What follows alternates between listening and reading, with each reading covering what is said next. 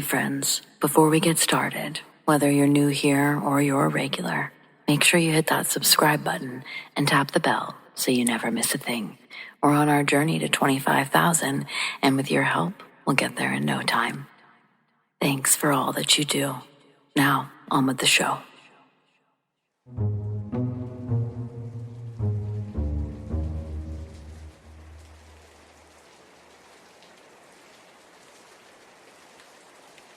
Every July, my sister and I take the kids out to the old family house in Indiana.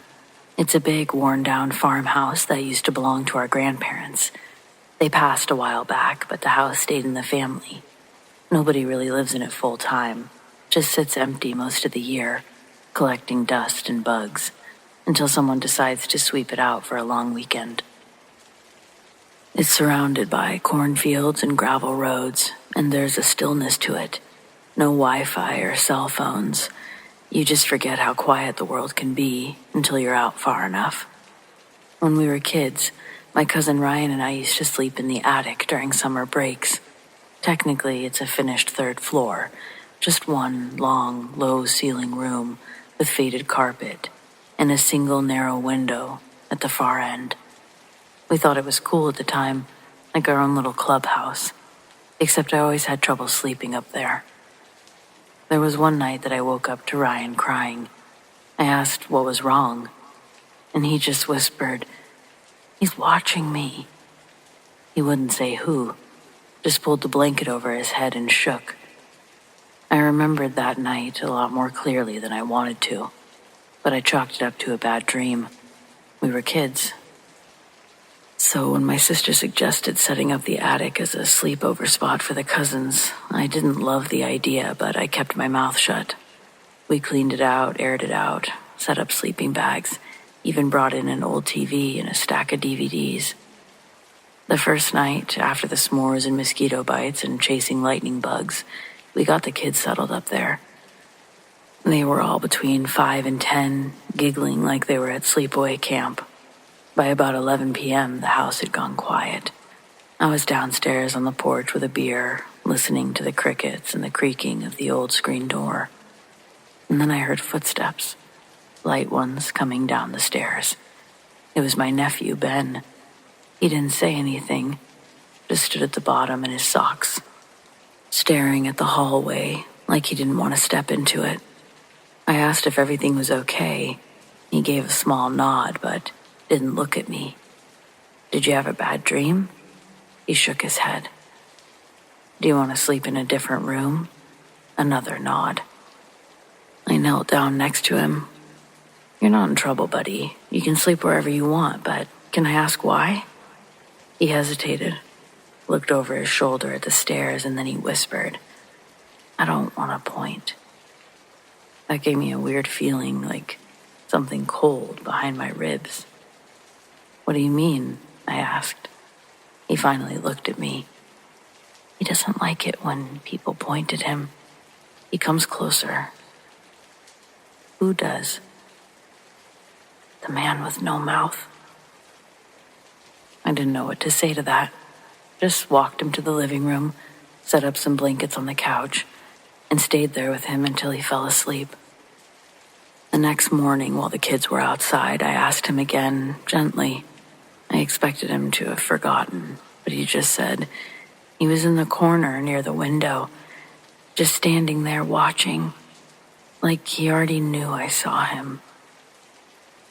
When I was a kid, Ryan had pointed to that same corner, the same exact spot, when he said someone was watching him. But we never told anyone. I sure as hell never told Ben. I asked him to draw what he saw, just to see. He drew a stick figure with long arms, too long for its body, and no mouth, just a blank space under 2 black dots. For a while, I still had that drawing, folded up in my glove box. I don't really know why I kept it. That was 2 summers ago. No funny business since then. I haven't seen Ryan since we were teenagers.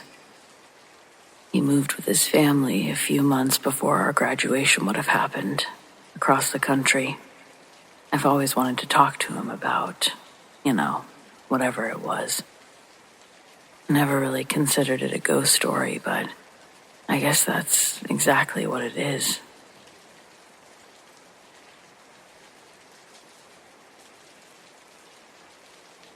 I don't even know where to post this, and I wasn't going to, but I saw someone else mention a winged figure, and I guess I'm not the only one who's seen something like this.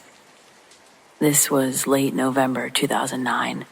I was driving from Columbus to a friend's cabin near Wayne National Forest in Ohio. It's not the most exciting stretch of road, just trees and hills and the occasional deer if you're lucky. But that night, I didn't see any animals, not even roadkill. It felt oddly empty. About 20 minutes out from the cabin, I hit a patch of fog, dense, cold, and sudden, like it rolled in just for me.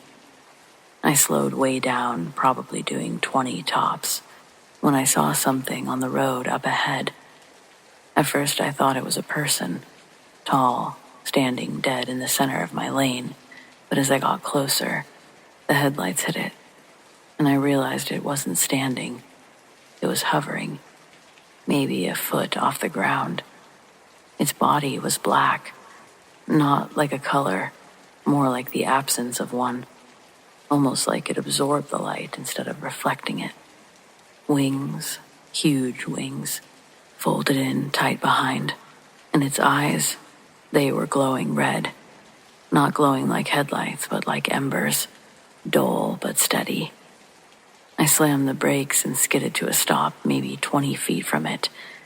It didn't move, didn't flinch, just stared. I couldn't see a face. Just those two red eyes floating in that black silhouette. And then it opened its wings. A massive wingspan. Had to have been more than 10 feet across. Leathery. It flapped once and was gone. Just shot straight up into the sky, like a missile. Not a single sound. The fog cleared 5 seconds later, like nothing had ever happened. I made it to the cabin and didn't sleep that night. My friend joked that it was the Mothman when I told her, and I laughed it off. But I never went back that way again. Every time something bad happens, accidents, deaths, whatever, I remember those eyes. For some reason, I don't think it was trying to hurt me. Maybe warn me.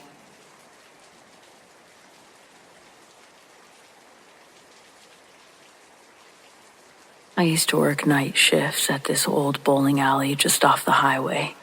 Mostly part-time stuff, cleaning up after league nights, fixing stuck lanes, keeping drunk guys from climbing into the pin machines, stuff like that. It wasn't glamorous, but it was quiet and weirdly peaceful after closing. There was a row of lockers in the back hallway, metal ones with chipped paint that used to be for regulars years ago. Nobody really used them anymore, except for a couple of old-timers who still kept their shoes and lucky balls locked up. There was one locker, number 19. It was always open. Every night I'd close it, double-check the latch, and the next shift it would be open again. Not busted or hanging, just swung open, like someone had been in it. I thought maybe a customer or another employee was messing with me, so I started padlocking it at the end of my shift. It didn't matter, though. The next night, the padlock would be sitting on the floor, locker open, still empty inside. I brought it up to my manager once. She got really quiet and just said, "Maybe don't touch that one anymore." I asked why, and she just walked away. Wouldn't even look at me. A few nights later, I was closing alone. Everyone was gone. I was doing my final sweep when I heard something slam in the back hallway. Locker 19. I went to check, and sure enough, it was wide open. But this time there was something inside. It looked like a piece of an old work shirt, faded red, smelled like metal and dust. I shut the locker and started to walk away, but then I heard this sound. Low, wet breathing. Not from the hallway, from the ball system, near lane 8. It wasn't running. I got close, thinking maybe something had fallen inside. I leaned down and reached towards the chute, and something pulled back. Not hard, just enough for me to feel it. Cold, damp, like a hand brushing past mine. I left everything where it was. Didn't clock out or finish closing.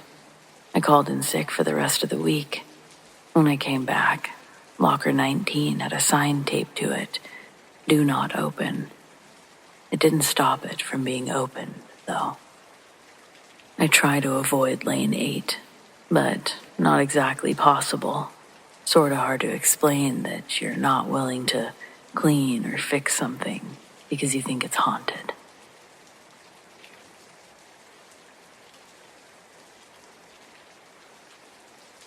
I'd never had anything remotely weird happen to me before this, but I figured if anywhere would understand, it would be here.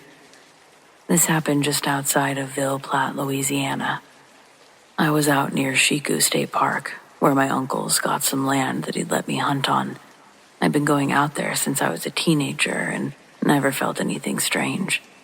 It's thick pine and oak woods, with low spots that flood after a good rain. Gators in the bayou, hogs in the bush. Normal Louisiana stuff. Anyway, this was in early September. Still hot, but the air had that heavy, tired feel to it. Like the season was just about ready to tip. I'd gotten out of the woods a little before 5, planning to set up a foot plot and catch the last bit of daylight. The birds were quiet, and the usual bugs were oddly low. Everything felt still. I noticed it, but I didn't think too much of it at the time. About an hour in, I started hearing something moving through the palmetto. Heavy footsteps. Too heavy to be a hog. Too slow for a deer.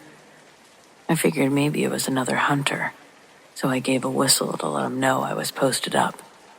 The footsteps stopped. At first I thought I'd imagined it, but then I caught sight of something through the trees. It stepped out just a little. A tall figure, grayish, almost ash-colored skin. I swear to God, it didn't look like anything I'd ever seen. For a second, I told myself that it might be a bear standing on 2 legs. But bears don't move like that. It stood upright, arms incredibly long. Its movements were smooth but kind of delayed, like it was unsure of the body it was in. And it was watching me. Even at a distance, maybe 40 yards, I could feel it. I could see a face, just the shape of a head, turned right towards me. I sat there frozen, rifle in my lap, but something told me not to raise it.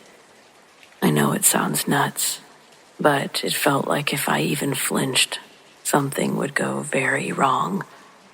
It turned and walked off after a minute or 2. Not fast or afraid, just like it lost interest. I stayed put another 10 minutes. My heart was pounding the entire time before I grabbed my gear and quietly made my way back to the truck. I told my uncle about it that night. He just stared at me for a long time before finally saying, "You seen a rougarou?" Now, I don't know if I believe in that old swamp tale, but I've read a few things since. Some of the older Cajun stories talk about creatures that roam near the water, especially during seasonal shifts. Things that don't want to be found, but don't mind being seen. I haven't been back out there since, not because I think it'll show up again, but because I can't shake how wrong it felt out there. I spent my whole life in the woods. Never once had I felt like I didn't belong, not until that day. Anyone else around the Evangeline parish ever see something like that?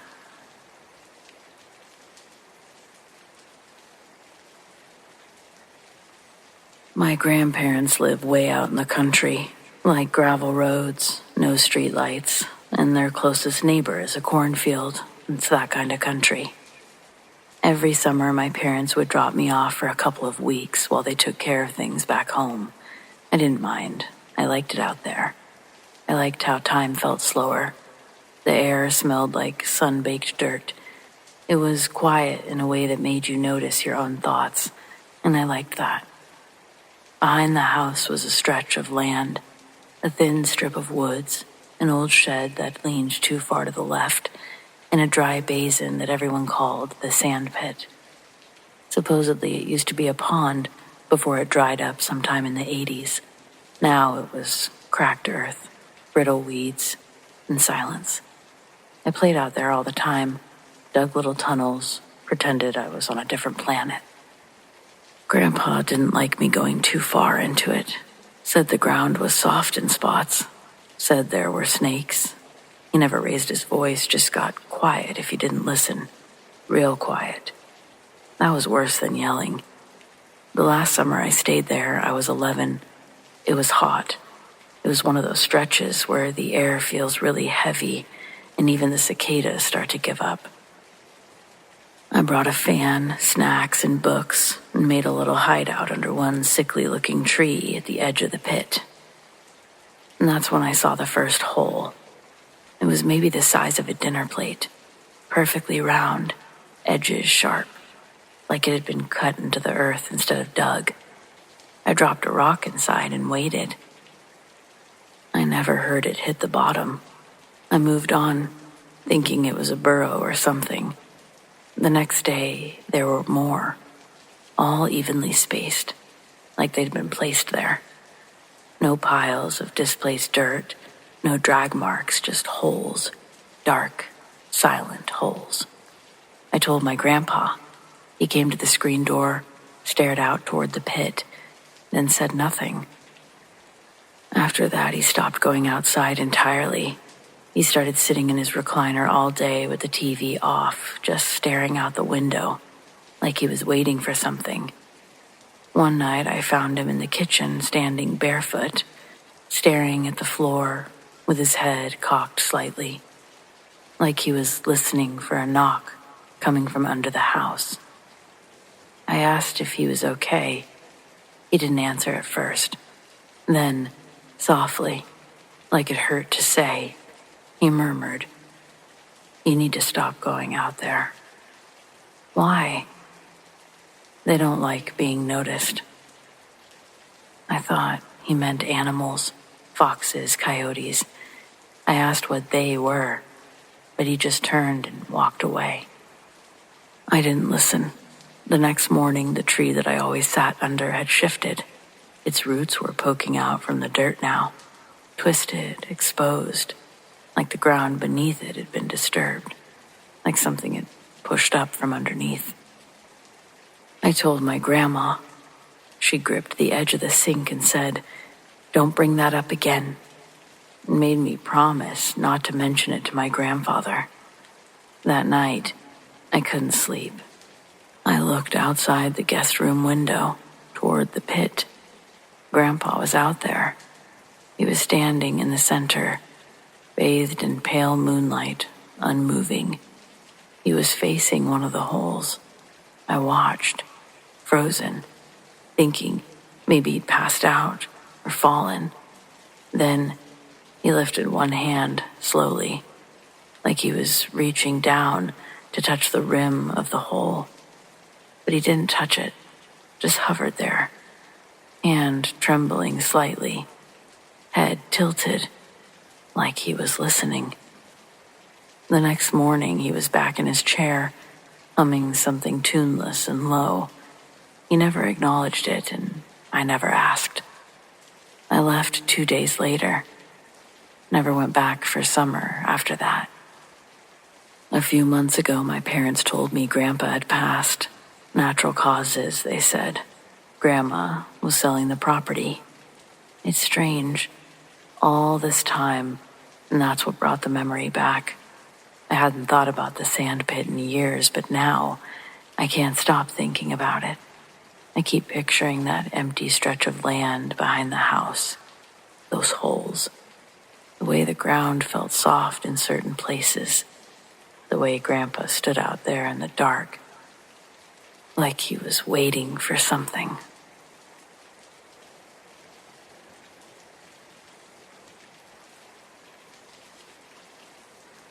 The 4th of July means different things to different people. In the Blue Ridge Mountains of West Virginia, we don't light off fireworks to celebrate.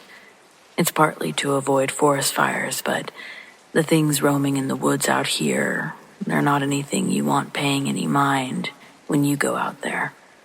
And fireworks, that'll get them coming out right away. Let's just say in the case of a mountain scorcher, it's not the deer and grizzlies we worry about when it comes to being displaced. It's what preys upon the mighty grizzly that we try to avoid. I myself have personally seen Bigfoot, dogmen, skinwalkers, shapeshifters, black-eyed children, you name it. We have all of them out here, and I've seen them on more than a few occasions. Most of the time, they tend to mind their own business, stick to hunting the big game out here. Again, grizzlies, bucks, big old boars. Their bones begin to litter the ground the further you go in. These creatures make themselves known when they're on the prowl. All the birds get quiet as the shrieks start echoing in the mountains. It's rare to engage with these creatures more than a quick glance, but it's not unheard of for people to go missing off the trails, either never to be heard of or gone without a trace, or their remains are found a short time later, usually in a spot that's already been combed by a search party. Tracking dogs are never any help. Haven't found anyone that I know of. 9 times out of 10, they lose the scent right away. The other times, they'll catch a smell that puts their hackles up, and they'll refuse to continue the search. They turn into logs on a leash. No amount of pulling can get them to budge. I've seen it happen too many times, and I've joined my fair share of search parties, ones that have come home unsuccessful. No matter how many times I see it, though, it never gets easier, watching the families lose hope as the groups trickle in empty-handed. I'd be a fool to say that I had any true knowledge of their eating habits or preferences to meat. I'd bet, however, that circumstances and opportunity are the greatest contributing factors when they're choosing their next meal. And that's why you learn from an early age to keep your wits about you and your head on a swivel. We're built a little different in West Virginia. And I'm sure all up and down the Appalachian they teach their young the same rules when it comes to the outdoors. More often than not, it's the tourists you'll see go missing in the mountains.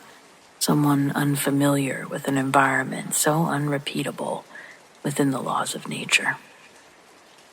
This is primarily why I'm here, as my story is about an incident that we had down here the last 4th of July. A boy got real lucky when he snuck out of his home with a handful of sparklers and a box of matches. He had the potential to get his whole family killed that night. I work with his father, Angus. He's the manager at our lumber yard. Moved out here a couple of years ago from Pennsylvania to replace the last manager. He wasn't worth the paper that his checks were printed on. But Angus, he was all right. We all liked Angus. Sure, he was a little wet behind the ears and the culture shock took a tad bit of getting used to. But he leaned into it, proved himself a valuable leader on the team. A bale of feed would have done a better managing job than the last guy, quite frankly, but Angus was much more than a bale of feed, and that's why we welcomed him with open arms, though it was only after he told us about his kid having a close encounter that any of us thought to warn him about the woods. Well, I wouldn't say none of us thought to warn him. I think it crossed all of our minds at one point or another, but we held our tongues. Most likely either not wanting to scare him off or come off as unstable to the new manager. Either way, in 2023, the 4th was midweek. The company had the day off, but we were working at the crack of dawn the next day. That morning, when I showed up, a few of the guys were already there. Both of them parked outside the gates to the lumberyard. Angus hadn't shown up that morning to unlock everything, and one of our men had to drive back into town where the office headquarters were to grab the spare keys. After that hiccup, we started work like any other normal day. It was after lunch, practically the end of the day, when Angus came into work. When he got out of his truck, he had a cast from his shoulder to his wrist, and stretching from his shoulder up to his neck were dark purple bruises. I hopped out of the side loader, caught up with him asking what the hell happened. Angus said that his shoulder got ripped out of its socket last night and broke his arm. Fella next to me starts asking Angus about drinking that moonshine he bottled for him. Tate's moonshine's known for blacking you out if you're not an experienced drinker. He gifted Angus a batch earlier that month for his birthday, but it hadn't been touched yet. Angus sat down under a tarp in a folding chair. He was in pretty bad shape, and all of us were telling him to just go home. It was crazy that he'd showed up to begin with. He lifts his head up to look at us, panning eye contact between the guys, asking if anyone's ever seen anything strange while working in the woods. All of us nodded our heads, but the question was so broad, it opened up a chance for jokes about stumbling into cold orgies, which had happened to one of our guys near Halloween time in the early 2010s. They invited him to join, but instead of taking them up on the offer, he got on his walkie-talkie and told someone to grab the rifles. We didn't have rifles out here, but the cult of debauchery didn't know that. They all scattered running naked in different directions. All of us laughed except Angus. He wasn't in the mood for jokes. He couldn't hang out long in between pain pills. He said, "No, stop. I'm being serious." The night before, his son Jason had snuck out with sparklers and a box of matches. Angus wasn't necessarily worried about Jason being safe with a box of matches. I'm sure it was more so because he knew living that far out into the brush, there was wildlife that they needed to watch out for, and that's why he didn't want Jason outside with the sparklers. He didn't stray too far from the driveway, though, only about 20 or so yards off the gravel. So Angus didn't immediately stomp out or scold Jason for going outside alone. For a few minutes, Angus stood in their dining room window, watching Jason light a sparkler and then stomp on the match before he'd start spinning and dancing around with the white, crackling stick. It only stayed lit for 15 seconds max, but it was fun. Then another match would have to be lit for the process to repeat.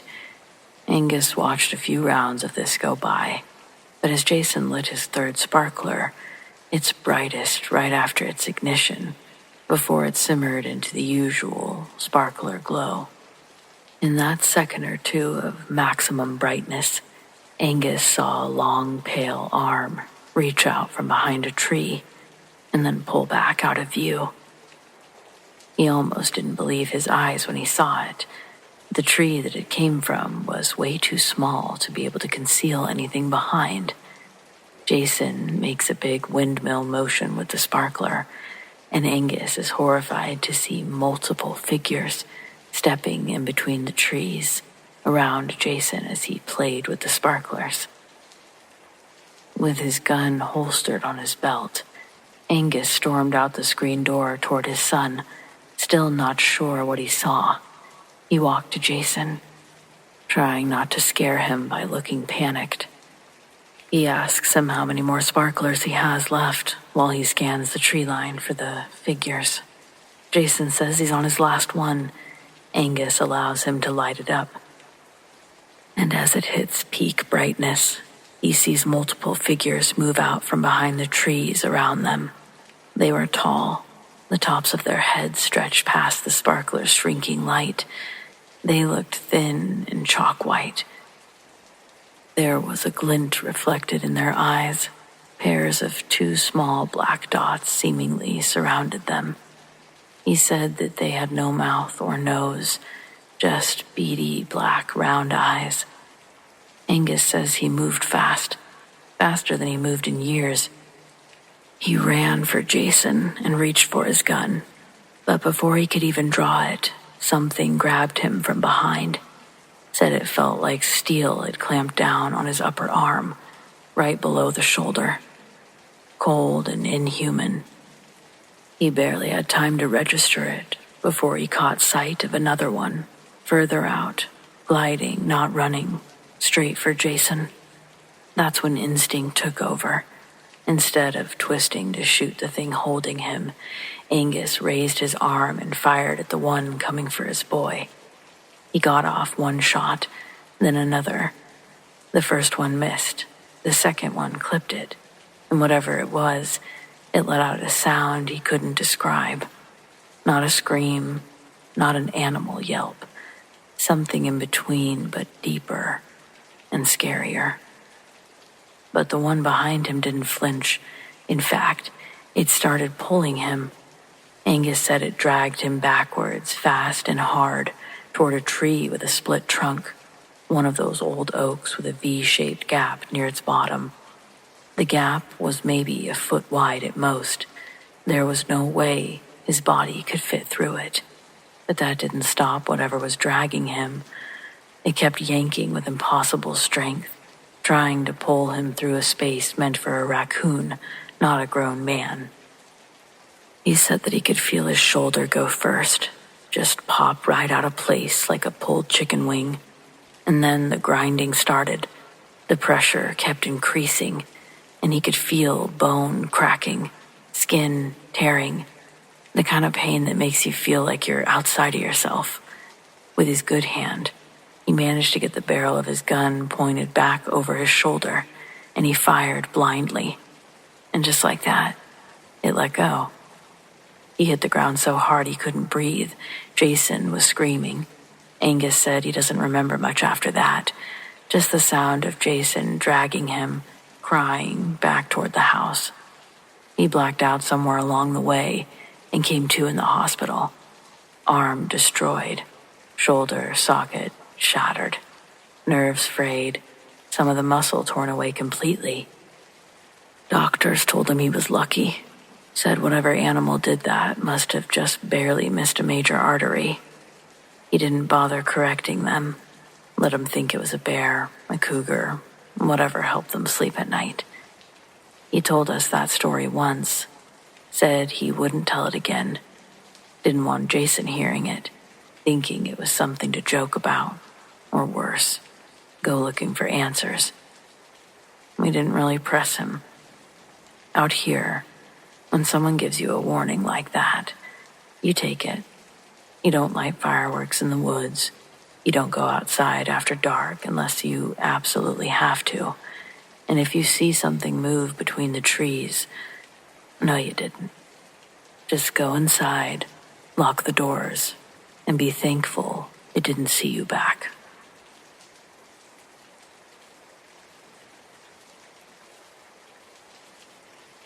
This happened in 2016. I was 17, and that year our town had its first real 4th of July celebration since the early 2000s.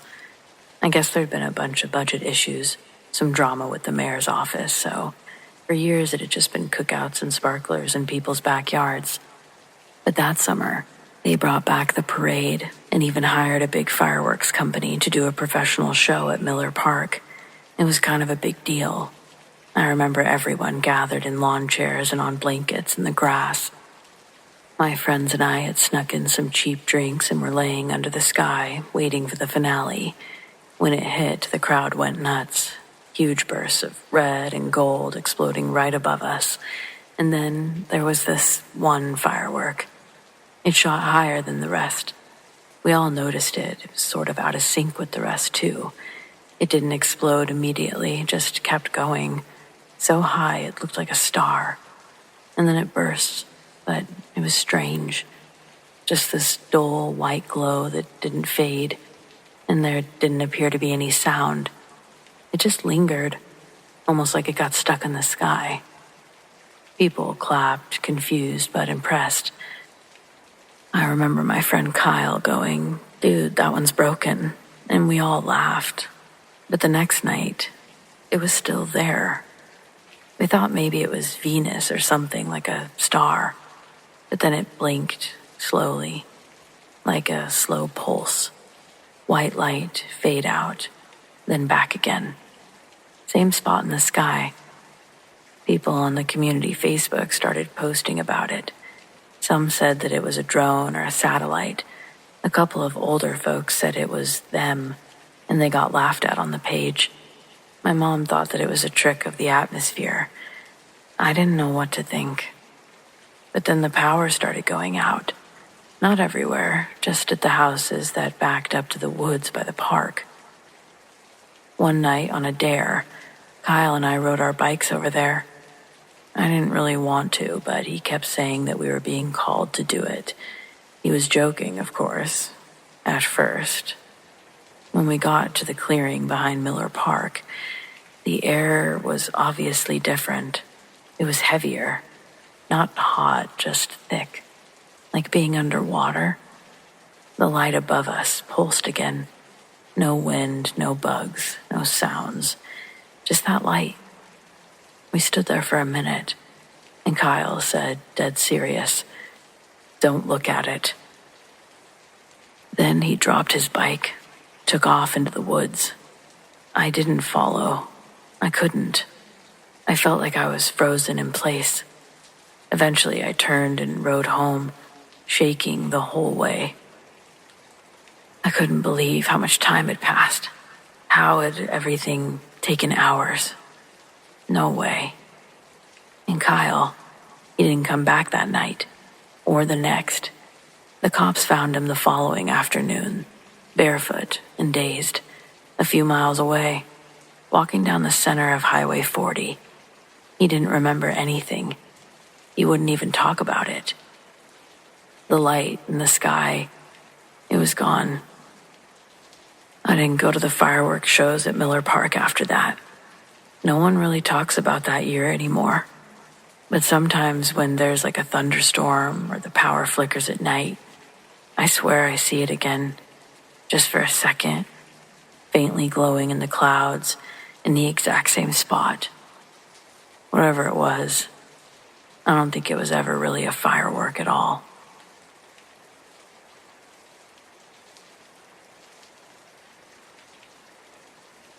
This happened about 5 summers ago. I just bought my first real camera. Nothing fancy, just something better than my cracked iPhone lens. I wanted to try it out during our town's 4th of July fireworks display, so I set up early at the hill overlooking the park. It's where everyone goes to get the best view. The fireworks started just after 9. I was standing off to the side of the crowd, adjusting my tripod and snapping long exposures. Trying to get that cool spiral of color look. I didn't even really look at the shots as I took them, just click, adjust, click, repeat. It wasn't until I got home that I saw it. In one of the frames, just one, there's something falling. A dark shape, blurry from motion, human-shaped. Legs bent slightly, arms out, falling through the sky, right next to a burst of gold and blue. It looked like a body. I stared at it for a long time, thinking maybe it was a weird trick of the light, a fireworks shell or debris caught in the shot. But when I zoomed in, it didn't look like metal or cardboard. It looked like skin, like a person falling from the sky, head first. I kind of thought about it all night. And the next morning I brought it up to my roommate. She thought I was being dramatic until she looked at it. And then she just said, "Okay, that's seriously creepy." We joked for a bit about aliens or skydiving gone wrong, but we were both kind of uneasy. 2 days later, someone found a body.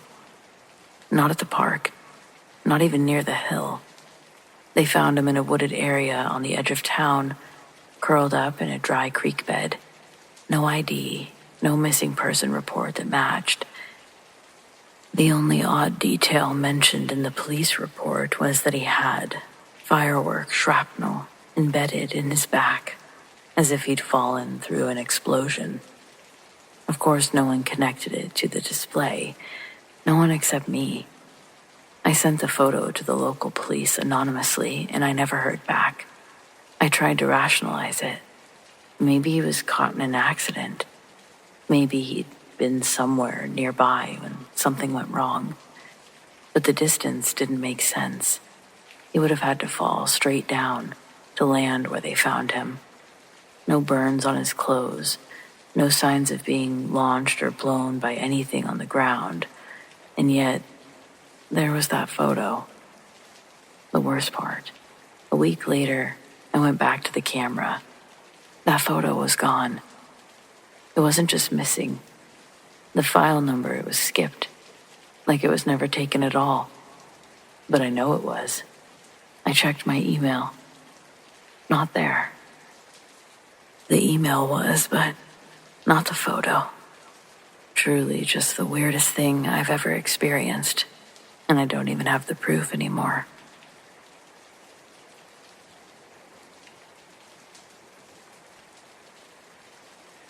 There's this spot just outside of the town I grew up in called Baker's Hollow. Nothing special, just a field, some woods, and half-burnt fire ring that people have used forever. My older sister used to say that kids back in her day called it Bonfire Hill. They joked that if you lit a fire on the 4th of July, you had to make a deal to leave. Like you couldn't just walk away. You had to say your name 3 times or the fire would keep you. It was total nonsense stuff. Everyone says that kind of crap when you're a kid around here. You just don't take it seriously. So anyway, this was roughly 9 years ago. I had just graduated and a group of us had decided to do something low-key for the 4th. We skipped the fireworks show and took a bunch of cheap beer and snacks out to Baker's Hollow. It was me, my friend Sean, 2 girls we were kind of seeing at the time, and Sean's cousin Eli. The vibe was super chill at first. We had music going, built a pretty solid fire, and we were just kind of enjoying the night. It wasn't until the music cut out that everything got weird. Sean checked his phone, but he had full battery. So did I. Then Eli looked up and said, "Why'd the fire get quiet?" That's when I noticed it too. There was no sound anywhere. No crackling from the fire, no bugs, nothing. It wasn't just the music that cut out, it was literally everything. The air itself didn't feel right, too stuffy for being outside. And then the fire was pulsating. Not like a flare-up, more like it exhaled. I know that makes no sense, but it looked like it breathed out this quick burst of light and then dimmed down so low we could barely see each other. I figured that someone had tossed something weird in the flames, but everyone swore they hadn't touched it. And then Eli. "We're not supposed to leave yet." We all laughed, thinking he was just messing with us, but he wasn't smiling. His face was completely blank. He looked over at me. "You have to say it. All of you. Or we stay." I asked what he meant, but he just repeated it. "You have to say it. Or we stay." I looked at Sean, and he was starting to freak out too. And then his girlfriend just bolted, grabbed her bag, ran into the dark, broke whatever spell was going on, though. The fire suddenly sparked back to life. The sound of crickets and leaves came rushing back in like someone turned the volume back up. Music, everything. We, on the other hand, packed up in total silence and just ran after Sean's girl. She was waiting at the edge of the trail, completely pale and shaking. This was not a girl who was pretending. She said she saw someone else. Someone crouching on the opposite side of the fire, behind Eli, watching us. None of us were standing there.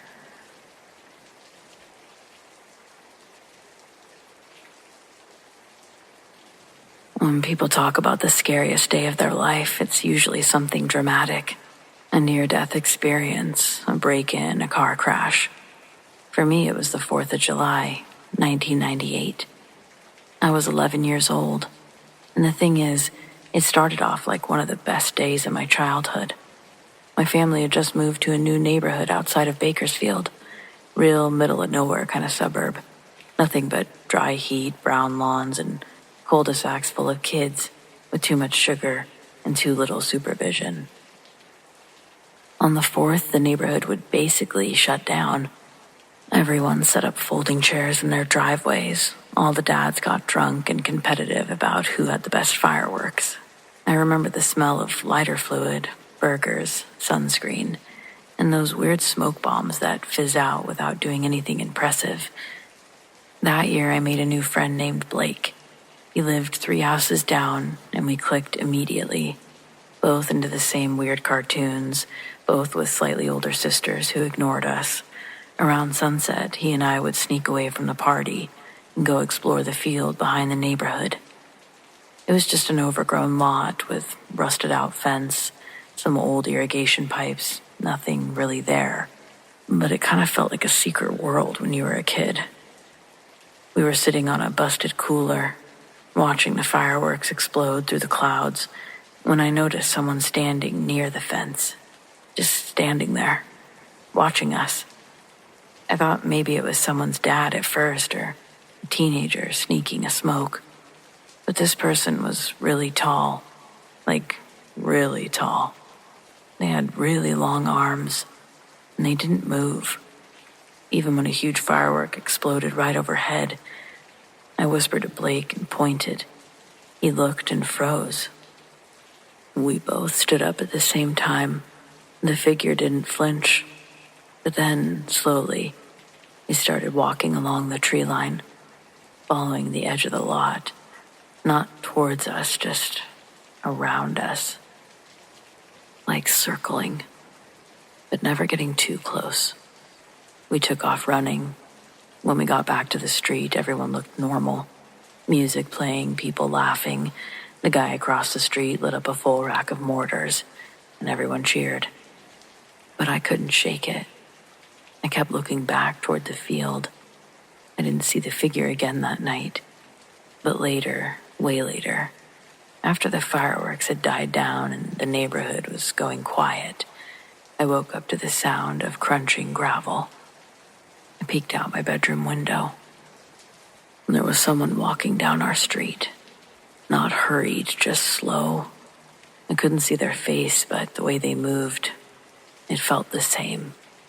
And those long arms, same floaty stride. Stopping right in front of my house, looked up, right at me. I dropped to the floor so fast I bruised my own knee. Stayed there for what felt like an hour. I was too scared to breathe, basically. I never heard footsteps leave, never heard a car, nothing. I thought, had I ever heard anything at all when it came to this thing? In the morning, I convinced myself that it was just nerves, probably a dream, until I saw the mailbox. It had been opened and pulled forward, snapped off its hinge and left hanging at this unnatural angle, like someone had tried to climb it to get a better look into my window.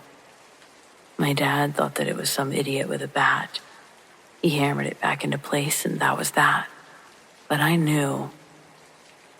I never saw that tall man again. Not directly. But I'd be lying if I said I didn't feel like he was everywhere that summer.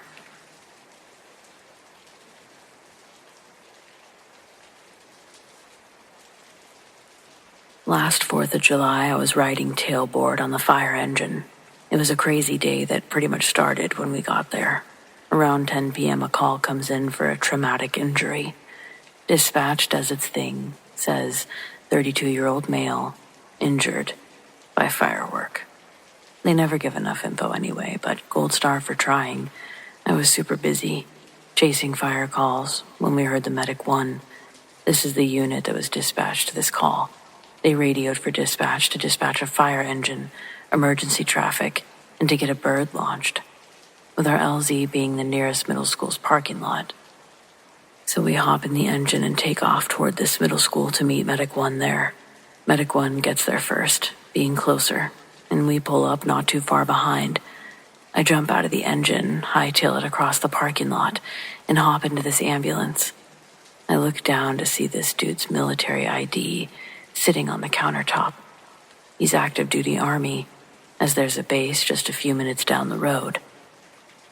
There's blood everywhere, all over the floor, all over the stretcher.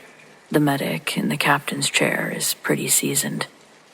I glance down to see the patient, 32-year-old male, wearing a white t-shirt, khaki cargo shorts. The entire right side of this dude's face is missing. Half his lips gone, his nose gone, his right ear gone, his right eyeball also gone. He was still awake, trying to talk to us. He was kind of dazed, but you could see it in what was left of his face that he knew what was happening. Airways completely compromised, missing teeth. The medic had already suctioned, so we RSI this guy, put him under. The bird gets there. We transfer him into the bird along with a report and patient care, and he gets airlifted to the closest level 1 trauma hospital. The call was brought up at the next run review. The dude actually survived the ordeal, albeit with half of his face. He purchased a mortar firework from a local stand, which turned out to be a dud. It's the type that you set on the ground, light, and then run away as a timer runs down. Well, this one didn't work right. When he bent over to light it, the entire firework exploded in his face. His injuries were soft tissue trauma and multiple avulsions and lacerations. Several skull fractures, opened and closed, 2 subdural hematomas, and a concussion. Wild. Be safe out there, or you could literally lose your face, or worse, your life.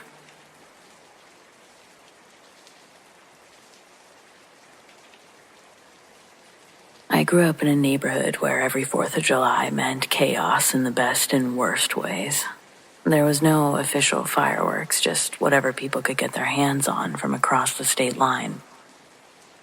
By 6 p.m., our street would fill with smoke, kids running barefoot, adults yelling half-hearted warnings like, "Careful with that," while lighting Roman candles in each other's directions. It was fun until it wasn't. There was a story all of the older kids told. Every year around the bonfire or during an awkward lull after sparklers ran out, someone would bring it up. Bottle Rocket Boy. The way I heard it was he was a kid from a few blocks over who blew himself up by taping too many fireworks together and trying to launch them from a glass bottle. Some versions said that it took off while he was looking down the barrel. Others said that the bottle exploded in his hands. They never found all the pieces. The older kids said that he still showed up sometimes, burned clothes, no eyes, holding a bottleneck in one hand. You'd see him watching fireworks from the edge of the yard. If you looked too long, he'd look back. I never believed any of it. It was a scare tactic, a way to keep the younger kids from being stupid with explosives. But then the year that I turned 15, something happened. It was just me and 3 friends that summer. Jared, Lucas, Simone. We were bored, too old for sparklers, too broke for the real stuff. So we stole some leftover bottle rockets from Lucas's older brother, and we lit them up in the alley behind my house. We taped 3 of them together like idiots, stuck them in a broken beer bottle, and pointed it toward the sky. Jared lit the fuse, and we all scrambled back. The rockets launched. Kind of. One went up and the other spun wildly. One hit a tree. Another slammed into a fence. Total mess, but we laughed like it was the best thing ever. But then Lucas stopped laughing. "Who's that?" he said. Across the alley near the edge of the brush, someone was standing. They weren't moving, they were just outside of the reach of the streetlight. We thought maybe it was a neighbor at first until they stepped forward into view. His face, blistered, his clothes all fucked up, melted in places. He looked like a burned-up crash dummy, dressed like a kid from the 90s. One hand hung useless at his side. The other, shattered brown bottle. Just the neck. He looked straight at us. Simone whispered, "Fucking Bottle Rocket Boy," half joking, like she didn't believe with her own eyes what we were seeing. And then the kid smiled. Or at least looked like he did. With that, he turned around and disappeared into the dark. We ran inside, left everything behind. Before going in, Jared threw up in my front yard. The next day we went back because of course we did. The bottle that we used was shattered. Nothing weird about it, but near the fence where we'd seen the kid, there was another bottle. Old brown glass, almost melted at the base, like it had been pulled from a fire. None of us were touching it. We didn't really light fireworks off after that, at least not in our neighborhood. None of us really talked about that either. Last summer, though, when I saw Simone at a bar while we were visiting home, we caught up, had a drink. When I stood up to leave, she leaned in and said, "Whenever you hear fireworks, you think about that kid?" I shook my head. For sure.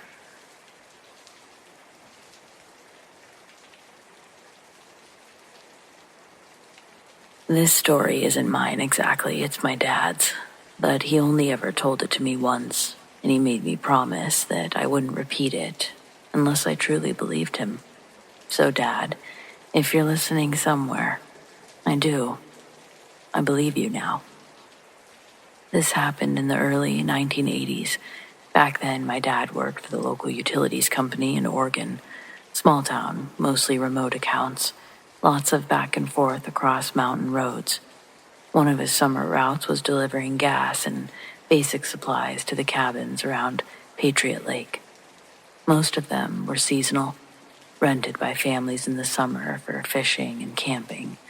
It was a nice place where people left their cabins unlocked and their extra key in a coffee can under the porch. Patriot Lake wasn't fancy, but it was known for being peaceful, isolated, quiet. There was one cabin, though. It was different. It was listed on his supply sheet like the others, but something about it always felt off. It was at the farthest point on his route, tucked down a rutted road, one that barely passed for a driveway. He said even on the hottest day, the trees around it made the air feel cold. Not shady, cold. The weird thing was the cabin was marked as currently leased every year.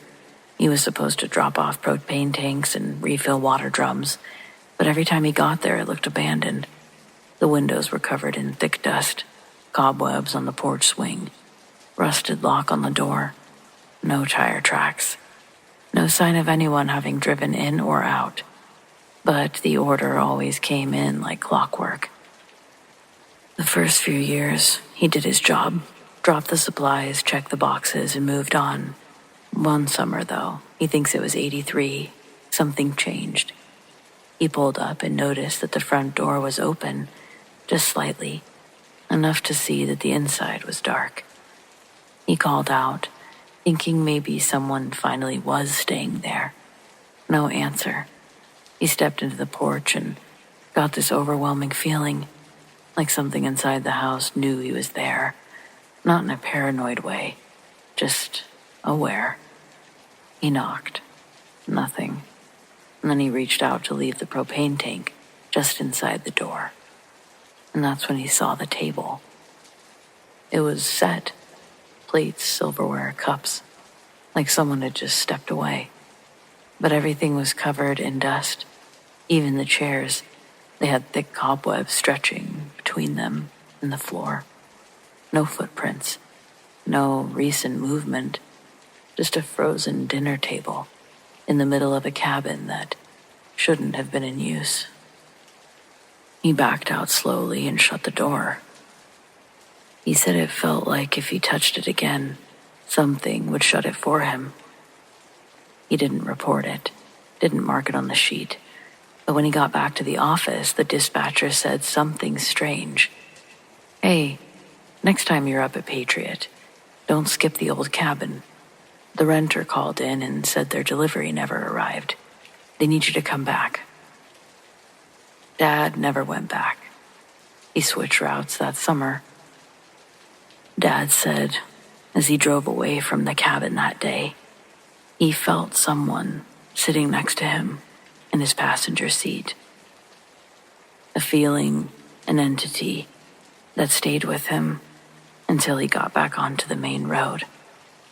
He told me he never felt anything like it before or since, and he thinks what he experienced was a spirit, and what happened to them when they were living. He's not sure, but he didn't think it was good.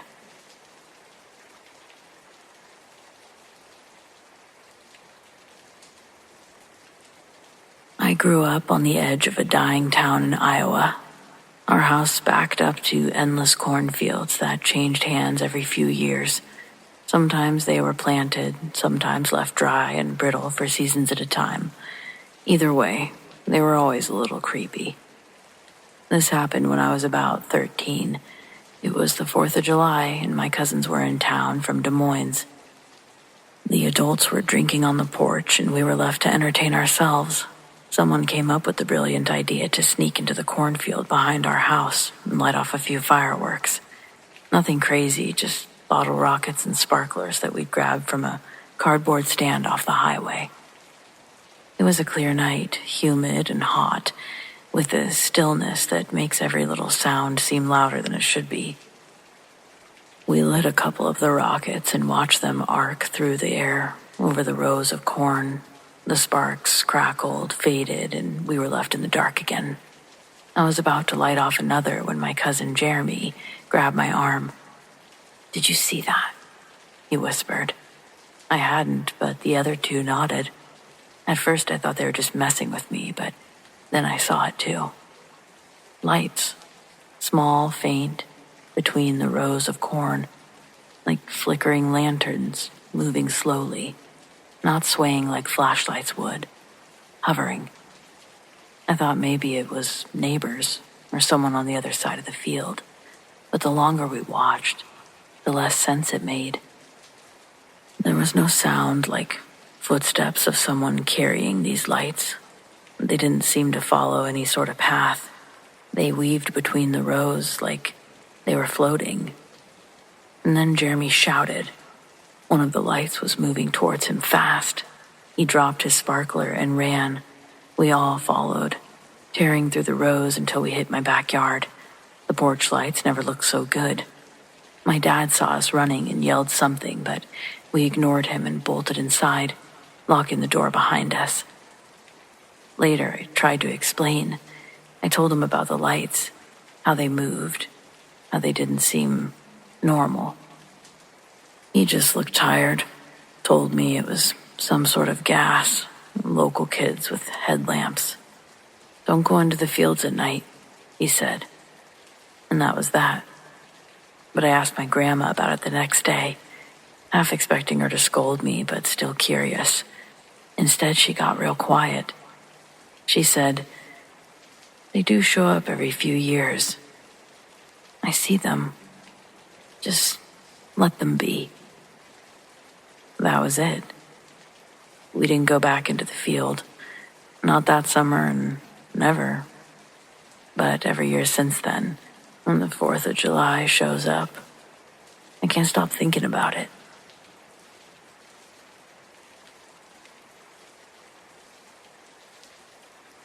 Hello, everyone, and welcome to The Darkest Hour. I'm your host, Amanda Jane. Summer is here, and the sky is about to light up. But behind every crackle of fireworks, every cheer from the crowd, something darker waits.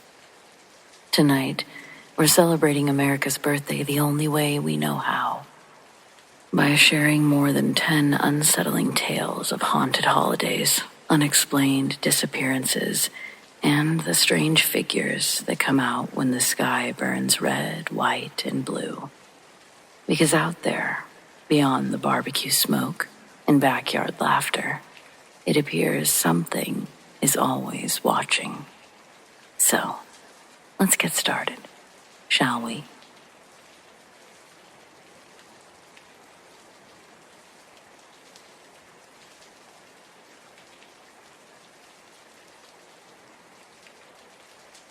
Many of us encounter someone who just grabs our attention in a way that we can't explain, like they know you from this life or a previous one.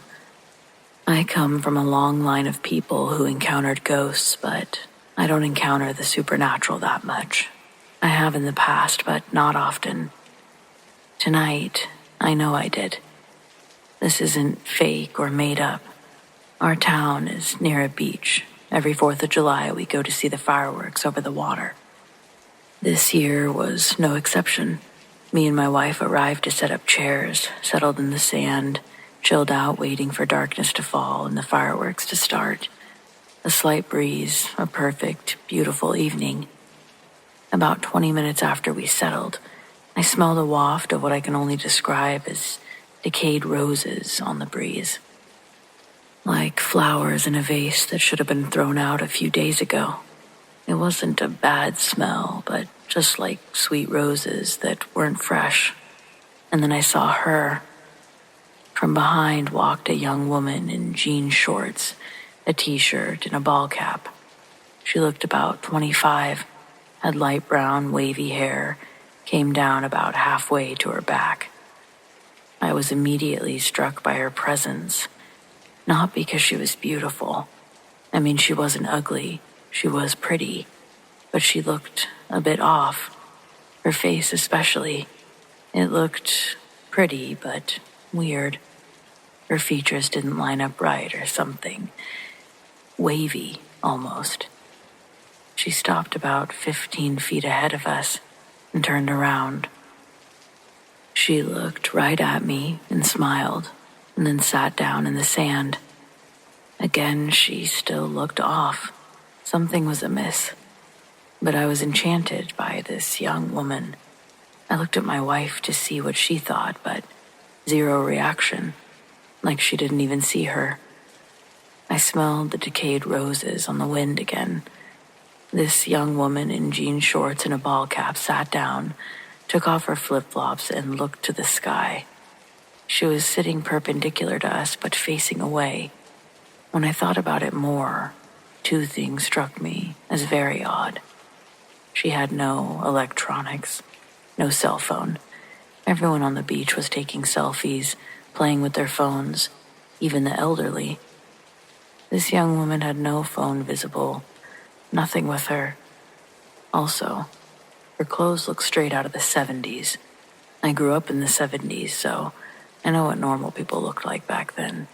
And she had that 70s look, totally down to the tomboy jeans, and really just everything about her. She seemed very content just sitting there looking at the sky, not worried about cell phones or beach chairs or anything. Again, I smelled the sweet decayed roses in the wind. My wife had her phone out, taking a picture of the scene, the sunset. The sky was really pretty. Shortly after, the woman got up and walked away behind us. I turned around to see where she went, but she truly disappeared. She was gone. Something told me to look at the picture. I grabbed my wife's phone, looked at the photo, and I wasn't even really surprised to see that she didn't appear in it. You might think that I would have freaked out, but at some spiritual level, I really didn't expect her image to show up. Just a green orb appeared where she would have been sitting in the sand. I included the picture here. I'm calm about it because I could tell that she meant no harm. I really believe that she was a person who passed away back in the 70s, and she was just checking in on me for some reason. Maybe a family member. Something made me feel like I knew her. I'm racking my brain to try and remember if I knew a young woman who passed away back when I was a child. I just can't put it together right now, but if I do, I'll update.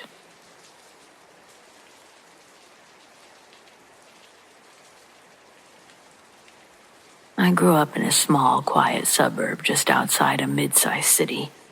Our neighborhood was fairly new at the time. Most of the houses built within a few years of each other. Cookie-cutter homes with trimmed lawns, white mailboxes, and friendly neighbors who all waved when they drove by. Behind our house, though, was something different. Our backyard backed into a large forested ravine, not the kind of deep ravine with cliffs or running water, but a wild, overgrown stretch of trees and brush that dipped down sharply from the edge of our yard. It stretched on for what seemed like miles, twisting and narrowing until it disappeared into the distance. No trails, no playgrounds, just thick woods and whatever animals called it home. My bedroom was on the ground floor at the back of the house, which meant my window looked directly into the trees. During the day, it was actually kind of beautiful. Sunlight filtered through the leaves. Deer wandered close to the fence, birds nearby. But at night, the ravine felt like a different place. It was always too quiet, and the trees would press in just enough that you couldn't really see what was out there. The kind of dark that made you hesitate before opening the curtains. Over the span of 5 years, I saw the same man walk through my bedroom 4 separate times. He always appeared the same way, just there. 1 second the room would be still. The next, he was walking through it like it was a hallway he'd been down 100 times before. Middle-aged, flannel shirt, blue jeans, red baseball cap, always holding a dog leash in his right hand. No dog. Each time, he'd stop in the exact same spot, just past the foot of my bed. He'd look around like he was searching for something or listening. His expression wasn't angry or sad, just focused, intent. Then, without a word or sound, he'd turn and walk toward the back wall of my room, through it, right toward the ravine, and then he would be gone. I never heard a sound, no footsteps, no rustle of fabric, just movement, presence. The first time it happened, I was maybe 10 or 11. I was terrified, screamed for my parents. My dad came rushing in, but of course, no one was there. He searched the house, checked the locks, even walked outside with a flashlight just to be sure. Nothing. They told me it was a dream, that I must have been half asleep. Maybe I would have believed that, until it happened again and again. Every few years, same man, same clothes, same path. By the last time, I wasn't even scared anymore, just uneasy, watching him stop, look around, and disappear toward the woods like he always did. The only detail that ever changed was the look on his face. The final time I saw him, he looked tired. Not in a physical way, but emotionally, like someone running out of hope. I always got the sense that he had lost something important. The leash was the giveaway. He never said anything, but I think whatever he was searching for, it wasn't in the house. It was in the ravine. My theory is simple. I think he lost his dog out there, maybe years ago, long before the houses were built. Maybe it disappeared one day, and he went out looking, day after day, until it broke him. And now, he still is. Whatever he was, spirit, memory, imprint, he didn't feel threatening, just stuck, wandering through places that no longer exist, following the same path that he used to take when he had hope of finding what he had lost. We moved out years ago. The new owners cut back the trees, built a tall fence along the property line. Every time I drive past the neighborhood, I wonder if he still walks that same path, if he's still looking.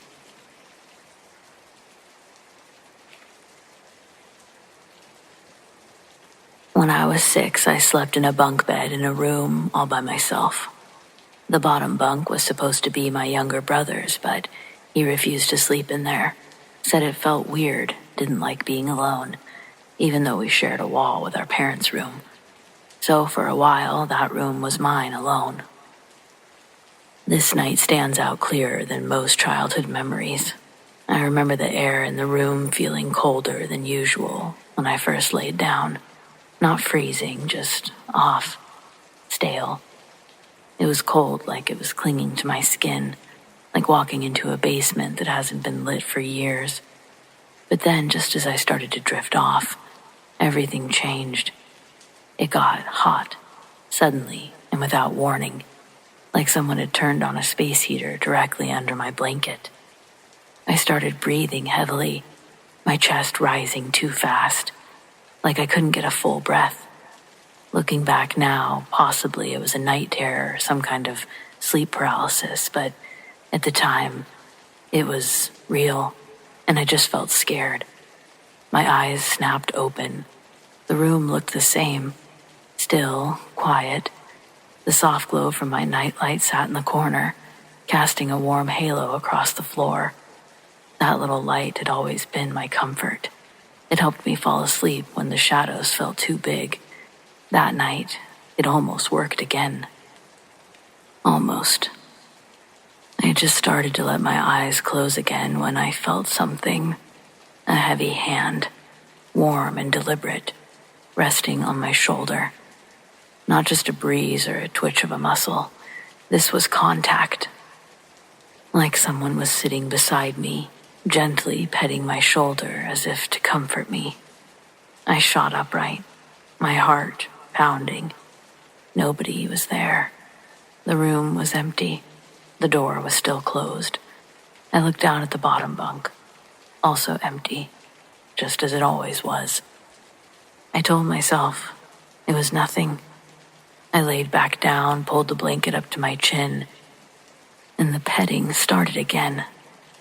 Same hand, same spot, firm, slow, like a mother soothing a child back to sleep. But it wasn't my mom. I knew it wasn't my mom. She never came into my room at night without me waking up to her voice or the sound of the door creaking open. Still, I told myself it had to be her. I squeezed my eyes shut and buried my head under the blanket. That became my routine. For the next 12 years, I slept with my head under the covers. I couldn't fall asleep any other way, even when I moved bedrooms. I never told my mom about it until much later.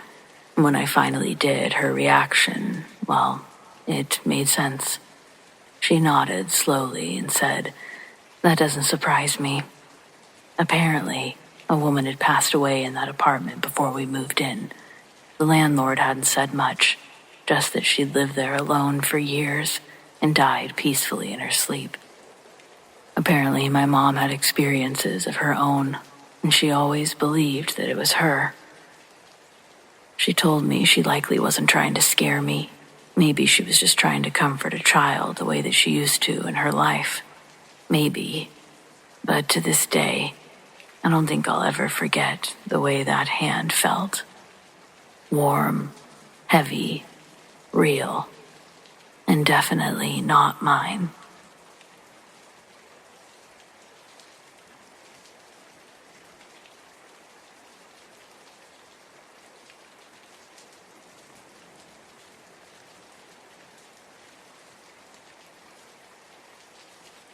I've told this story before somewhere, so if you've heard it, sorry, but once I was staying at this lodge with my family. It was pretty rustic. Our rooms didn't have TVs or anything. There were all types of activities that you could do on the grounds of the lodge. Its main attraction was this giant lake where they had part of it sectioned off to swim in, and then another part that you could kayak in. Or if you wanted, you could take a canoe out into the main lake. You could rent bikes, hike the trails. They had kids' activities going throughout the days. Hopefully, you get the idea. Well, one of the activities was this rope obstacle course contraption, a huge vertical climbing gym with ropes and logs and platforms. So my stepmom, my dad, and my 2 younger brothers and myself all climbed up this thing and then went back down. We had the whole course and area to ourselves, since it was unusually cold that day. So once our session was over, the 2 employees left, and we opted to stay behind and hike back to the lodge on our own. It was about a 2-mile hike. My stepmom, myself, we start to explore the area and find a gravel road with a trail next to it. We start walking the trail, which seems to be going the opposite direction from the lodge. About 15 minutes, we hear a car coming. It's a small sports convertible. It zooms around this curve, and as it does, the driver throws a manila file full of papers out of the car. The papers go flying everywhere, and the car's gone. The papers were doctor's notes, charts, reports, history, about one person. They were all pretty disturbing, trying to diagnose this patient. There were handwritten notes on outbursts this patient had, medicine that they were on, their family, and there were tons of these papers scattered everywhere. Some handwritten, some typed, others looked like graphs or charts. We spent a few hours looking at these notes. I'm sure my stepmom could go into more detail on the papers. I was still too young to realize how strange the whole thing was. We also found a really cheap brown wig further up the trail, and a suitcase with even more documents. All on just one person. We ended up leaving everything there and calling the non-emergency number and explaining the whole thing. I don't know if anything ever came of it. I don't know if there was any mental hospital close by. I do remember that it was a Sunday around 3 p.m.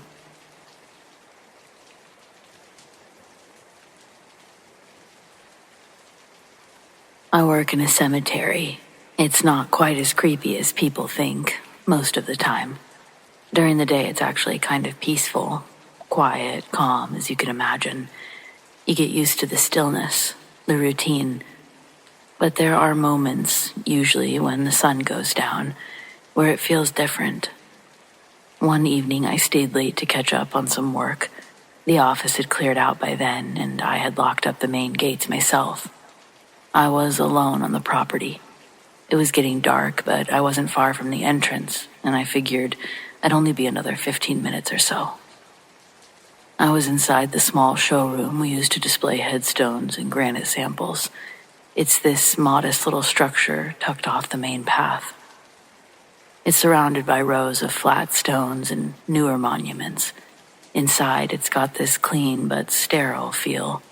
White walls, polished floors, and a short hallway that leads to a heavy basement door. I was standing there near the front counter, taking pictures of some granite options with my phone to save for a client. And that's when I heard something loud. Slam. The unmistakable sound of the basement door flying open and slamming shut. It echoed through the building. Then, footsteps. Slow, heavy ones, heading down the stairs. I froze. Every hair on my arm stood straight up. My first thought was that someone had come back in. Maybe someone from maintenance had forgotten something and used their key. But I was sure I'd locked up. I even double-checked the doors earlier, like I always do when I'm alone. Still, I called out, trying to sound casual. "Hello? Maintenance?" No reply. Just silence. That silence stretched on for too long. I waited, strained to hear anything. But there were no footsteps coming back up. No shuffling, no voice. Just the hum of the overhead lights and the creaking of the building settling. And yet, I knew what I'd just heard. That door doesn't just open on its own. It's old and heavy. You have to pull it. I stood there for maybe another minute, completely still. After waiting and hearing nothing, I figured a really strong draft, a heavy vibration from something outside. But I'd heard footsteps. Eventually, I worked up the nerve to check it out. I grabbed the flashlight from the front desk, just in case, and crept over to the basement door. It was shut, just like before. I slowly opened it, the hinges groaning slightly. I peered down into the stairwell. The light was already on. The concrete steps stretched downward to the same old unfinished space, the one we used for storage. No movement, no sound. I went down the steps, scanned the area. Empty. I checked the back doors, still locked. All the windows were latched. I was completely alone. I didn't stay much longer. I finished what I needed to do and got out of there pretty fast. I didn't want to explain to anyone why I was spooked, because it felt ridiculous. But I know what I heard. The basement door opened. It slammed shut, and someone or something walked down those stairs. There was no one else in that building, though.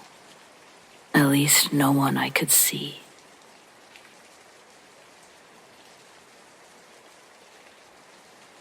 The ambulance company I used to work for had a haunted ambulance, Rig 12. A lot of EMTs had their own stories about it, mostly involving weird noises coming from the patient compartment or the electronics going haywire. I never put much stock into paranormal stuff in general, but my experience was with my partner and it was in Rig 12, posted in a rural community around 3 a.m. It was pitch dark and dead quiet. We were both dozing up in the cab. I was in the driver's seat and she was in the passenger seat. I woke up to a muffled voice. I initially thought my partner was trying to talk to me. I told her I was trying to sleep. I rolled over toward the window and closed my eyes again. Then I distinctly heard a male voice say, "Oh my God, am I dying?" Followed by what sounded like heavy breathing for a couple of seconds and then complete silence. My partner and I both sat straight up and looked back into the patient compartment where it sounded like it came from. It was quiet for a couple of seconds. Then we heard the click of an oxygen bottle regulator and hissing like it was leaking. I turned on the compartment lights and we both piled out of the rig. Initially, I thought a transient may have climbed in the back while we were asleep, was messing with stuff. So we walked around the back of the rig, opened up the back doors. No one was back there. I checked both oxygen bottles. Neither were opened. Needless to say, we kept the lights on in the rig and didn't sleep much after that. I don't know if I believe in hauntings, but I guess it would make sense for an ambulance to be haunted. Rig 12 had been in service with various agencies for over a decade. It'd probably seen its fair share of patients die in the back. I rode in it a couple of shifts after that, but nothing else strange happened that I can recall.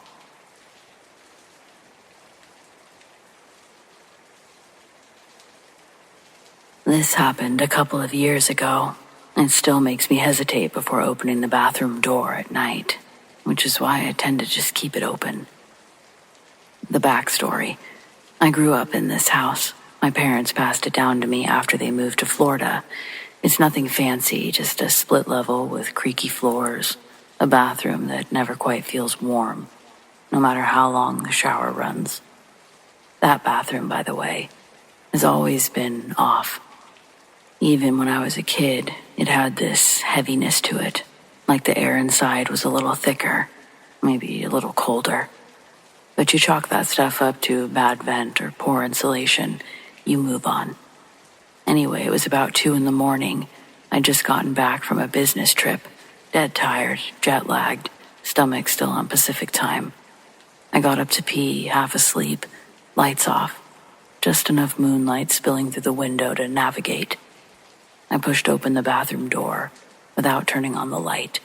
I do this a lot. But this time, someone was sitting there, just sitting on the closed toilet lid, with their back facing me. At first, I thought it was just a trick of my eyes. Maybe I'd set something there and forgot. Maybe my brain was still foggy, but no, there was a figure there. Shoulders, hair, even the faint outline of hands resting on their knees. A woman, still as stone. I didn't say anything, I just stared. She slowly turned her head, but not all the way. Just enough that I could see the side of her face. But there was no face. No eyes, no mouth, no nose. Just this blank, empty stretch of skin. I must have hit the light switch without realizing it because the room flooded with light all of a sudden, and she was gone. Completely. No sound, no movement. It was just me standing there with my heart pounding like I'd sprinted up a flight of stairs. I checked the whole house. Every door was still locked, alarm was set, nothing disturbed. But I didn't sleep the rest of that night. What really gets me is the fact that I didn't really feel afraid at first, not until she turned. There was something familiar about her posture, like I'd seen her before. But here's the kicker. The next morning, while I was trying to convince myself it was all a dream, I went back into the bathroom, and I found the toilet seat down. I live alone. I never put the seat down. It's been 2 years. I still live here. But I find myself not using that bathroom as much. I guess I'm afraid of seeing her again. Maybe even realizing I recognize her or something. I don't know. It still messes with me.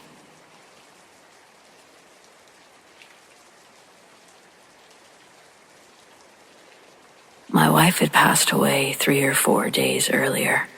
I'm standing in the kitchen at the stove and my daughter's behind me. All of a sudden I turn around real quick and say to her, "Did you just touch my back?" And that's when I see that she couldn't have, because she's at the sink, at least 5 feet away. It felt like a hand had rested itself right on the small of my back. I know what I felt that day, and I still don't know for sure what it was. But in my mind, I'll always be convinced it was my wife.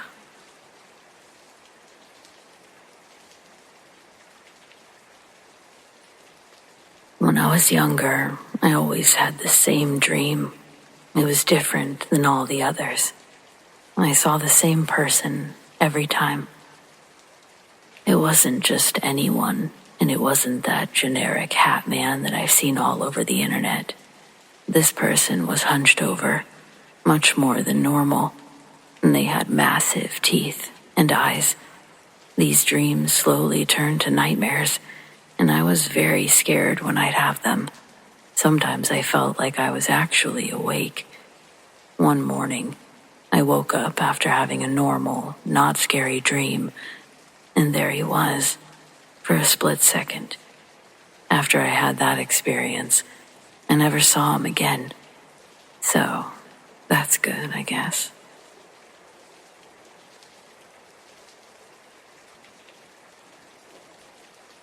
I once found 3 burnt matches on my kitchen counter. I lived alone and had never lit a match in my entire life. I didn't even own matches.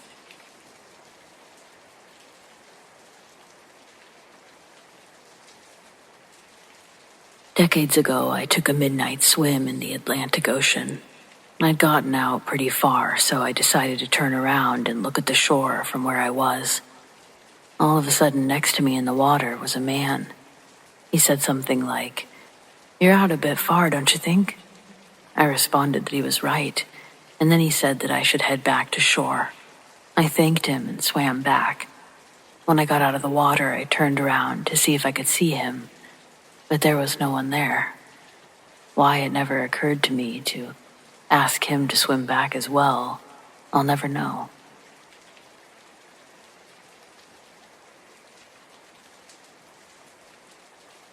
I used to travel for work back in the 90s.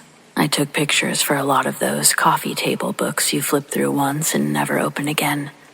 One of those books happened to be about caves, so I had to go inside a bunch of caves. I told the publisher up front that I wouldn't be crawling, rappelling, or diving through anything. I didn't get paid enough for that. I'm not exactly claustrophobic, but I'm certainly not a fan of cramped spaces either. My biggest fear was falling down, breaking a leg, and what it would take to be rescued. I'd have to wait until I missed my check-in time before rescue crews even came looking. The first 5 or 6 caves were easy. Most of them had marked passages, very touristy, so I never had to worry about getting lost. I really only had problems with the one in Utah, or maybe it was the one in Wisconsin. I swear when you're constantly hopping around like that, one place blends into another, and they're all kind of the same. It's like when you think you'll remember the people from high school forever, but then you turn 40 and realize you forgot most of their names. Either way, I was supposed to go to a well-known cave system that groups of people explored every weekend. It was another popular spot like all the others, but I was going on a weekday, so I didn't expect to see anyone else around. As usual, I let everyone know where to send search and rescue if I failed to check in, and I entered the cave. Right away, it was different. The other caves were littered with support beams and rails installed over the years, but this one had little to no alterations. I suspected I might have found the wrong entrance, but it was a big open area, so I kept going. You never know what hidden spot was going to be a lucky break, especially back then, before millions of photos were a Google search away. I walked for maybe 15 or 20 minutes before the path split into different tunnels. Thankfully, I had a whole roll of fluorescent green marking ribbon.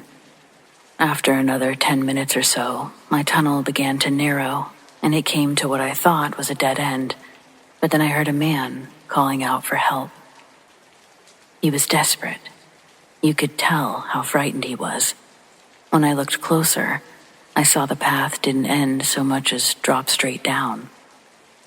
The hole was rocky and still getting tighter, but I could see where the man had installed climbing anchors and rope lines. I let him know I was there, and he cried with relief. He said his name was Greg, and he'd been trapped since Sunday. I remember realizing at the time that meant he'd been stuck for a couple days, so I guess this was a Tuesday. He tried to rappel down that narrow hole, and his ropes tangled. Next thing he knew, he was bouncing off the walls all the way to the bottom, and now he couldn't move. There was nothing I could do except for get help. He wanted me to try to pull him up myself, but there was just no way. Even if I was strong enough, who knew what condition he was in or what extra damage moving him would do? I wanted to make damn sure that I didn't forget where he was, so I tied one end of my green ribbon to his first anchor, and I let it unwind behind me. Maybe I was being paranoid, but if there was ever a time for overkill, this seemed like the moment. It only lasted as far as where the path started to split off, but that was my main concern anyway. After that, it was almost a straight shot out of the caves. Altogether, with the trek through the woods and back to my car, it took almost an hour just to get on the road. I called the police from the nearest gas station, and rescue crews met me there so I could lead them back to Greg. When we got back to the parking area, I started back toward the cave, and one of the guys stopped me, saying that I was going the wrong way. I assured him that this was the same path I had followed before, and they confirmed I must have gone to the wrong cave. The one I was leading them to was supposed to be off limits due to numerous fatal accidents. I led them all the way back to the hole Greg descended. My ribbon was still there, tied to his anchors, but Greg didn't answer when we called out to him. I was made to wait outside and feared the worst. Eventually, more crews came with bigger equipment, and they worked late into the night. Finally, I saw them carry out a body bag. Greg hadn't made it. I felt like I lost a friend. A man that I'd just been speaking to was gone. The rescue worker I met approached me, and I figured he was just going to give me the bad news, but he started questioning me instead. He asked me things that I had already answered several times: how long I had known Greg, when was the last time I spoke with him, what exactly was I doing there, how had I found that specific entrance, what was my publisher's name, how could they contact him. Finally, a couple of police officers joined us and asked me to answer some follow-up questions at the station. They took my ID and drove me down there in the back of their squad car. I started wondering if Greg fell because someone had sabotaged his equipment. Hell, I started wondering all sorts of crazy scenarios. It would be my luck to get lost, find a dying man, and then get blamed for his murder. Exactly my luck. It was a long night of answering the same questions over and over, but eventually I got a few answers of my own. They hadn't recovered the body of a man who died that day. They recovered the body of a man who had been in that hole for several months. His wife had reported him missing, and it was assumed that he became trapped in the caves, but they were never able to find him. And if I had only stumbled upon him that day, how the hell did I know his name? The only answer I can come up with is that Greg's spirit reached out to me for help, to give his family closure so he could rest. Either that or another man was in that hole, and he took off when I went to get help. Honestly, I'm not sure which would be more creepy.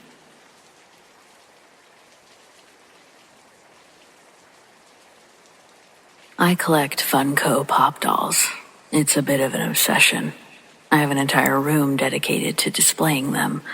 If I watch a show, I have Funkos for it. Most recently, I was trying to complete my Golden Girls collection, but I couldn't find a Betty White, so I turned to eBay. Now, Rose Funkos don't hold any special value. Most are under $10, but one listing stood out from the pack. It read, "This thing is evil. Pay the shipping and it's yours. No returns." Well, who could pass up a deal like that? I was thinking that it probably had some sort of defect, but I was willing to pay a few bucks just for the story. I tried asking the seller for specifics, but the only response they gave me was that the thing ruined my life and good luck. This only intrigued me more.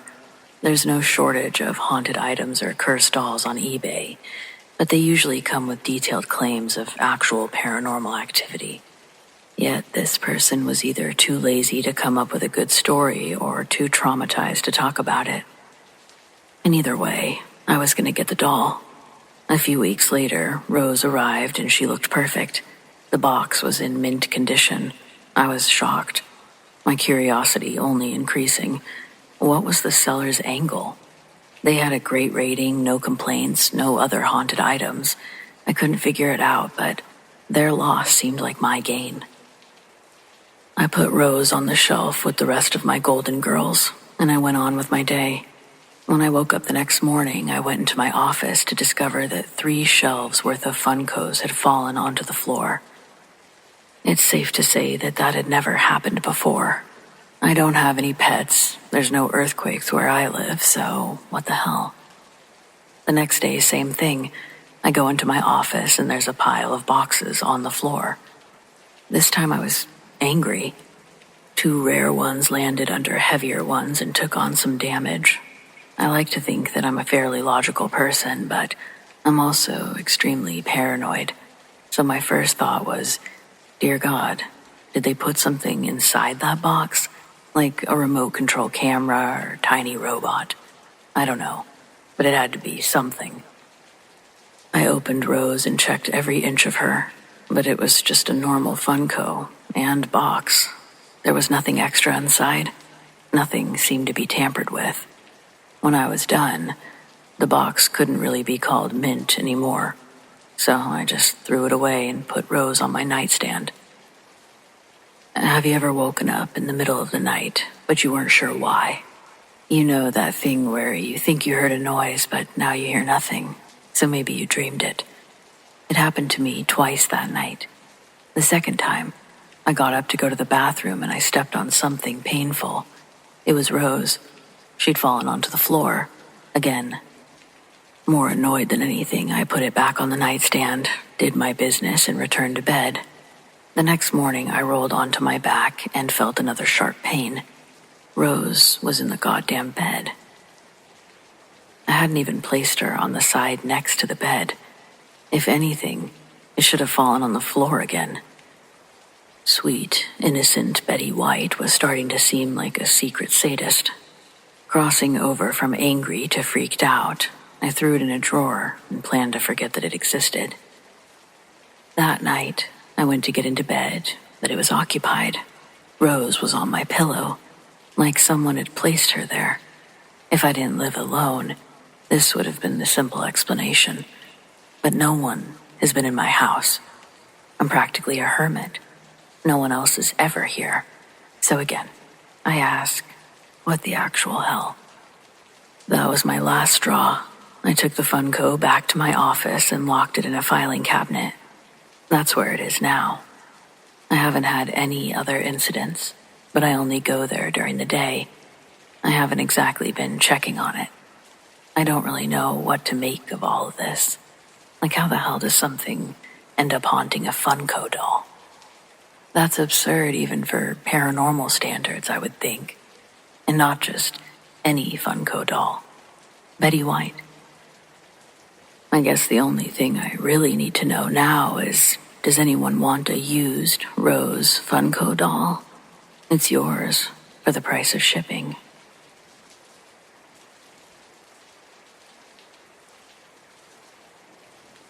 In the 80s, my late friend Ariel went camping to the desert, to the Mapimi Silent Zone, which is famous for being the place where a lot of UFO sightings happen.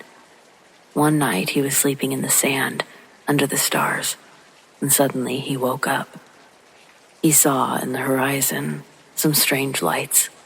He took out his binoculars to see what was happening, and then he felt the sudden feeling of danger. A voice came into his head and said, "You don't belong here. Get out." He gathered his stuff and ran away. He used to love to camp in the desert, but he never went back there. Until his death, he told his friends lots of interesting and fun stories about his travels. But that incident made him feel scared, in spite of all the years that had passed.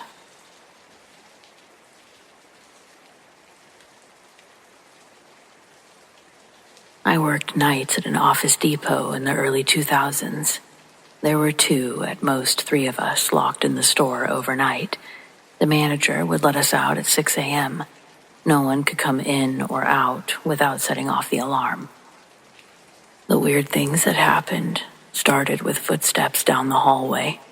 My coworker and I would be in the back office printing signs, and all of a sudden you'd hear someone walking down the hallway towards us.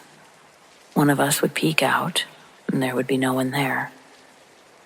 One night we're working, and around 3 a.m., the store phone keeps ringing.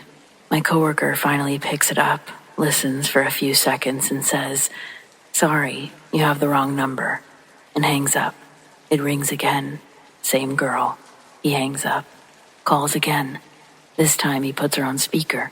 She's crying, sobbing. "Why won't you talk to me? What's wrong with you?" My coworker, "Ma'am, you have the wrong number. Please stop calling." He hangs up.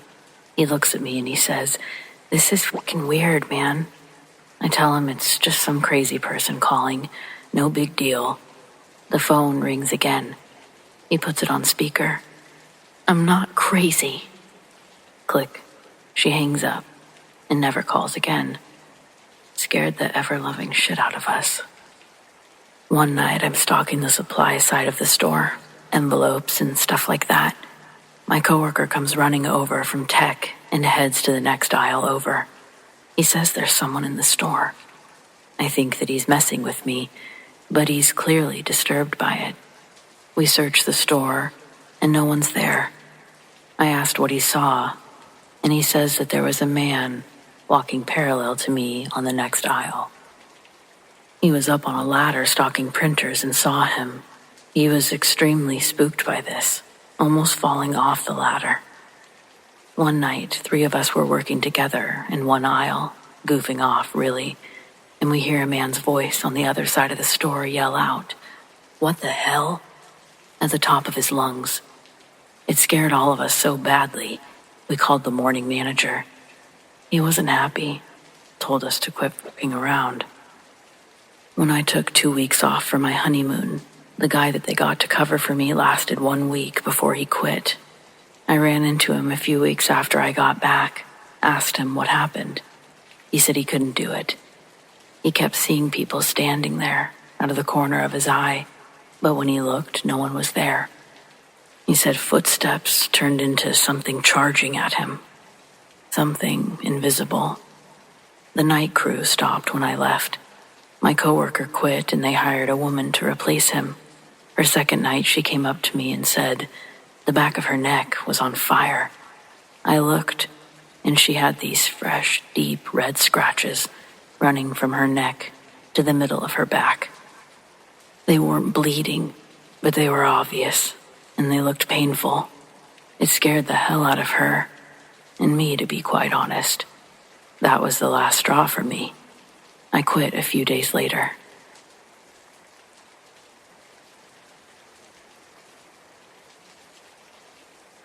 My grandparents lived in an old farmhouse. You'd hear a little kid laughing sometimes. Doors opened all the time. No slamming, no chaos. Just some friendly spirit.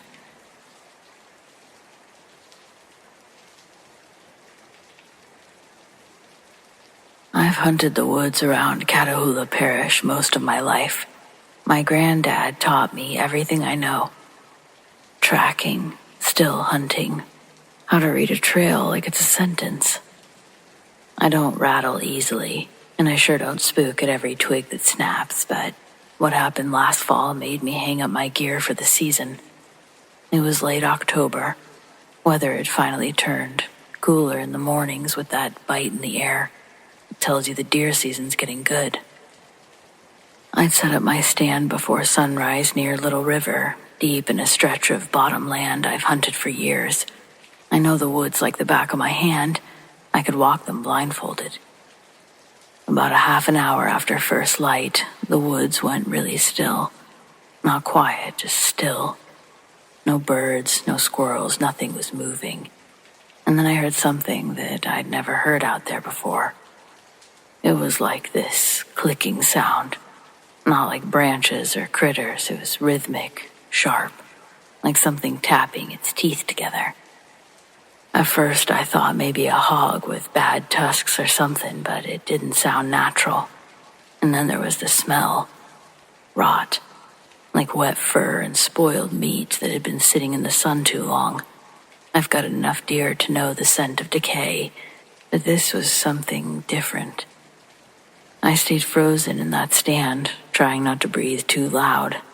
And that's when I saw it, through the trees, maybe 60 yards out. Too big to be a man, but shaped like one. All limbs, thin and lanky. But it'd been stretched out. It moved like it was gliding just above the ground, and I swear to God, it was sniffing the air. That clicking noise was coming from it. I watched it move between the trees without a sound, like it belonged to the woods more than I ever had. At one point it stopped and tilted its head straight towards me. I couldn't see its eyes, and I couldn't tell if it could see me. Just the outline of its long, narrow face. It didn't come any closer. It just stared for a minute before slinking off toward the river. Admittedly, I didn't move for a long time. I just sat there with my rifle across my knees, feeling more helpless than I'd ever really felt out there, ever. When I finally did climb down, I left everything but the gun and walked the long way back to my truck. That night I told my dad about it. He just shook his head and said that some things out here ain't ours to understand. I haven't been back to the woods since. Maybe I will next season. Maybe I won't. But if I do, I won't be going alone.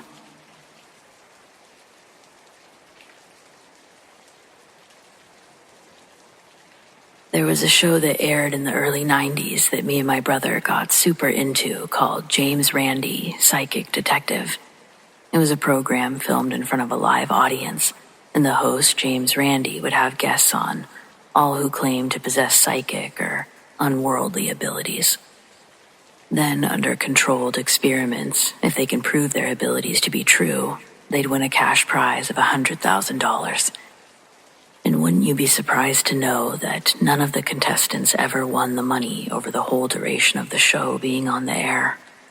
James Randi was always polite, a very matter-of-fact person when he'd gesture the failed psychic off the stage, and every time, the looks on their faces were so sad, like they really thought they were going to do whatever they were going to do. How do you get such grandiose levels of delusion? To put yourself through that humiliation on TV, in front of a live audience. They volunteered their time to go do that too. It's not like James Randi traveled to their place of business with a camera crew and put them on blast. These people did it to themselves. They probably pulled a couple fast ones in their small towns, thought that they were good enough for the big time. Phony, fake, magician valor. Keeping all this in mind, names have been changed because my brother actually did make a little name for himself in the journalism field, and he works for a news station. Sometimes he takes me along or lets me get backstage with him when they're doing fun events, and I wouldn't want to ruin that. Most I can say is, if you live in the South, let's say Southeast, and watch the morning news, a morning news anchor that you see dressed in a nice suit, looking all professional while he delivers the headlines, that's actually my big brother in disguise. And this story is about when he was in his first year of college. In the suburban area we lived, right before the houses start turning into businesses, there was a psychic that ran her business out of her house. This place had always been there ever since I could remember. No matter what time, day or night, the neon sign in the window has never been turned off. It looked expensive. The sign took up most of the front window. It was a humongous hand with an eye in the center. Psychic was written above the eye, making it look like it had eyelashes. The owner was a woman. I'd say she was in her late 40s. She looked about our mom's age at the time. Her hair was dyed black, Alice Cooper-looking makeup, the whole 9 yards. But that's all I ever saw of her, until my brother Pete came home on vacation, first semester of college. He was determined to write an investigative hit piece on our local town psychic, expose her for the fraud that she was, blah, blah, blah. He came home like his whole GPA would plummet if he didn't bring this lady down over his 2-week break that he had back in town. He did some of his freshman psychology and convinced me to join him on his mission. I was 15. It was either that or stay home with our parents. I said, yeah, sign me up. He brought home a bunch of spy gadgets like tiny mics and cameras, showed me how to use the recording equipment. His first plan was to call the place himself, ask for an appointment with a made-up story, but we couldn't even find a listing in the phone book. He would have to walk in and do it in person. For his first interaction, Pete was mic'd up while I sat in the back seat of his car, with my lap filled with a clunky transmitter linked up to a tape recorder-looking thing. I don't know how all of it hooked up, but my job was to listen in with these big headphones and move the wire transmitter around if he got staticky. We parked across the street and Pete got out to go in, but when he tried the door, it was locked. Under the neon sign in the window next to the door, there was a much smaller sign with a phone number that he wrote down. But since we'd already made the trip, he knocked. Nobody came to the door. Persistent, Pete kept with rap-tap-tapping on the glass. A disadvantage about working from home is that people have a good idea at knowing when you're there, because all of your cars are in the driveway. That's what made Pete continue knocking. Then, she just appeared at the door. She didn't open it, but she was standing on the other side of the glass, glaring at Pete. I hear him go, "Whoa," and her ask what. He says, "I need a psychic reading," and she says no, then disappeared from the door. Pete starts knocking again and trying to explain his made-up story and why he desperately needs her services, saying that he'll pay her $100. She returns to the glass and tells him that she doesn't take on clients and to go away. Pete says, "But I need your help." She says, "No, you don't," then disappears from the door again. Pete slowly walks back to the car. There's a defeat in his voice that the recording captures when he gets in, along with him cussing at me because I hadn't yet turned off the recorder. Next day, he calls the number that he wrote down, and in a surprising change of predictions that we had, she answered almost on the first ring. It caught Pete off guard, and his first lines are a stammering bumble. Something about his 15-year-old sister's been kidnapped, case has gone cold, needs her help. Somehow, she recognized his voice, confirms that they'd met the day before. He says yes, and then there's a long pause on the phone.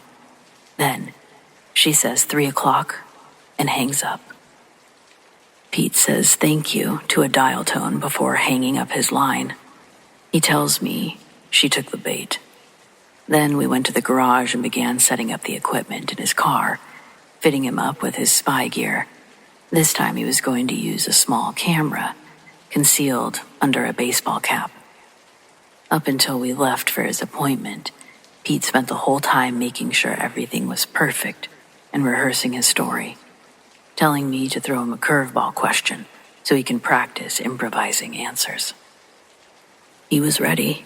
He was going to go in there with some random stuff he collected around the house, claim that they were mine, and then ask if she could get a sense as to what happened in my cold case. We got there punctually at 2:50, but the door remained locked until 3. On the dot of 3, the mic picked up a loud squeak when the bolt locks turned on the inside of the door, and then it opened on its own. The moment Pete steps through the threshold of the building, all of his electrical equipment went haywire.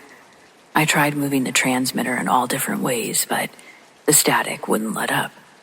Then everything in the car just shut down. He went in there, unaware that his gear had malfunctioned, and closed the door behind him. Now this part is purely from my brother's point of view because none of the equipment would come back on.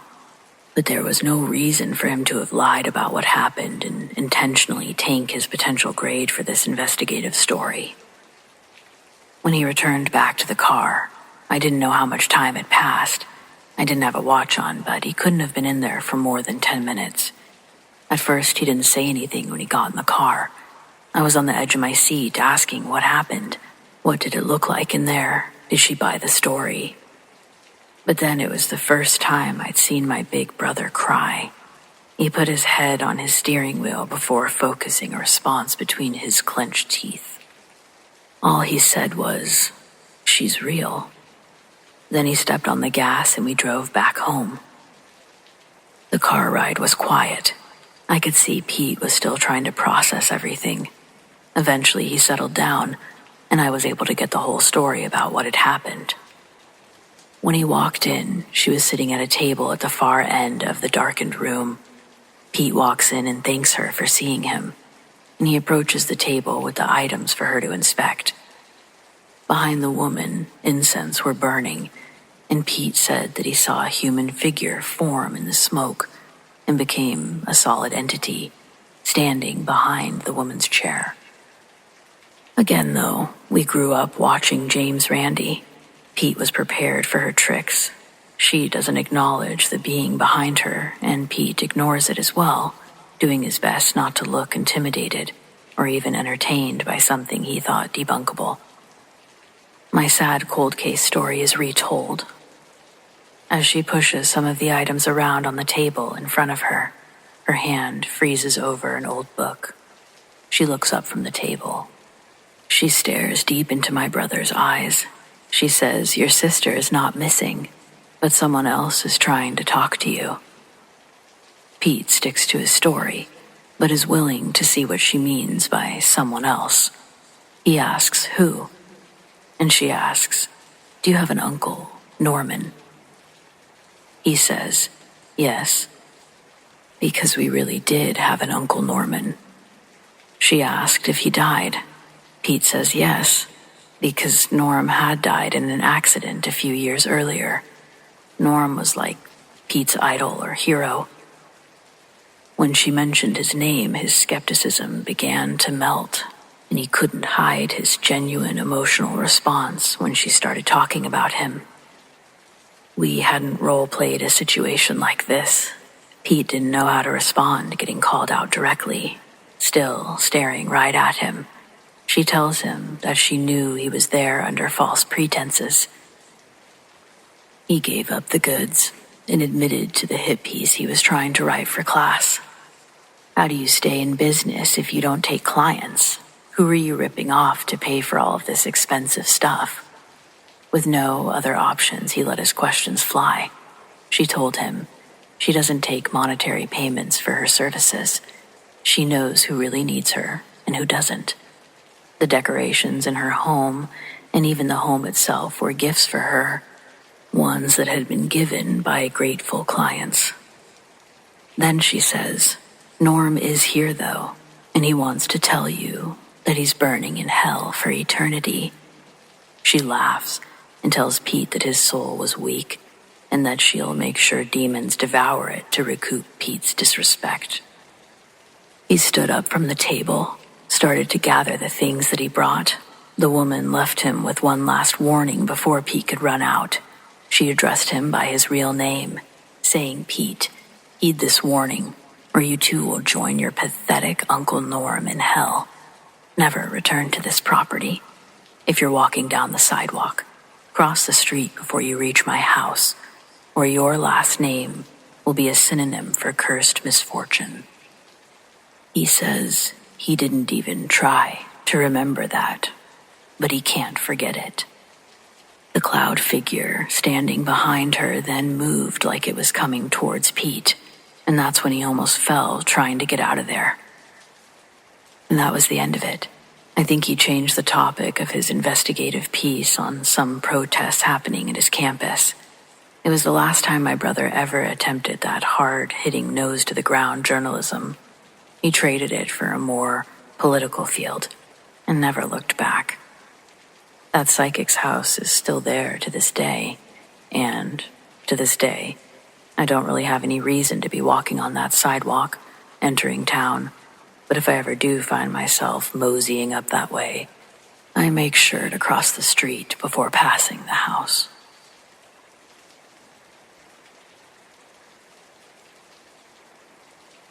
When I was 9, my family moved into this older house with a swimming pool, which was a huge deal to me at the time. The house had sat vacant for years, a foreclosure situation, I thought, and the pool had gone completely to hell, full of algae, cracked tiles, busted pump.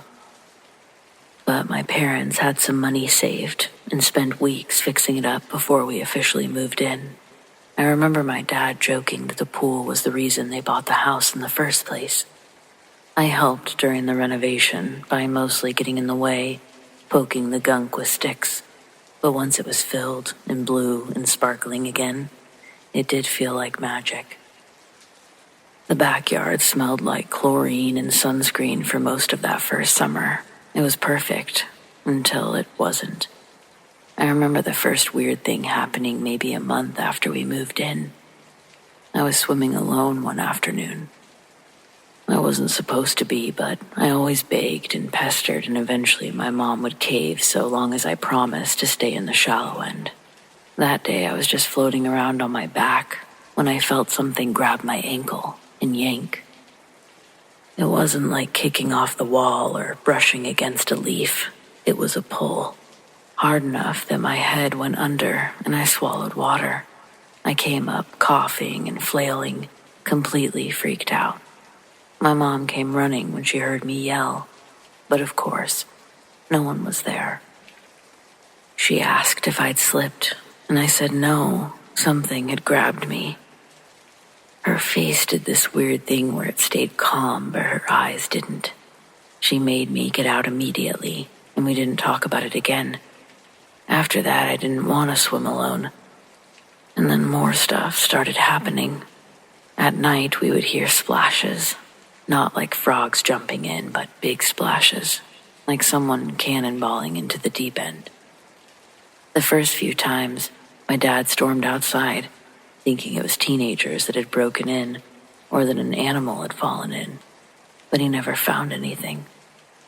And the water was still. Sometimes the gate would be latched, sometimes it wouldn't be. Sometimes the pool light would flicker even though it had just been replaced.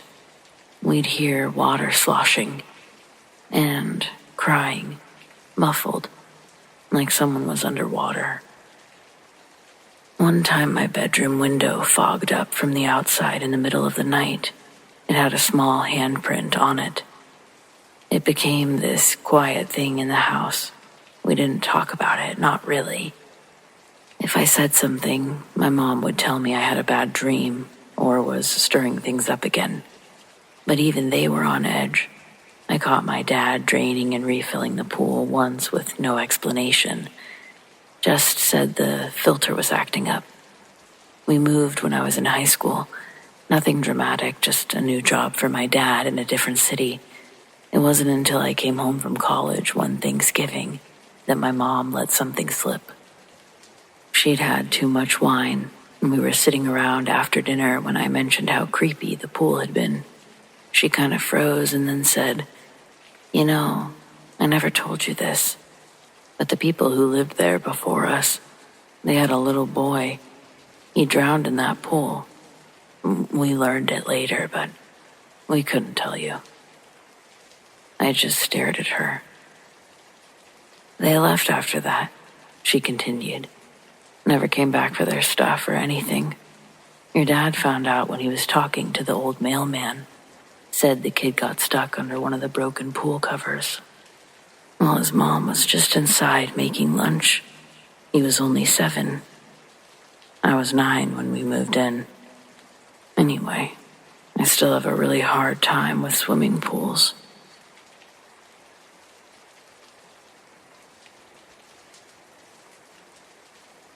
I was driving home after visiting my mom out of state.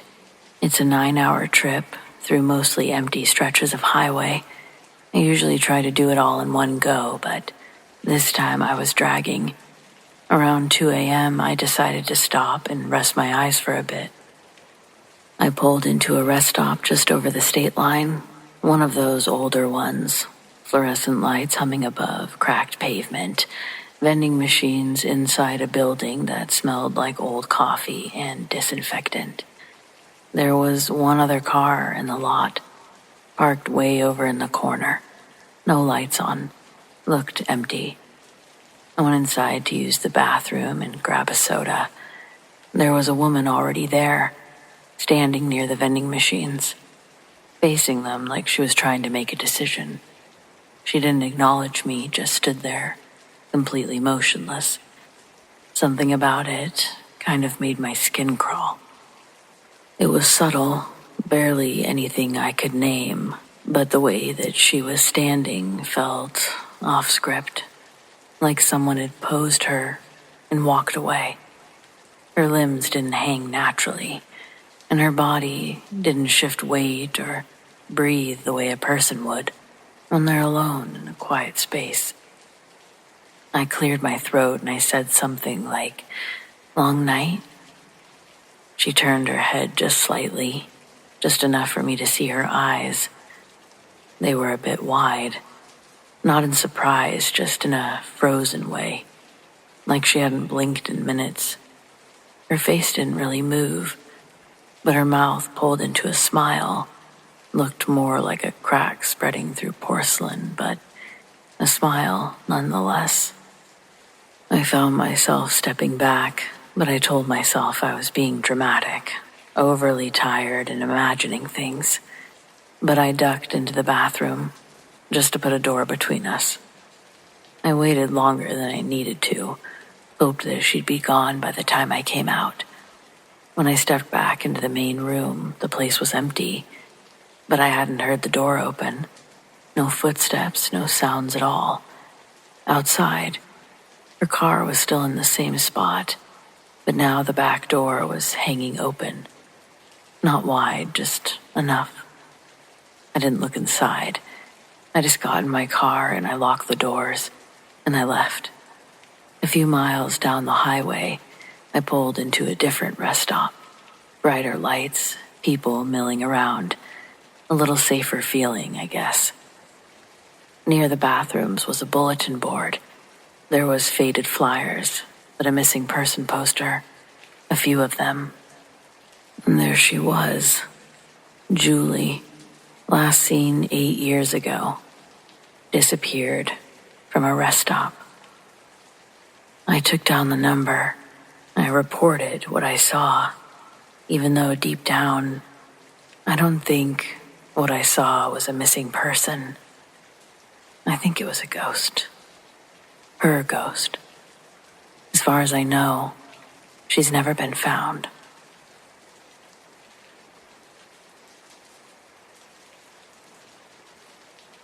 My older brother and I used to fight over the radio growing up all the time. He liked old school rock. I was more into pop and hip hop. Total opposites. But every time we got in the car together, he'd find a way to sneak on his music and crank it up too loud until I just gave in.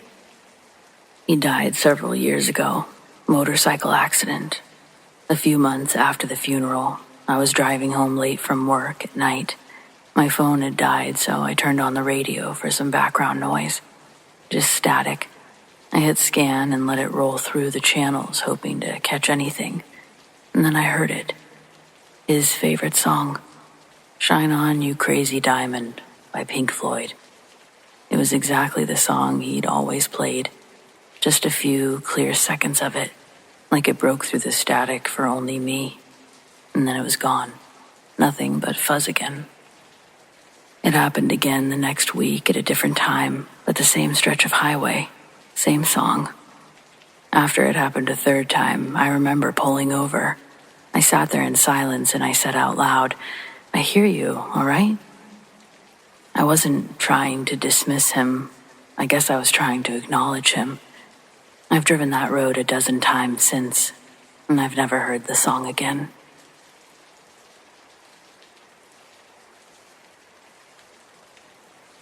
A couple of years back, I was driving cross-country to help a friend move.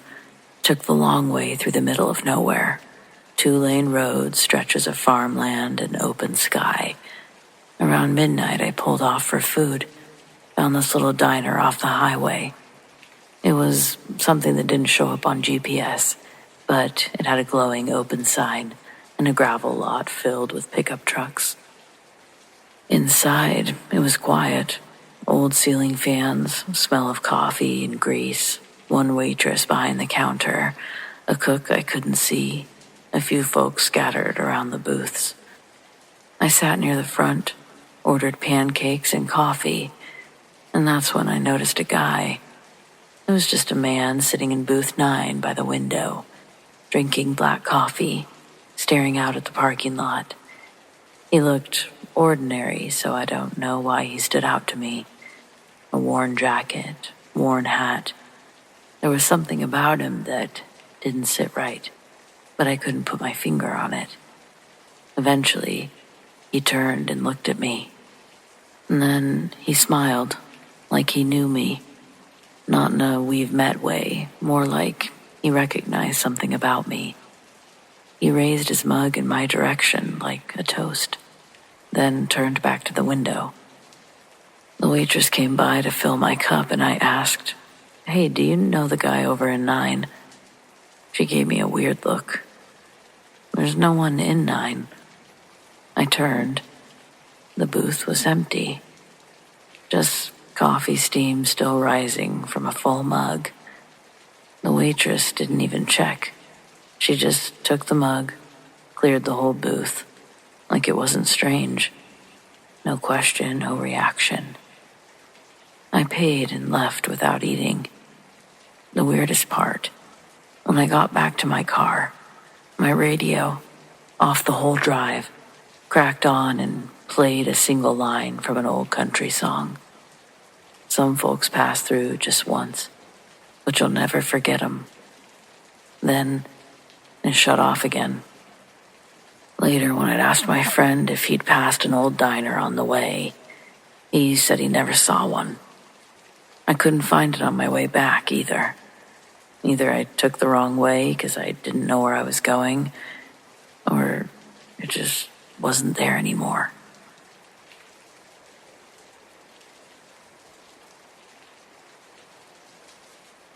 I've never been the type to believe in ghosts.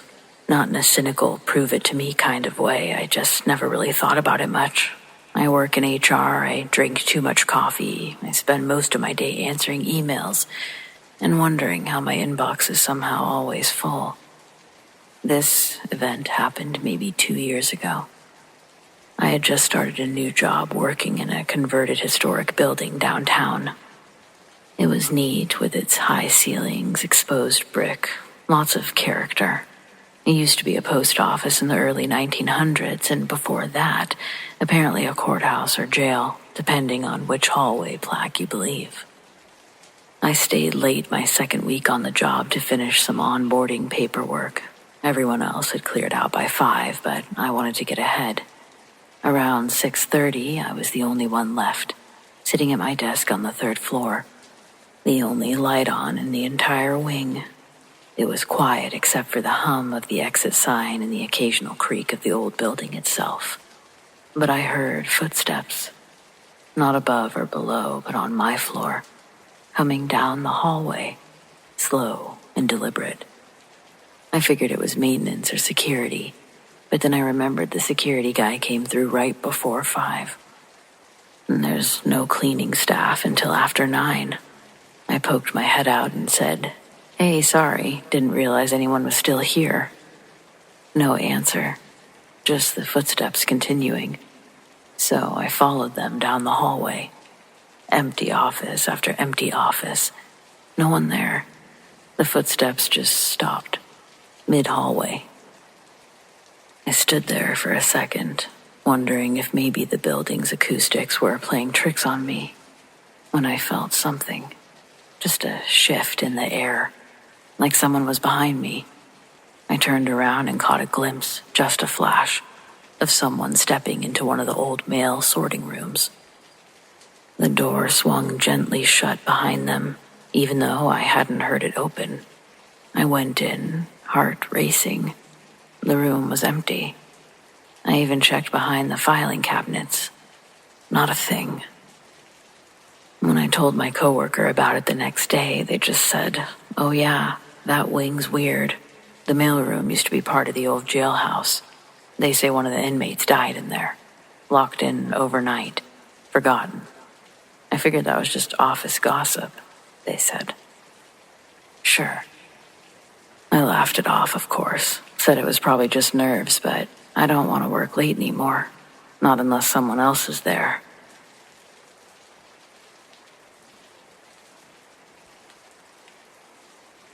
When I was a kid around 15 years old, I was home alone trying to sleep in my room. My parents' house has a wooden floor, so you can hear people walk around the house easily. I started hearing noises as if someone was walking around. I got confused, but was also too scared to move. I pulled the blanket over myself, just leaving the back of my head exposed. I kept hearing the sounds getting closer. Suddenly, I just felt this cold air being blown toward the back of my head, as if someone was breathing on me. I was silently freaking out, thinking, what if some crazy person broke into the house and is now gazing at my cranium? I was about to cry, because the experience was genuinely traumatizing me. I kept feeling this breathing like a breeze for some time, and then it would stop. I heard something move out of my room, and then the sounds just vanished.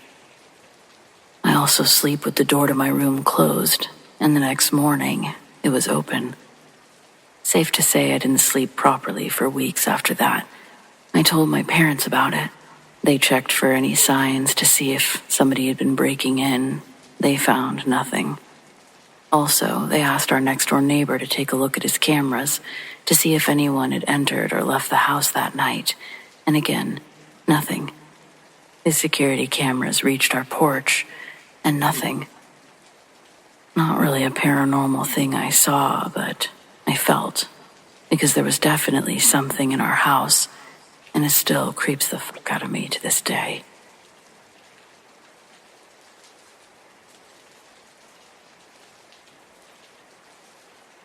I used to live alone for almost 20 years in an old farmhouse that was built in the 1900s. I was the third person to own the house. I knew it was haunted. I would see dark things move in the house. I could tell it was a male. I figured it was the original owner who built the house, as the second owner was still alive. The ghost wasn't scary or anything, but you knew he was always there.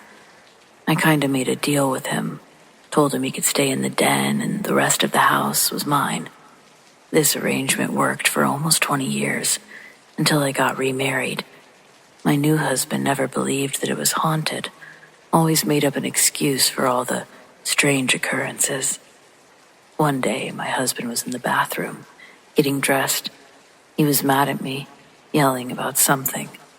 When he started to leave the bathroom, still yelling, the door slammed hard in his face, and the house kinda shook. He came into the living room with absolutely no color in his face and was really kind of shook up. We've since sold the house, but my husband still talks about what happened. Now, he believes in ghosts.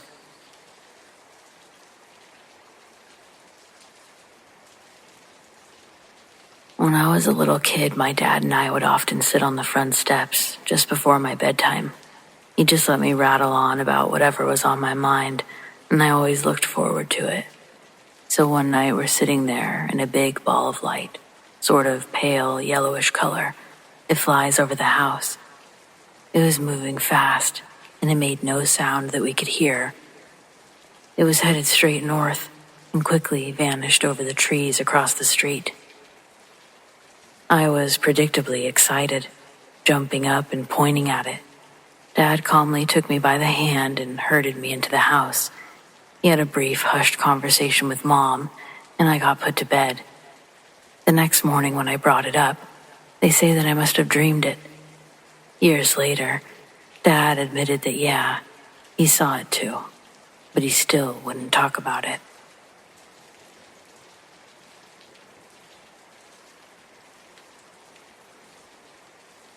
I was about 16 at the time, out drinking with my girlfriend.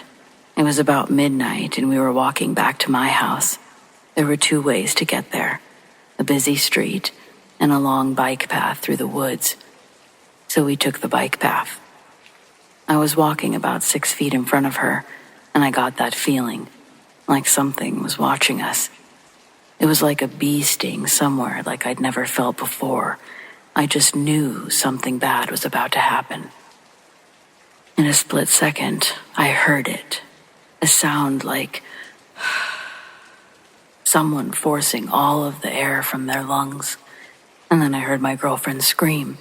I turned around to see her face plant on the cement. She asked me why I pushed her. She was mad, but she got confused when she realized I was ahead of her. I was not in arm's reach of her. She heard that loud breath scream right in her ear when something pushed her hard. We booked it back to the other route to my house, taking an extra hour to avoid that path through the woods. When she took her shirt off at my house, she had 2 bruises on her back. No one believed us, but we never walked that path at night again.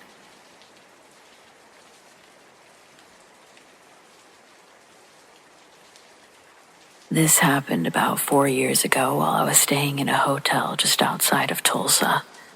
Nothing fancy, just one of those mid-range chains off the highway. Waffles in the morning, has free coffee 24/7 in the lobby.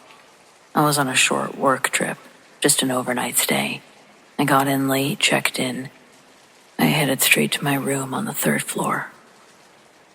I remember thinking it was quiet, like too quiet.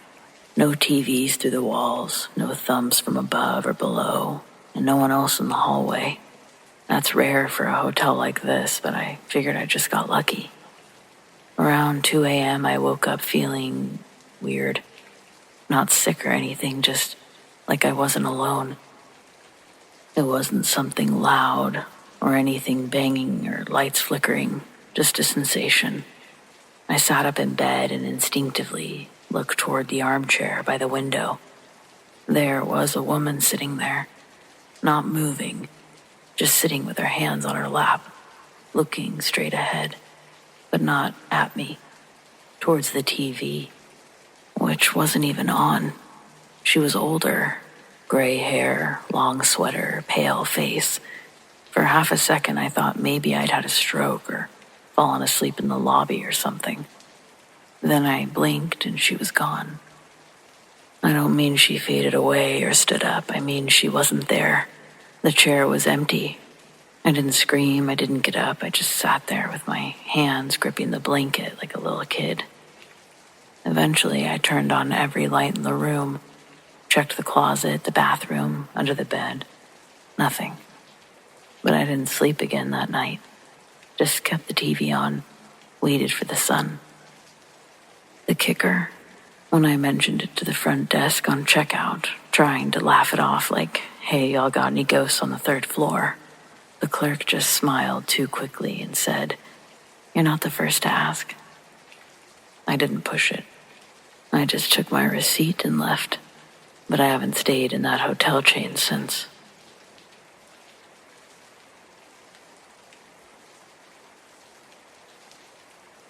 I'm not sure I came back from my trip alone.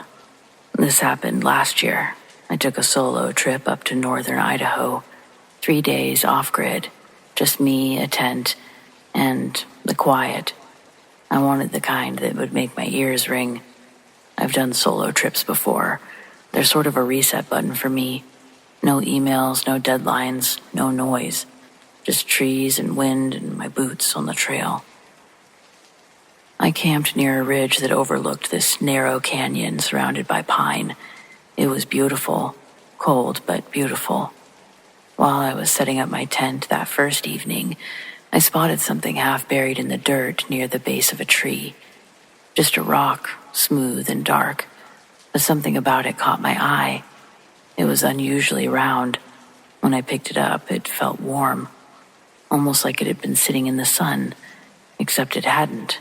Not under those trees, not in the shade. I don't know why, but I kept it. I just did. Tossed it in my pack and forgot about it until later that night. That's when I woke up to the sound of my tent zipper being pulled open. Now I sleep light when I'm in the woods. Any unfamiliar noise and I'm awake in an instant. This wasn't a rustle or a twig snap. This was a long, deliberate rip of the zipper sliding down. I sat up so fast I practically gave myself whiplash. But the zipper was closed, still sealed from the inside. No one was there. Nothing outside either. At least nothing I could see. But the air inside the tent was freezing, like someone had left the flap open all night. And the smell, burnt hair and wet leaves, metallic, earthy, and like something rotting beneath the soil. I found it hard to sleep that night. I left the next morning, hiked out early. I packed up like I was late for something. At home, I tried to forget it, chalked it up to a dream, the product of being alone in the woods for too long. But things got strange after that. My lights flickered constantly. The bathroom mirror fogged up when there was no water running. I'd wake up at exactly 3:17 a.m. every night, gasping like I'd been underwater. My cat, who normally sleeps at my feet, refused to come into the bedroom at all. And it would just sit in the hallway, staring at the doorway like someone was standing there. Then there was the rock. I put it on my desk, figuring I'd clean it and maybe keep it as a paperweight, but twice I threw it out. Once in the trash bin outside, once off a bridge near a river trail. Both times, I found it back in my house the next morning, sitting on my desk, like it never left. I really started to panic. I looked up the area that I'd camped in, tried to find any local legends, any history, anything. But the only thing I found was a handful of vague forums, posts about a burial ridge used by indigenous people long before the area was mapped. No official records, just rumors. At a certain point, I stopped sleeping. I see movement in the reflection of my TV screen, hear the same zipper sound right outside my bedroom window. I finally hit a point where I knew I had to do something, so I went back. I drove 6 hours, hiked another 4 miles with that cursed thing in my pack, found the same ridge, the same tree, the same patch of earth where I first picked it up. I didn't bury it. I left it sitting in the open, right where I'd found it. I apologized, out loud. I said I was sorry. I shouldn't have taken it. I'm leaving it here to please let me go home. The wind actually kicked up right after I said it. It was weird, like a warning, but then it was just stillness. I waited and nothing happened, so I left. That was 9 months ago. Since then, everything's been normal. Lights work, no more 3:17 wake-ups. and my cat sleeps in the bedroom again. I don't know what that rock was, and I don't know what I disturbed, but I've learned something. The woods don't always want to be shared, and if you ever feel like taking something home with you, don't. Some things just aren't meant to be carried, I guess.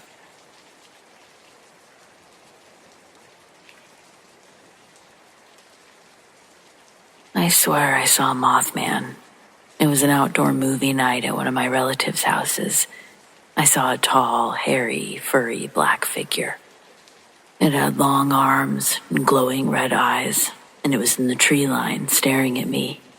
It was hard to see since it was mostly dark outside, so I can't be sure if there were wings. But it just stood there, didn't move, apparently until I walked away.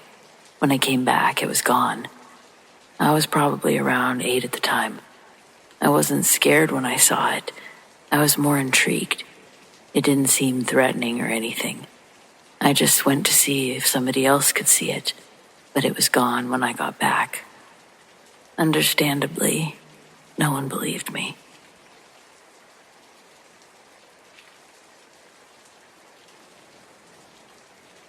I was at a sushi restaurant with my dad. It was some fancy place, a little cozy spot that we used to go to every few weeks when we wanted to catch up. We'd ordered a couple of rolls, miso soup, a bottle of sake to share. Nothing unusual. Then, in the middle of a quiet lull in our conversation, my dad's sake cup slid across the table. Quick, smooth, no sound. Just moved about 3 inches to the left, like somebody had gently pushed it with their finger. Only nobody had. We were both sitting still. Neither of us had touched the table. We just stared at it for a second. He raised his eyebrows, I sort of shrugged, and we moved on. Maybe both of us too stubborn to be the first one to say that something weird had happened. And then it happened again. Same thing. Smooth movement, no sound, straight line. This time we both said something, almost at the same time. Did you see that? Yeah. I thought I was imagining it before. We tried everything we could to recreate it. We nudged the table, tapped the cup, checked the surface for water. The table wasn't wobbly, it wasn't slanted. The bottom of the cup wasn't wet. Nothing explained it. And the weirdest part, no matter where we moved the cup, it would always return to that same exact spot. Always. Like the table itself had some kind of magnetic pull, except there was nothing under it, nothing inside of it, and nothing in the restaurant was reacting in any strange way. Just that cup, and just that spot. Eventually, we left it alone. We finished our food and we went home, both pretending that we weren't as unsettled as we were. I've never had anything like that happen again, not there or anywhere else. My dad and I brought it up once more a few years ago, kind of laughed it off, but we both admitted that we still couldn't explain it. Whatever it was, it never came back, because we didn't stop going to that sushi place, but I still think about it sometimes. What a strange thing.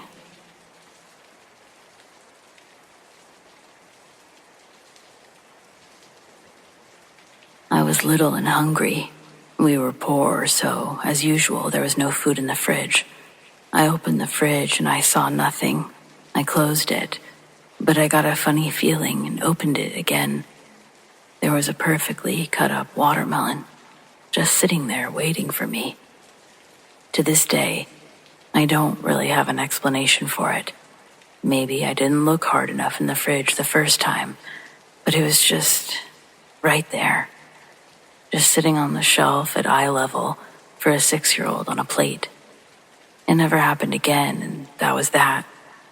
I don't consider myself a spiritual person or even someone who believes in spirituality, but some things have no explanation, and I've firmly accepted that the mysterious watermelon is just one of those things.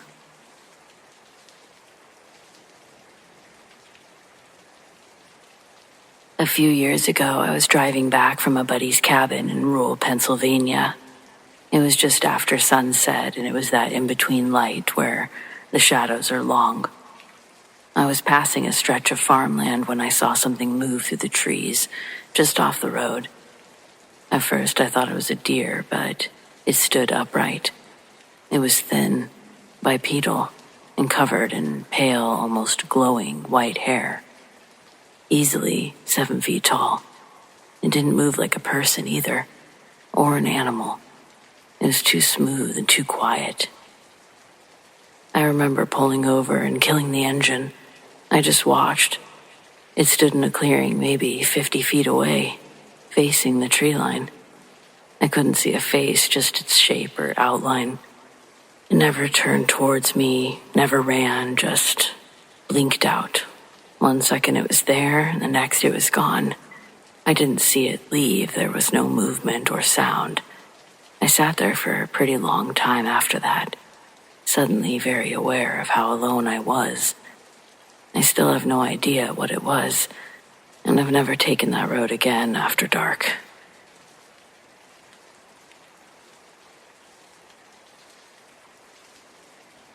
So, before I get into this, I need to throw a disclaimer out there that I was 18 years old when this event took place. I've never done hard drugs in my life. I don't drink alcohol. And I started smoking weed when I was 22. Also, there were 3 other teenagers with me that night who were also sober and witnessed this as well. So my friend and I were hanging out with 2 of her guy friends on a Friday night after school.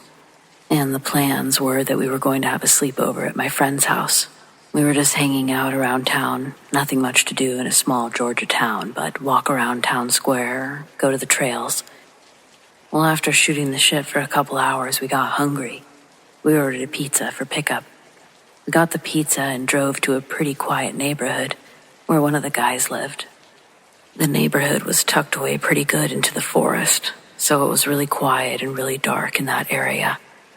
As we were sitting outside eating pizza, using the hood of the car as a makeshift table, I looked up and I saw what looked like a large pitch-black mass, one that resembled a primate in shape and movement, swinging high in the trees. They were a good 800 feet away from us. Even from that distance, in the night, it looked so huge.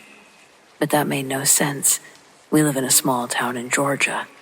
There's no large primates here. I alerted everyone to this figure in the trees, and we were all baffled and amazed at what we were seeing. I remember just having this sense of dread washing over me as I looked at this figure, trying to make sense of what I was seeing. Then it seemed like it noticed us.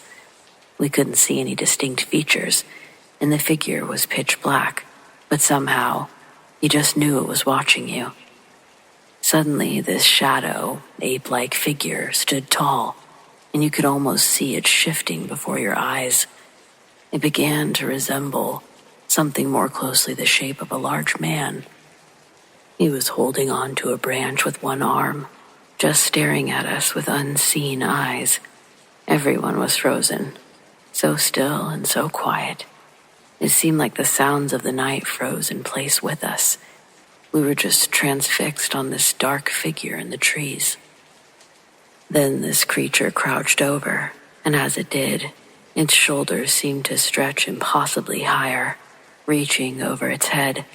All of us were in shock and terrified at seeing this, maybe a little in denial as we were seeing what was defying any logical explanation, because you want this to make sense.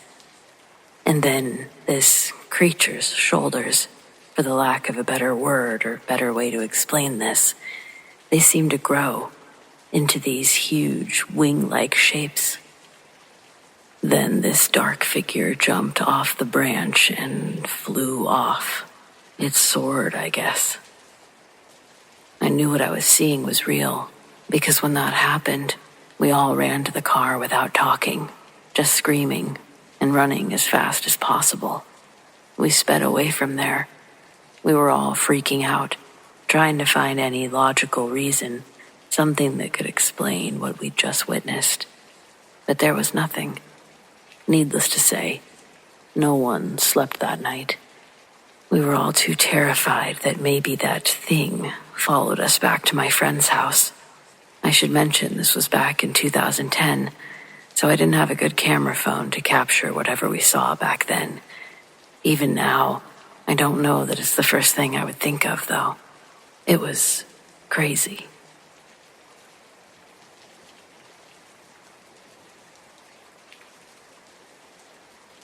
My mom doesn't like driving on the highway, so when I was a teenager, we'd take the back way when visiting my grandparents. There was one town that we'd always pass through that gave us the creeps. It was really small. No grocery store, no gas station. Just some houses, a church, a community center, all surrounded by woods. A lot of main roads went near it, but not through it. It was the kind of place that people didn't really pass through. We never saw anyone on the street. Occasionally, you'd see a shadowy figure peeking out from a porch, but that was it. There was a huge park with a nice-looking playground that we never saw a single child at. If vampires were real, this is definitely where they'd live. Once me and my mom decided to drive down a side street in this town just to see what was there. We came across a car repair shop, which was weird because we never saw any cars.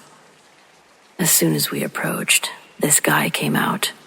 His face was not the shape of a normal human face. It was kind of lumpy. Obviously, some people have facial deformities. Nothing scary about that, but there was something so unsettling about this guy. He stormed out and then just stopped and stared at us with the angriest look I'd ever seen.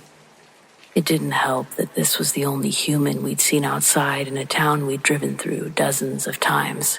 We quickly noped out of there, never explored that side of the woods again.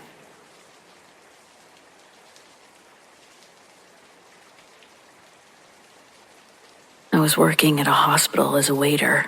One of the rooms was off limits, or a nurse had said that a guy was dead in there. Some rooms were single and others were double. It looked like this was a double. So I thought, well, the other guy might need food. I went in. It was a single, and there was a guy in there. I'd never really seen a dead person before. I didn't know what to do. I set the food down anyway. This guy rises up in bed and looks at me. I almost shit myself. Was I dead? I don't know. I'll get a nurse. I walked the hell out of the room. I found the nurse who'd originally told me not to go in there. I interrupted her as she was reprimanding me. That guy is alive and talking to me. She didn't believe me. And then a bunch of alarms started going off in his room. I saw like 5 nurses rush into his room. I had a job to do, so I planned on following up with what happened. He died. Again.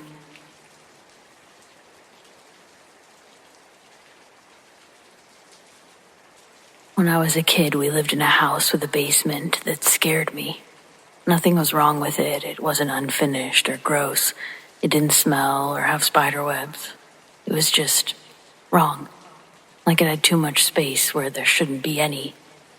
The light switch was at the top of the stairs, but even with it on, it never really lit up the room all the way. There was this corner you couldn't see unless you went all the way down, and I hated that. I'd run down, grab whatever my mom asked for, and run back up, my heart pounding the whole time. But the really weird thing is, I don't remember it being as scared when she was there. This woman in the corner. I'd see her out of the corner of my eye standing by the shelves. Sometimes she'd hum. I remember that part clearly. This soft little tune I never recognized. I never told my parents about her. I think I thought that everyone had someone like that in their basement. Years later, after we'd moved out, I finally brought it up. My mom got quiet and said, "You know, you used to hum a tune in your sleep sometimes. I always thought it was something you made up." I didn't.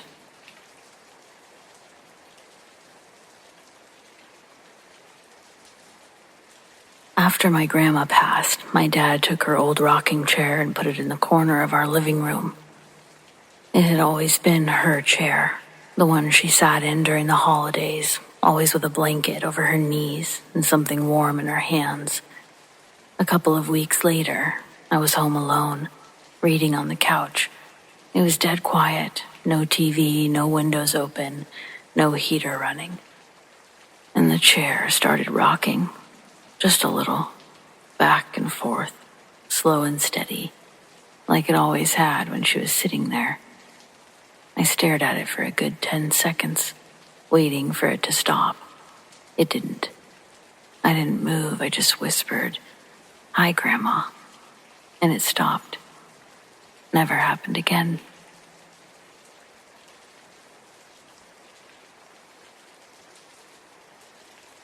This happened when me and my parents were on vacation to some place near Spain when I was still young. We went to a little beach at some coastal town, where I then immediately jumped into the ocean with my swimming goggles on. I then crawled onto some rocks and walked around until I noticed a crab sitting on the rocks. I then traversed them carefully while trying to catch it, but it kept crawling away. This continued until I then followed it to a point where the little bay I was in ended and the open ocean began. So then little me decided that it was a good idea to jump into the open water to see if there was anything cool down there. I then jumped in, and I was immediately hit with the cold temperature of the actual ocean water. But the worst part was that even with my goggles on, I couldn't see anything down there. I was met with a giant black void. No fish, no plants, no rocks, nothing. I then immediately turned around, began swimming back as quick as I could, and since that moment, I haven't gone beyond the shallows ever again.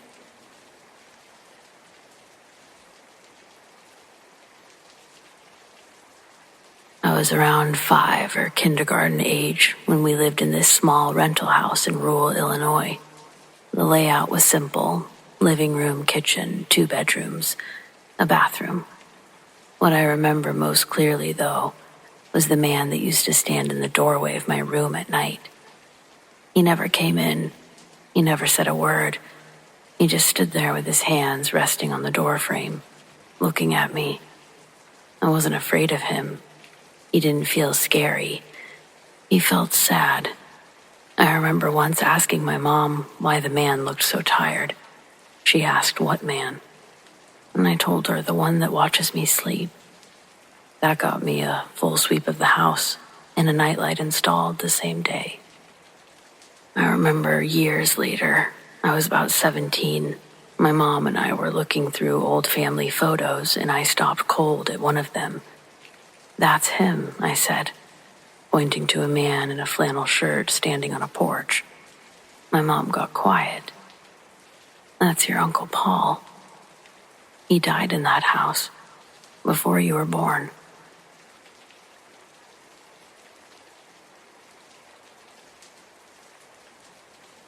When I was 15, me and a friend were at a soccer tournament, and we were just chilling, kicking the ball around before our match, when out of nowhere, the whole world just went pitch black for half a second. Me and my friend looked at each other, and he said to me, "What the f*** just happened?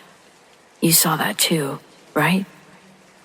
I looked around, and no one else even reacted or seemed to notice what had occurred. It was for sure the strangest thing that's ever happened to me.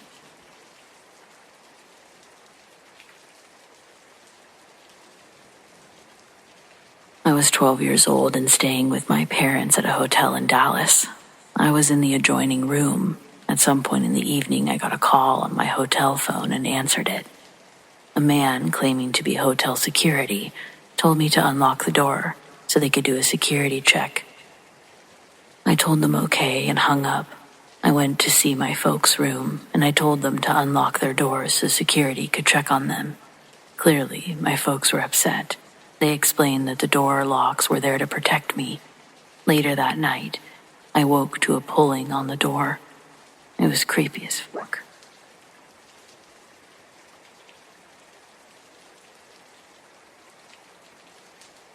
At the beginning of March, we had a pretty big storm out here that knocked out the power and brought down some trees. Nothing on our property was damaged, but it took more than a weekend to get all the branches and debris out of the yard and driveway. And there was one other thing. Someone had tied a rowboat to our dock. It was covered with barnacles, and the wood had deteriorated, like it had spent the last decade at the bottom of the ocean. Most of the paint had chipped and worn away, but I could see the whole thing used to be painted blue with white trim. The side of it read, "Oh, Susanna." The vessel didn't look sea-bearing by any means. Neither me or my husband are very boat-savvy, and our dock isn't big enough for a full motorboat to sit at. It's got enough for a few chairs and fishing at most. We purchased this property because it was beautiful and isolated. Occasionally, when the weather's good, we get our grandkids jumping off of it, but that's mainly what it's been used for. It's attached to the backyard, and that's pretty much the only way that you can reach it besides swimming at it from the opposite way. Our beach access doesn't have California sand.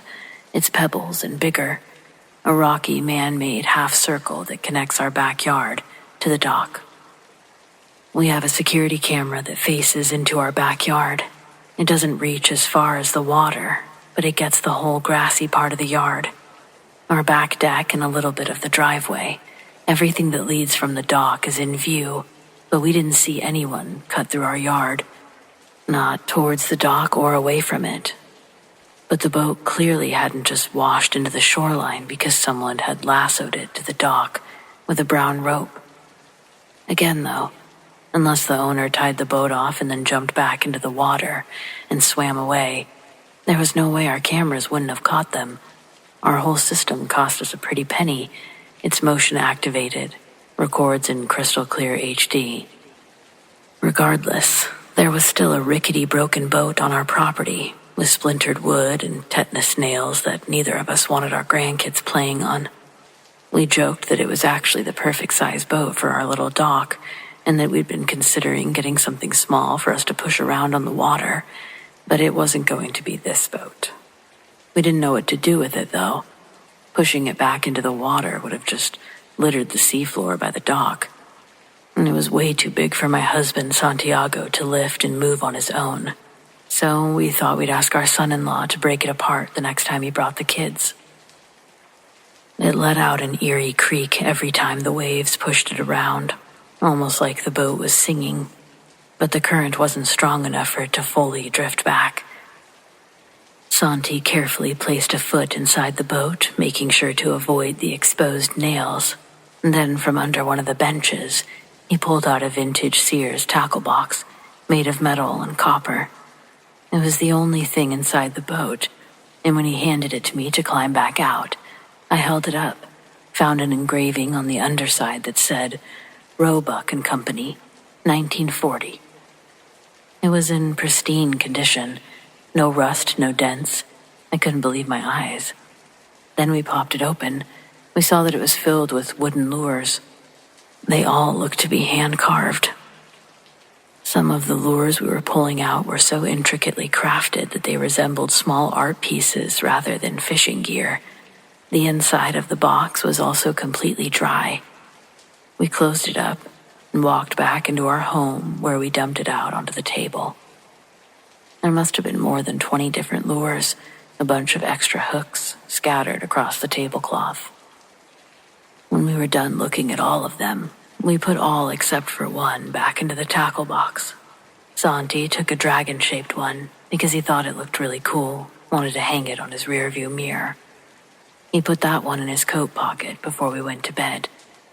Later that night, our house alarm went off. The panel said that our back patio door had been tampered with, but the motion sensor didn't pick up anything. None of the lights outside were activated. Santi got out of bed to check around the house and immediately runs back into the room telling me that every door in the house was wide open. He ran back to grab his rifle. I followed him out of bed and I stood behind him as he went from room to room checking for an intruder. When we were unable to locate the source, we checked the camera feed. They didn't capture anything or anyone, but at the exact same time and speed, you can see our front, side, and back doors swing open. It was so unsettling, and with no explanation as to how it happened, all we could do was lock everything back up and hope it didn't happen again.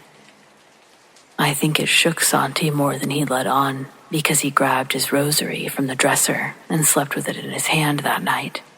The next morning he called our son-in-law and asked him to come out to help move the boat. They made a plan for that weekend. We then went downstairs, and the house was filled with a disgusting odor, like a fish market in the summer. When we returned to the kitchen, the tackle box that we had brought in the night before now looked eroded, oxidized, and rusted. It was also the source of the smell. Seaweed and rocks were stuck in the chipped metal. It was the same tackle box, with the same engraving on the bottom, but now it looked like all of the years of wear and tear caught up to it, overnight. I made Santi take it outside, and he brought it all the way back to the boat, returning it right where he found it.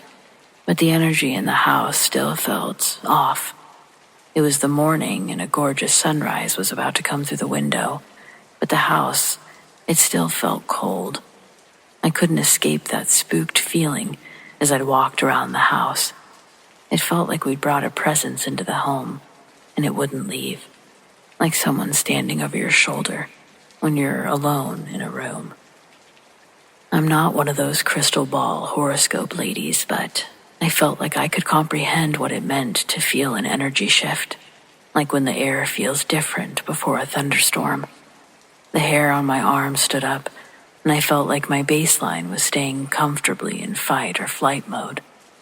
In the house that I'd spent decades in, I now felt like something was waiting to grab me from every corner.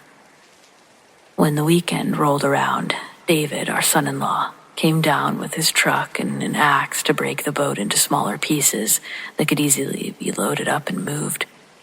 Me and my granddaughter, Nevaeh, watched the boys work on the boat from the patio. She walked inside to get a soda from the fridge, but came back with that small little dragon lure, the one that Santi had taken from the tackle box. I'd forgotten all about it until she showed it to me. Just like the tackle box it came from, the wooden lure looked worn down and broken. The hook was dull and misshapen, and Nevaeh noted that it was stinky. I told her to throw it in the yard. I'd have one of the boys take care of it. Where did she find it? I asked. I didn't think she would have walked all the way up to the bedroom and gotten into Santi's coat, and she didn't. She says she almost stepped on it by the refrigerator. Wow, that could have been a doctor's visit. She got lucky avoiding it. Standing on the back deck, she winds up and throws the dragon lure as far as she can into the grass of the backyard. Right after it hits the ground, I hear Nevaeh say, "Grandma, look." She's pointing out to the bushes on the right side of the yard, and out from under the leafy branches pops the scariest coyote I've ever seen. It emerged from the bushes looking like a demon from way down low. The sight of it made me use the Lord's name in vain and grab Nevaeh to go back inside. From the kitchen window, we both watched the coyote slink into the yard. It looked dead on all accounts. One of its eyes were dangling on its cheek. Its fur was patchy with mange. Sticks and leaves were tangled in its hair, and the eye that was still in its head, it was foggy and white. Its face had on a permanent snarl, but I was surprised at how fast it moved despite its condition. It entered the yard with a sort of limp and stared back at us with its one eye. Then it turned its head towards where Nevaeh had thrown the lure and crossed the yard in expeditious leaps. It picked up the dragon lure in its mouth and then swiftly exited the yard where it had entered. I'd never seen anything like it before. When I told the boys about it, they thought it was strange too. It's common to see wildlife where we are. I've seen a few coyotes on the property previously, but none of them quite like this one. None of them quite bold enough to come out in the middle of the day like that.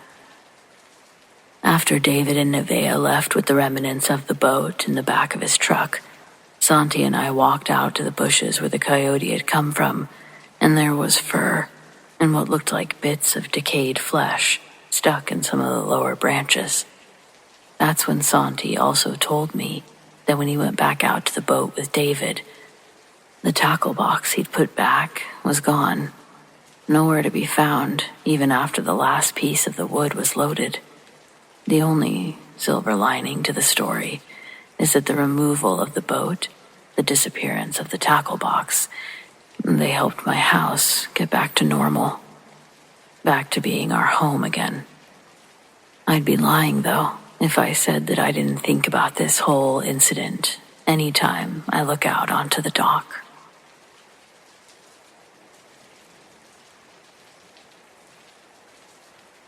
I'm sure I'm not unique in that I sleep with the TV on. I always have, just low enough for background noise. I live alone and silence makes me spiral, so the soft flicker of light and sound, it's always helped me sleep. I've got an old flat screen in my bedroom, still works fine, though it's not smart or anything, just runs off a cable box and some preloaded channels I never use. About a month ago, I woke up in the middle of the night and the TV was on static. Full screen, gray and fuzzy. It's the sort of thing that hasn't really been a thing since analog went out. I figured the cable box reset and there was an outage or something. I turned it off, rolled over, and didn't think much of it. But it happened again the next night, and again, always the same time, around 3:30, never earlier or later. Obviously, I just thought this was a software, hardware issue, so I just tried everything I knew, reset the box, switched HDMI cords, and then switched TVs with the one in the living room. It didn't matter, though. The static kept coming back, and then about a week in, I noticed something, I guess, in the static. It wasn't clear at first, just a faint shift in the snow, like some of the fuzz was moving differently than the rest. I stared at it for too long enough to feel ridiculous, like I was tricking myself. But then something moved. A figure, human-shaped, just standing there, moving back and forth. I sat up and blinked, and it was gone. The next night, I tried to find it again, and I couldn't see it at first, but sure enough, there it was. This time, it stayed longer. Still blurry, still faint, but standing dead center in the screen, facing forward. It was like watching me. I started unplugging the TV before bed, but even turned off or unplugged, the screen would faintly glow, like a flicker. One night I wasn't even looking directly at the screen. I was brushing my teeth.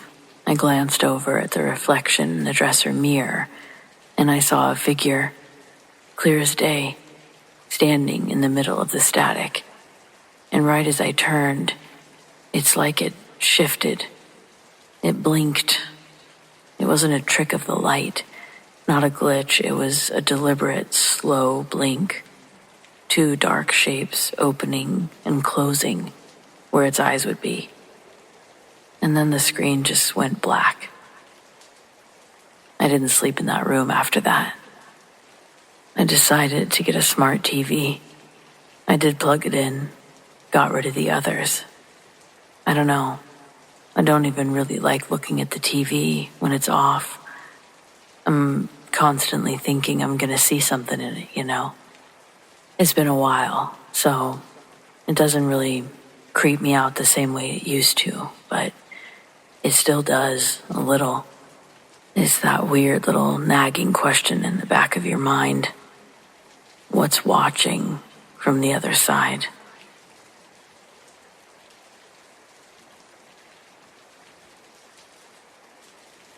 I was working the night shift at a hospital downtown.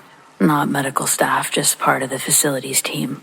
I handled basic maintenance, answering calls about jammed doors or flickering lights, that sort of thing. It was decent money, and most nights were quiet. This one night, though, wasn't. There's a wing of the hospital that's been under renovation for years. Budget cuts, contractor issues. Nobody can seem to finish it. It's on the 4th floor, and technically no one's supposed to be up there. But one of the nurses called down around 11:45, saying she heard something banging near the stairwell door up there, and she wanted someone to check it out. I asked if security could handle it, but she sounded uneasy, said she'd already tried calling them. No answer. So I grabbed my badge and keys and took the elevator up. I ran into Tony, another facilities guy that I was training that week. Passing him, I asked if he wanted to tag along.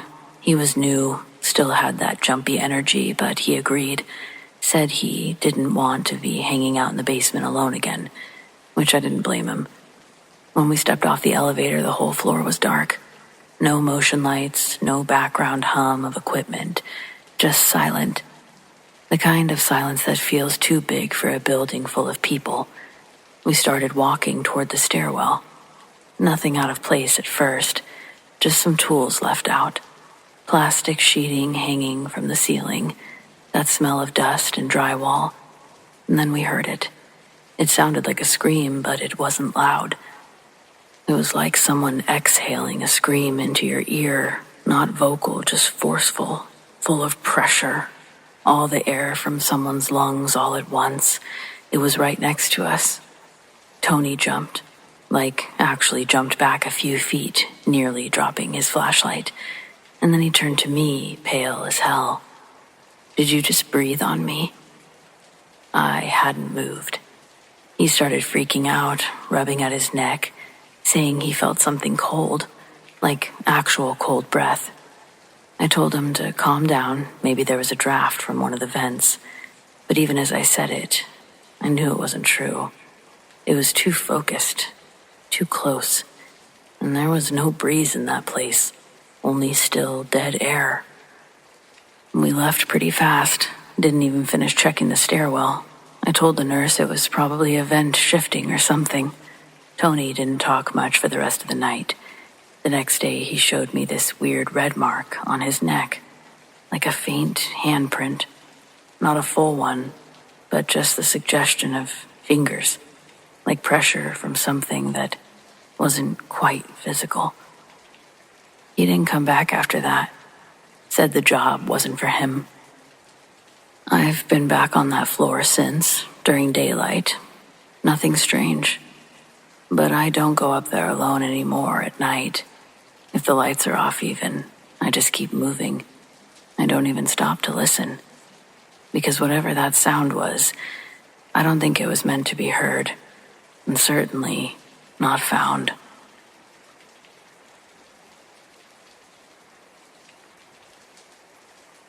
I've been commuting by train for years.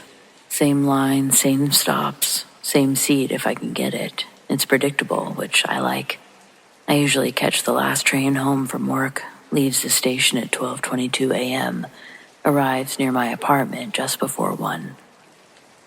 On this particular night, I was one of only 4 people in the car. A couple sitting near the doors, both asleep. An older man across from me reading a folded-up newspaper. The train was dead quiet. No chatter, no music, just the hum of the tracks. Then the PA cracked on. But it wasn't the usual conductor voice.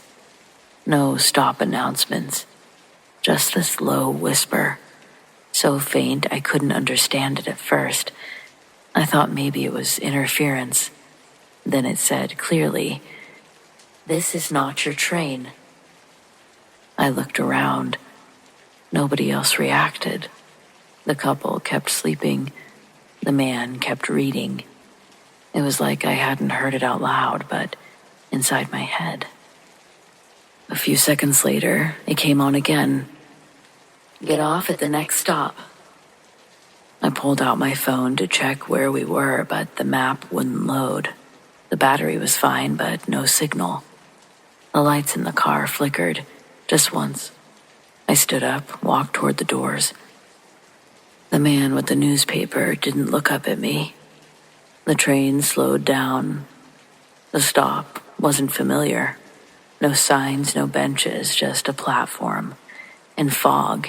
It was thick. It reminded me of a dream. I stepped off. It was the last stop after all. But nobody else did. The doors closed behind me, and the train pulled away. No one else got off. Just as I was about to have a panic, everything around me changed. I was exactly where I was supposed to be, but I have no idea what happened.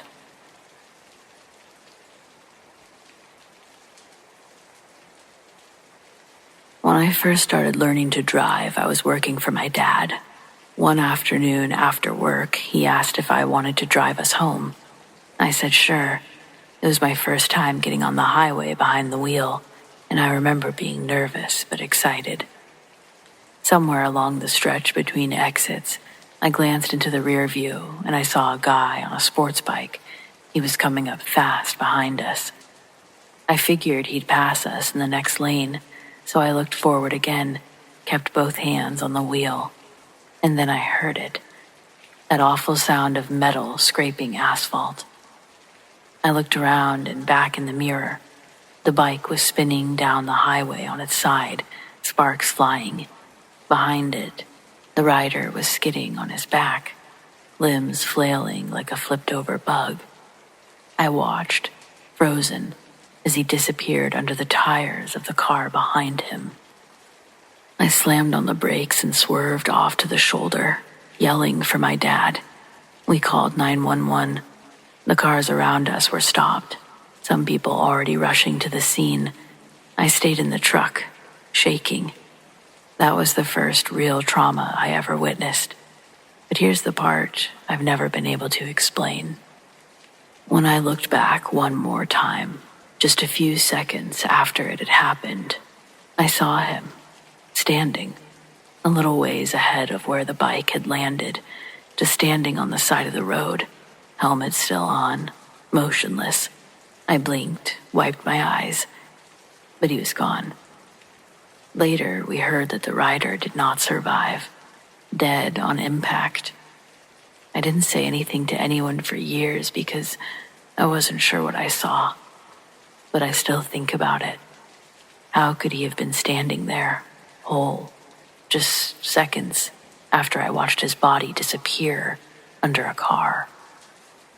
Maybe I saw wrong. Maybe it was someone else. Or maybe for a moment, what was left of him got to stand up one last time.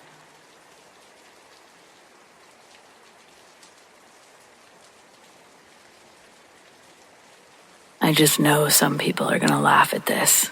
I just wish I could also convey how serious I am. I was at the grocery store, halfway through my list and zoning out near the bread and tortillas. You know where you get into that mindless rhythm. Eggs, milk, grab this, grab that. That's where I was, just moving along. And then the tortillas jumped. Not fell, not slid. Jumped. A sealed pack of corn tortillas, middle shelf, maybe shoulder height, shot out from the row and landed on the floor right in front of me. It was just like someone had tossed it from a short distance. Not tumbling down, not gliding off the edge, just launched. I stood there, blinking at it.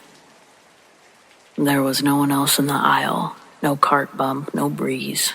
Nothing on the shelf was stacked precariously. I picked up the package slowly, like it might move again. It was cold, normal. Just tortillas. I laughed a little under my breath. Okay, I get it, I said. Enchiladas tonight. I put them in my cart, but I couldn't shake the feeling. My skin prickled like goosebumps. That weird internal quiet after something wrong happens was inside of me. I walked faster after that. Didn't even finish my list. That was 3 months ago. And yeah, the enchiladas were good, but it was still spooky.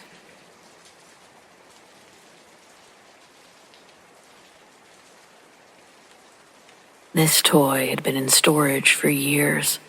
A small stuffed elephant with a wind-up music box in its belly. When you twisted the knob, it would play this slow, tinkling lullaby. Something generic but sweet. My son used to fall asleep to it every night when he was little. He's 15 now, sleeps like the dead with earbuds in and his door locked. The elephant hadn't seen daylight since we boxed up the nursery. A few weeks ago, I was digging through old bins in the garage, trying to clear space. I found the elephant tucked in some baby blankets. It looked clean enough, faded but intact. I brought it inside, more out of nostalgia than anything. I left it on the shelf in the hallway, right outside my bedroom. That night, close to midnight, I was brushing my teeth when I heard the song. It was that soft, winding lullaby drifting down the hallway. I sort of froze where I was. It wasn't muffled, nothing coming from a screen or a neighbor's house. It was clear and close. I stepped out of the bathroom. I saw the elephant on the shelf, moving. The music box itself, winding itself, slow and steady, as the elephant rocked gently with the motion. I stood there for a good minute, just listening, and then it stopped. No one else was awake. No one else could have touched it. That night was rough. The next morning, I moved it to a box in the closet. I haven't heard it since, but every so often, I check to make sure it's still in there. Just in case, I guess.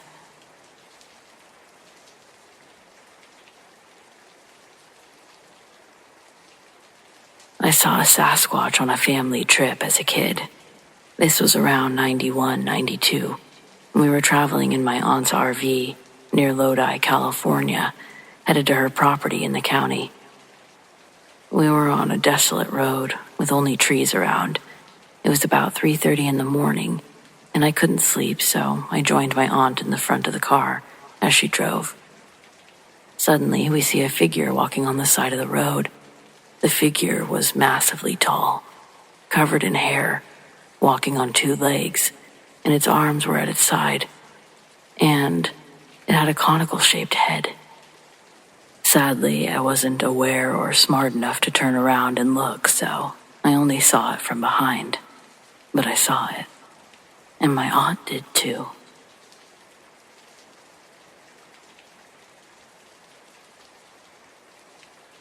This is my brother's story, but it's a good one. He was working as a night porter at an old hotel from the 18th century in the northern English countryside.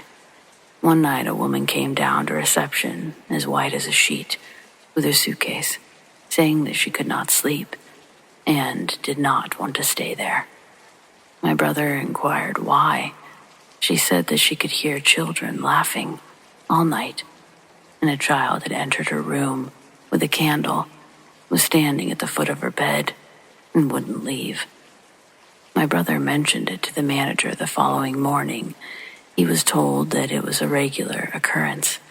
Before the hotel was a hotel, it used to be used as a school, and it was a kindergarten for over 100 years.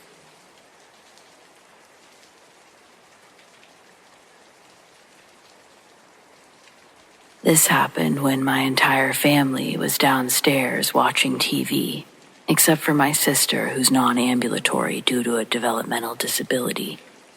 My sister was asleep in her room, directly above the room that we were all in. First, we heard a loud bang, as if she fell out of bed. We all looked at each other, and then muted the TV. That's when we all heard a voice, so similar to hers I'd sworn it was her. It called out, "Help, Mom, help." And we all ran upstairs. We opened her bedroom door to see that she was asleep, safely in her bed. Nothing on the floor, even though we had heard something fall directly above us.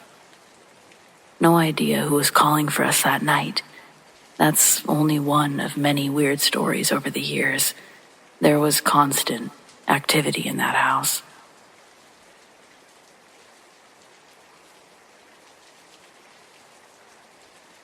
About a month after my mom passed, I was at her house helping my sister clean out some of her things.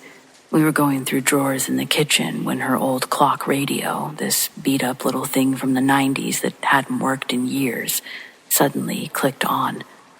No static, no fuzz, just a few seconds of a song that she used to hum while cooking. You Are My Sunshine.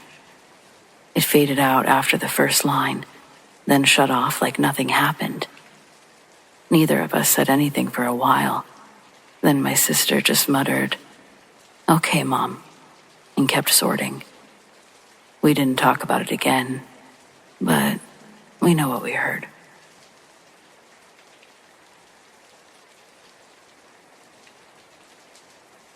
I was playing at the end of the trailer park, and a guy pulled up in a convertible. He said he knew my mom and held up a Polaroid across the front seat. I saw that the lady didn't have the right hair color, and I said so. He got frustrated and insisted I should come closer to be sure.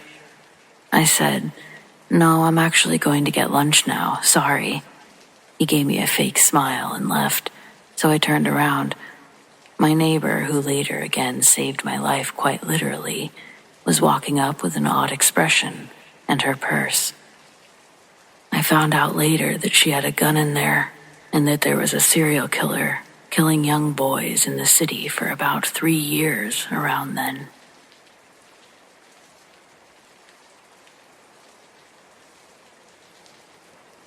This started a few months ago, and I still don't have an explanation. I live alone in a small townhouse, nothing fancy, just me and my cat, Luna. I've been here almost 3 years now. There's no weird history that I know about, no reason to think that anything was off, even, that is, until recently. It started with the mirror in the upstairs bathroom. Every night after I'd brush my teeth, I'd think I heard something, just a faint whisper. Not a voice exactly, more like movement or a breath. It was subtle enough that I assumed it was just the pipes or the fan. The bathroom gets really quiet at night. And then I realized it only happened when the mirror fogged up. I didn't think much of that either until one night. While I was wiping away the steam with my towel, I heard it again. It was closer and clearer. It was a whisper. It was a sentence. At first I couldn't make out the words, but it was definitely a voice. Soft. Too soft to be mine, and it wasn't coming from behind me. It was coming from behind the mirror. I stared at my reflection for a long time that night. I didn't sleep well. I told myself that it was stress. Maybe something in the air vent causing weird acoustics. I stopped using the hot water for a few days, just so the mirror wouldn't fog up. Then, last week, I forgot. I took a long shower, steam built up like usual, and when I stepped out, there it was. There was writing, right in the middle of the mirror, like someone had traced it with their fingertip. Just the word, here. I froze. The window was closed, and no one else had been in the house. And the writing, it wasn't smudged. It was clear. The letters thin and long, too neat to be drawn by accident, and fresh. I stood there probably for a full 5 minutes just staring at it. I didn't hear anything that night. I wiped it away, tried to forget it, but it happened again. Not right away. And that's the other weird thing. The message didn't show up the very next time it was fogged up, but only the next time after that. Even my cat won't go into that bathroom anymore. She just stares at the door and growls. I've tried to record it, but the whisper never shows up on my phone. I haven't told anyone because what do I even say? Hey, I think something is whispering to me through my bathroom mirror. It sounds insane, but I figured this is a safe space. I know what I heard. I know what I saw. And whatever it is, It seems to still be here.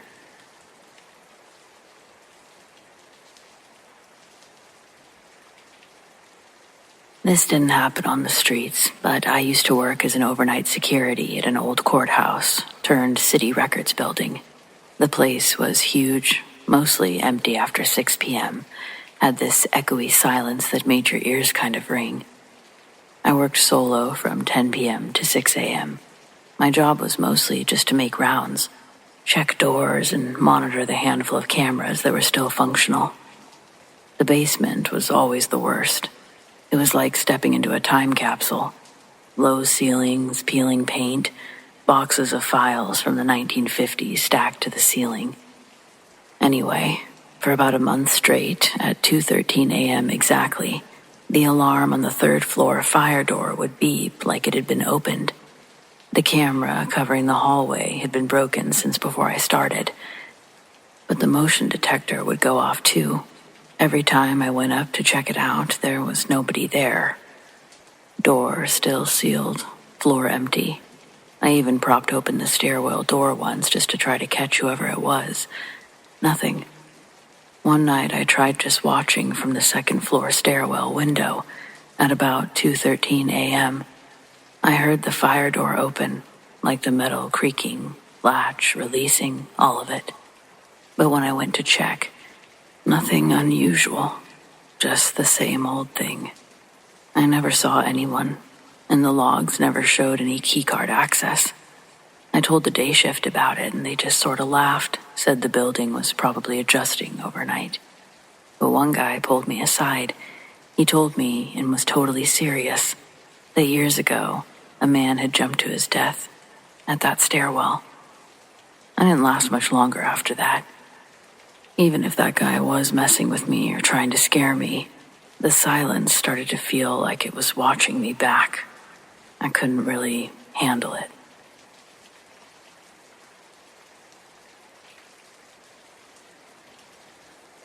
About 6 years ago, I was house sitting for my sister while she and her husband were on a cruise. They live in a 2-story just outside of town. Nothing spooky about it. Bright, clean, smells like cinnamon and lemon cleaner. Kind of makes you feel a little bit guilty about your own messy living room type of place.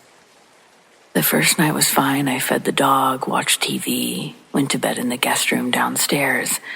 Around 2 a.m., I woke up to the dog whining at the base of the stairs. Not barking, just whining. I called him over, but he just stood there, staring up at the second floor, like he was waiting for someone. I figured maybe he heard something outside. I grabbed a flashlight and went up to check, mostly to calm him down so that I could get back to sleep. Every door upstairs was closed, just like I'd left them, except one. The door to the master bedroom was open about 2 inches, which I knew for a fact I had shut earlier, because I remember thinking it felt weird to be in someone else's bedroom, even if it was family. I pushed the door open slowly. The room was freezing cold, genuinely colder than the rest of the house. No windows were open, no vents, just heavy, cold. I stood in the doorway for a minute, expecting to see something, but it was empty. Everything was in place. Lights off, bed untouched. I went to close the door again and realized the lock was turned. Not the knob lock. The little hook and eye latch my brother-in-law had installed way up high to keep the door open during the day when they wanted airflow. I know for a fact I latched it earlier, and now it was hanging loose. I shut the door and locked it again. I went back downstairs. The dog was still sitting at the bottom of the stairs, ears up, watching me like he was waiting for a report. I mumbled something like all clear and tried to laugh it off. The next morning, I told myself it must have been air pressure, or I forgot the latch, or the dog bumped it or something, even though I really didn't believe that was true. And the feeling of walking into the cold, still room, it stayed with me. What really gets me, though, the following night, the same time, Same whine. I found the door cracked open again. This time, I'm certain of my routine. I stopped locking it after that. Whatever was up there, I figured, it didn't like being locked in.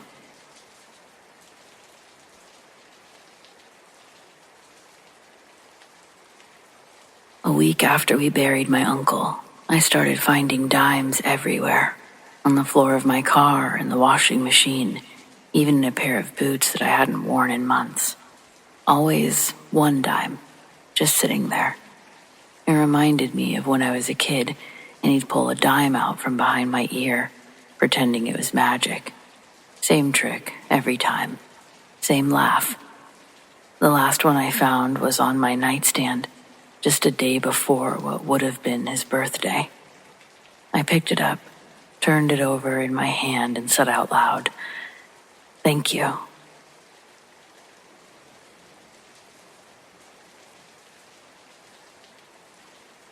When I was little, I had a friend who lived in the hallway. That's what I told my parents anyway. They thought I meant an imaginary friend, so they just smiled and played along. But she wasn't imaginary. She was there. She never talked. I never even saw her clearly, just glimpses. A flash of white near the door, a soft giggle down the hallway. And she would communicate with me. It just wasn't with words. Once I saw fingers curling around the edge of the wall, like she was playing hide and seek. I thought I was clever and called her Holly because she lived in the hallway, and I was 5. She liked toys. I'd set them up in the living room, and then I'd go to the kitchen. When I came back, they'd be moved, rearranged into new stories, like someone had been continuing the game while I was gone. My dolls would be lined up in rows, blocks stacked in shapes that I didn't build. I remember waking up once in the middle of the night and seeing one of my stuffed animals slowly rolling across the floor. I just whispered, "You can play with them while I'm asleep." And then I rolled over. I was never scared of her. She felt safe, like she was always keeping me company, even when I was alone. When I turned 7, we moved to a new house. I asked if Holly could come too. My mom said, maybe she already has a home. She didn't come with us, but sometimes I wonder if she's still there.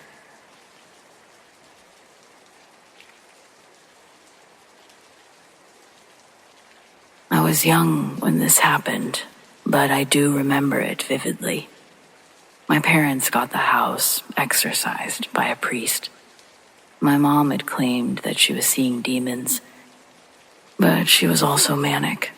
However, my father didn't argue.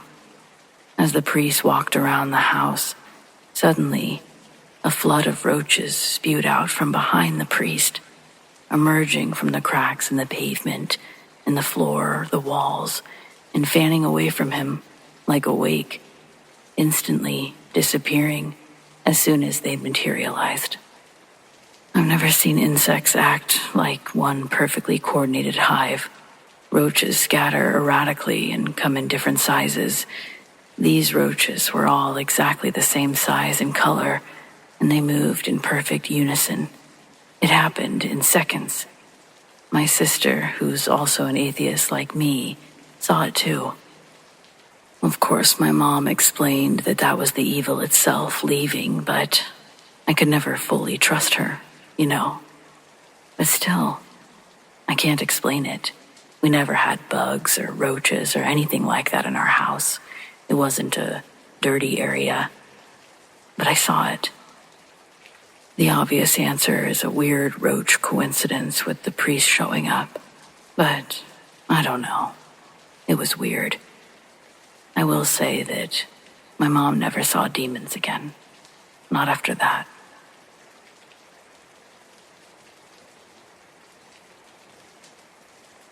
During my adolescence, at the age of 13, my parents decided to embark on a captivating trip to Mexico. We were accompanied by my 3 younger siblings. It started as a remarkable journey. one that unfolded on a moonlit night. We cruised along a picturesque highway in the state of Guanajuato.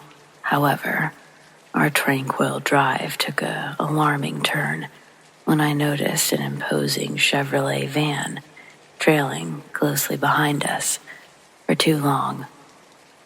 Feeling a sudden surge of fear welling up within me, I asked my father to allow the mysterious vehicle to overtake us, to pass. Sensing the distress in my voice, my father promptly maneuvered our rental car to the side, granting passage to the van. To my surprise, the van mirrored our actions and pulled over behind us, its driver emerging into the night, brandishing a menacing stick. Realizing the gravity of the situation, my father swiftly instructed us all to seek refuge by crouching down in our seats. With determination etched on his face, he accelerated the car. It propelled us forward with an unwavering determination towards the nearest town. A mere 5 miles away, but it sure felt like forever. Despite our desperate attempts to flee this car, the relentless van quickly closed the distance, this time shrouded in darkness as it extinguished its headlights. Our Buick, pushed to its limits, valiantly persevered, propelling us toward the sanctuary of a nearby hotel. As we approached the hotel's entrance, my father unleashed a cacophony of urgent honks, piercing the nighttime silence. Miraculously, the van, sensing our determination and the prospect of intervention, relinquished its pursuit. It receded into the shadows and disappeared from sight. Overwhelmed by the intensity of the encounter, my father sought solace from the empathetic hotel clerks. It was then that my parents were enlightened about the distressing prevalence of local kidnappings in the area. These encounters usually involve perpetrators who would cunningly disable their headlights, force unsuspecting vehicles off the road, and abduct the occupants at gunpoint. In retrospect, my father revealed to me that the stick that was wielded by the driver was in fact a disguised rifle, adding an additional layer of terror to our already traumatic ordeal. It suddenly became clear why he'd instructed all of us to duck.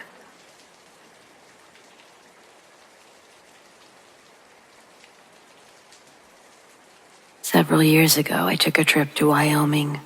I initially considered the idea of relocating and settling down there.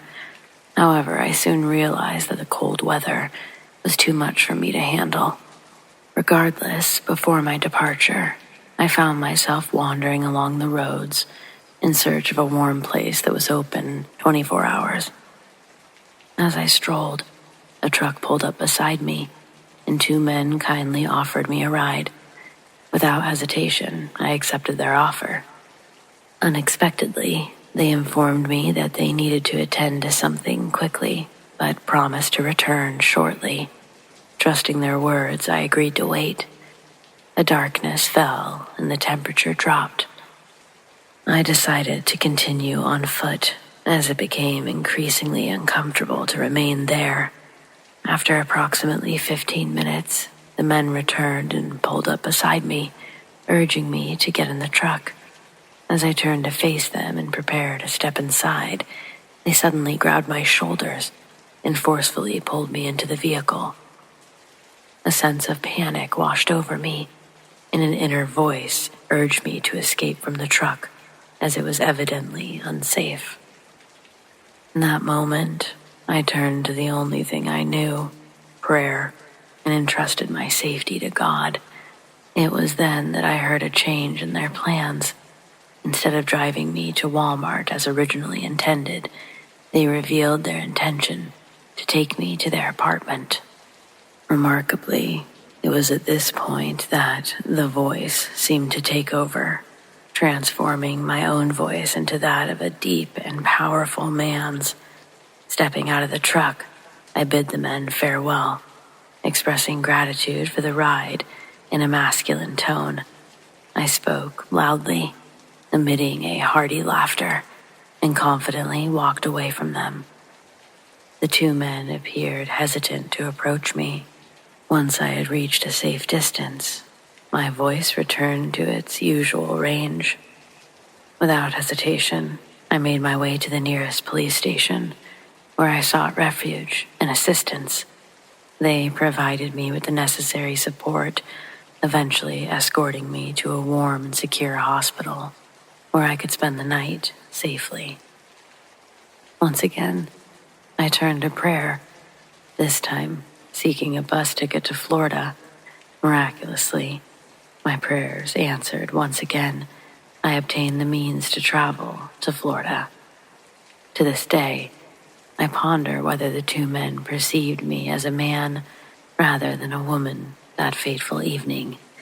But whatever came over me, it saved my life.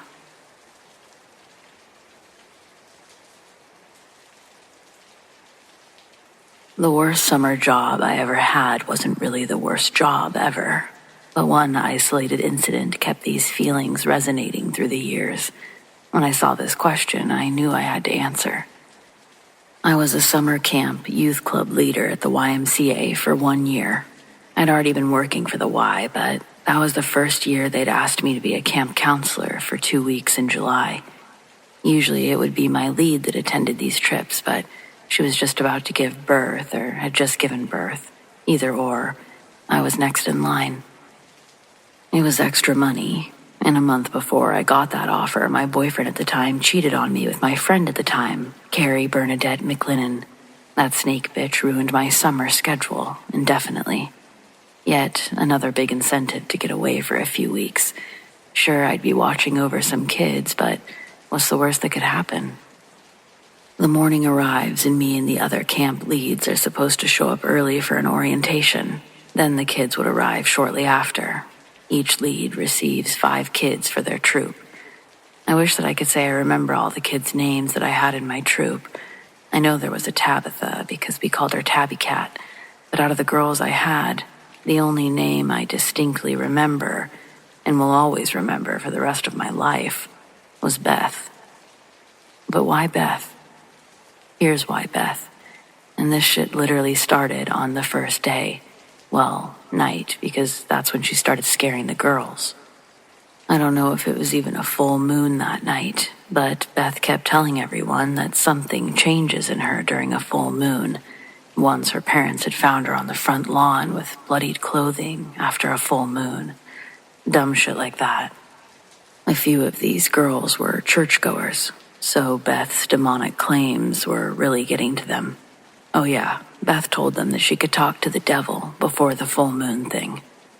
The cabin, all 6 of us shared, was built like a miniature log cabin. Inside each wall, aside from the entrance, had 2 slabs of woods on it, resembling bunk beds. The first thing everyone did was pick their bunks and set their sleeping bags on them. I, of course, had to be above Beth, as the other 4 girls had linked up immediately as bunkmates. The camp cabins are relatively spread apart from each other. Each cabin has a small trail that joins into a larger central pathway. Depending on which way you took, it would lead you to either the food hall or the art center. Or swimming, archery, and the rec, that was going left and right, but on the other side of the pathway. Like, if you were to keep walking straight out of the cabin, you'd find yourself at a huge lake with docks and kayaks. The cabin my troop stayed in had a beautiful view of the lake, and my bunk had a perfectly unobstructed view of it through one of the small windows. But that means so did Beth. Still, the same first night, I'm falling asleep and I can hear the girls all chatting below me. Their conversations make me squirm in my sleeping bag, thinking about being so cringy at that age, and if I wasn't already slightly disturbed by their bursts of laughter and whispers, Beth had to make shit weird again. From below me, I can hear her get way louder than the other girls' whisper squeaks. She goes, "There's someone floating above the lake." "No, look, there's really someone out there." I'm turned facing the wall, and I can hear the girls slowly grow quiet. None of them move, though. They're all apprehensive to leave the warmth of their bunks on the possibility of being fooled by one of Beth's crazy claims.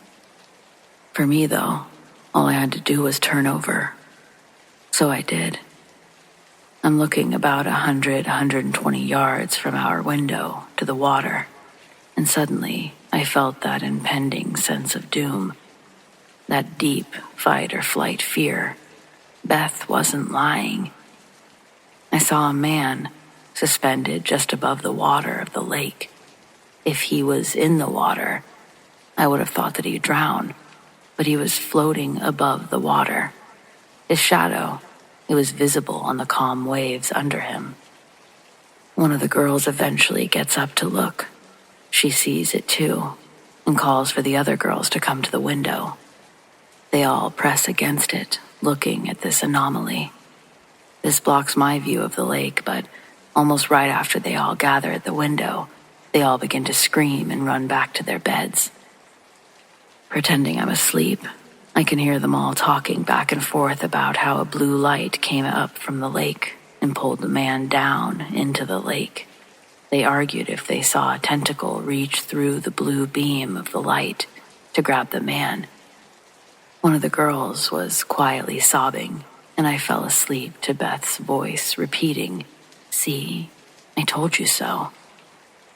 The next day, I'm shocked that none of the girls are bringing it up to me. Like, none of the girls tried to tell me what happened the previous night. I couldn't tell them I was fake sleeping to ignore their cries of terror, so I just left it alone too. But me and 5 tiny witnesses did see something. So, what was it?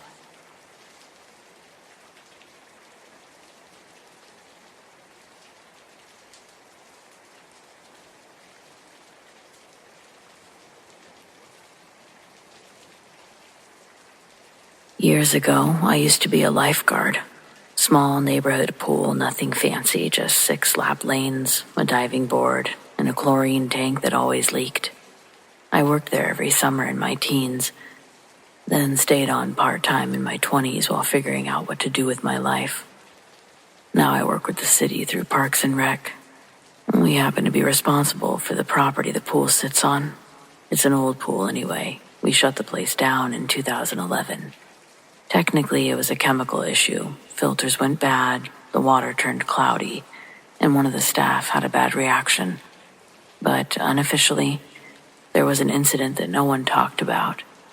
Something that happened late one night after closing. I didn't witness it myself, but I was on shift earlier that day. I remember that despite it being July, it was unusually cold. Chalked up to a building falling apart. But then, after dark, a teenage girl had drowned. Only she didn't look drowned when they pulled her out. No bloating, no fluid in her lungs, just pale, still. And her hands, they were raw. Skin shredded like she'd tried to claw at the tile. And the worst part, there were fingernail marks under the pool's cover. But it hadn't come loose. They drained the whole thing after that, and they never reopened. Flash forward to last week. I get a call from one of the new guys at Parks and Rec. Says the motion lights keep going off at the old pool. He went to check it out. Reported the place was still locked up and he couldn't see how anyone could have gotten in. Yet he said he heard strange noises coming from inside. Splashing. Footsteps in the locker room, doors slamming, but no one was there. Normally I'd write that stuff off or tell him to phone the police. I mean, the pool doesn't even have water, so I'm not sure about the splashing. But I don't know. Something in his voice struck me. He sounded shaken, like he wanted me to tell him it was nothing. When I mentioned making a police report, he almost sounded embarrassed at the idea. So I said I'd swing by. It was just after 10 p.m. when I pulled up. The gate padlock was intact, I drove around with my spotlight, checking the windows, doors. No sign of forced entry, all as the rookie had explained. But as soon as I stepped out of the truck, I heard it. The distinct echo of water moving. Not wind. I mean full-on swimming sounds. Arms slicing water. A quiet splash every few seconds. I still had my key to the pool house. I unlocked the main door, stepped inside. Everything was dark. I noticed the locker room lights flicker behind me, motion activated. Except I hadn't walked far enough to trigger them. I didn't think so. The inside hadn't changed much, smelled like mildew and old sunscreen. Most of the lockers were still labeled with duct tape from over a decade ago. I walked through the showers, across the maintenance area, and onto the pool deck. The last time I'd even peered in, the water was still drained. Cracked white tiles stretched out in every direction. The deep end was a stained, echoey hole, and in the silence I could hear the echo of my own breath bouncing back at me. But upon closer inspection, there was still some water. Just a thin channel. A ripple that ran the length of the pool. It shimmered differently than the dry tile around it on the outside. But it was more than a shimmer. It seemed like movement. As I walked the perimeter, I noticed something unusual, for sure. Wet footprints. Not mine. I was still standing on the dry deck. These prints went from the edge of the pool to the lifeguard chair and stopped. I climbed the chair to get an overall better view of the pool. From up there, you could see it clearer. The water was anything but still.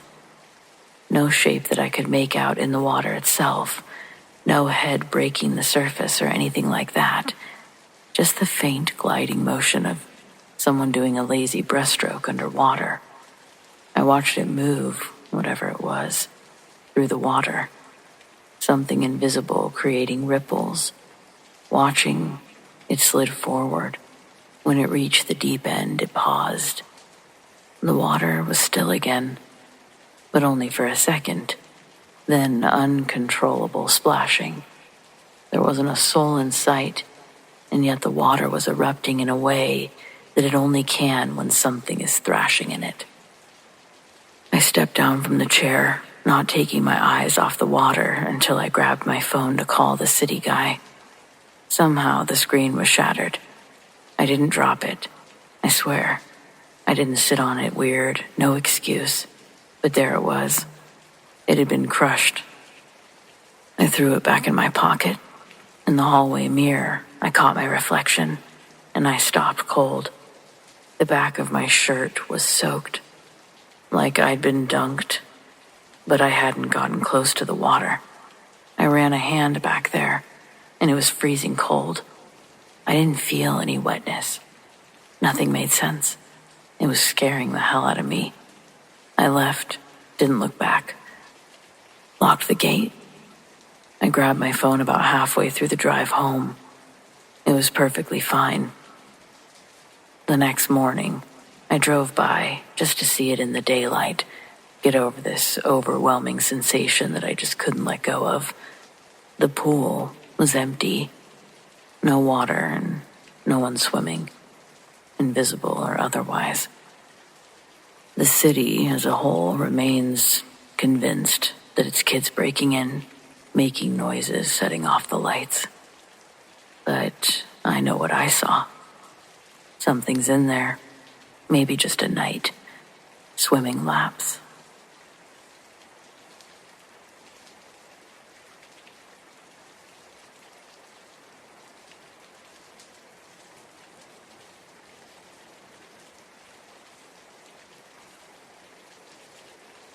I once worked as a housing inspector. A new client had purchased a house, and I was tasked with going and inspecting it. From the information on hand, the house was very old, built in 1908, was quite derelict, and in the middle of the woods. I was in no hurry to inspect the house, so I scheduled it for my last stop of the day. I did my jobs as per usual, and then I made my way to the house.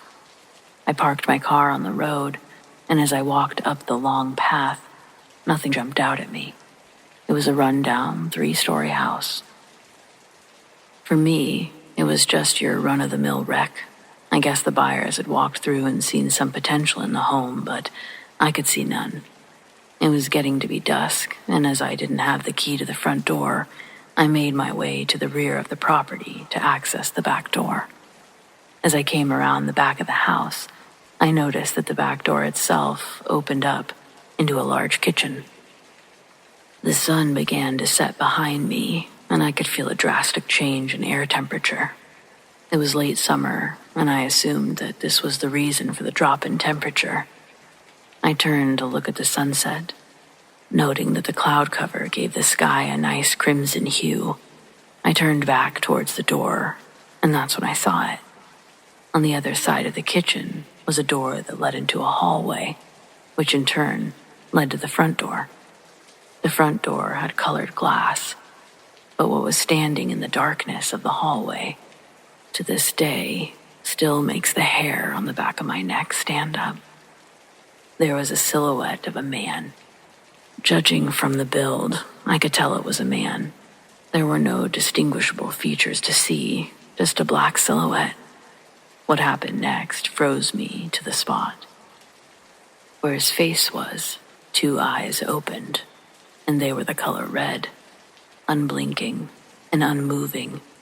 Those eyes glowed red, and I could tell that they were looking right at me. At first, I couldn't look away. Those red orbs seemed to stare straight into my soul, and I found myself transfixed, staring back. Every fiber in me told me that I should run, but I could not move.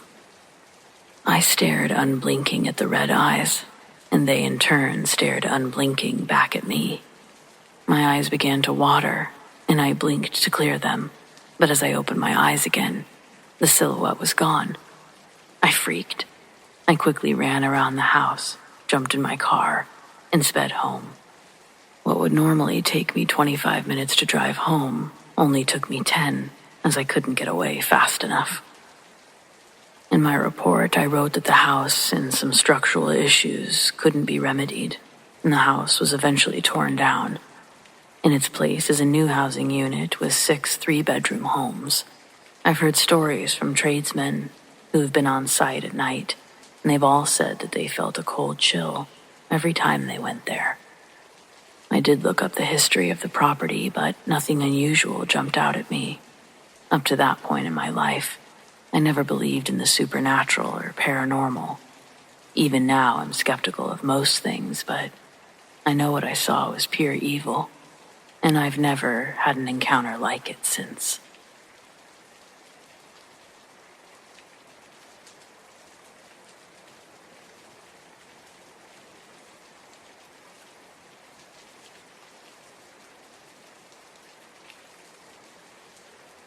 We didn't have a real Boy Scout or Brownie Scout troop when I was a kid, but we did have a few parents who took kids camping during summer breaks.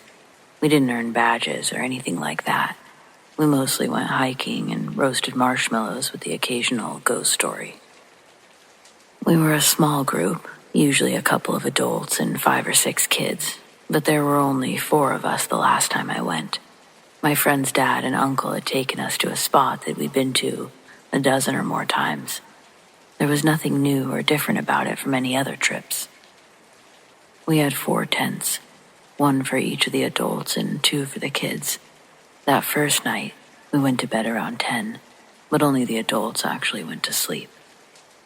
After an hour, we were bored, and we decided to go exploring. We went back up the same small trail that we'd hiked that morning, one that we had all been on countless times. There was a gnarly, twisted tree that was always used as a turnaround point, but we didn't see it that time. We walked for what felt like too long, and finally realized we didn't see anything that looked familiar. Our flashlights weren't anything fancy, so we had just been pointing them at the ground and talking the whole time. No one had really paid attention to where we were going, assuming that we'd passed the tree. We turned back. Again, too much time had passed. We still never saw the tree or anything familiar. It was starting to look like we turned onto a different trail or something, but we didn't recognize anything. We knew the whole area well. One of us should have recognized something. That's about the time that we started hearing movement in the woods. It sounded like a big animal, but the biggest thing that we have is black bears, and none of us had ever seen one around the campsite. We tried to find the source with our flashlight, but the trees were too thick to see anything. Whatever it was coming closer, so we walked away. And then it started running, so we started running. Its footsteps were way heavier than a person's, and we could hear tree limbs breaking as it rushed through the woods. I've never run so fast in my life. I assumed the others were behind me, but I was too afraid to actually look back. I'm not sure how far or how long we ran, but eventually I fell down. 2 of my friends were behind me and stopped to pull me up. That's when we realized it was quiet again. Nothing was chasing us, and we recognized the path we were on, finally. I'm not sure how we got to it. It was a different one from where we started, and they weren't supposed to connect, but we never actually left the trail. We yelled for our missing friend, but he never appeared. It was almost daylight, even though we hadn't been gone nearly long enough for the sun to be up. So we went back to camp. We hoped our friend would already be there, but we only found 2 angry, hungover chaperones looking everywhere for us. It felt like we were gone for maybe an hour or 2, but it had been over 6 hours. We were made to stay at camp while the adults went to look for our missing friend. They were gone for over an hour and came back empty-handed. We called the police after that and spent the rest of the day being interviewed while search and rescue took over. They never found a trace of our friend or anything that could have been chasing us. Everyone treated us like we made the whole thing up, but they never found any discrepancies in our stories. There were no more camping trips after that. Nobody would have wanted to go even if someone had tried to organize one. A lot of people blamed the chaperones, even though they genuinely did nothing wrong. I just have no frickin' clue what happened that night, no matter how many times I tell this story.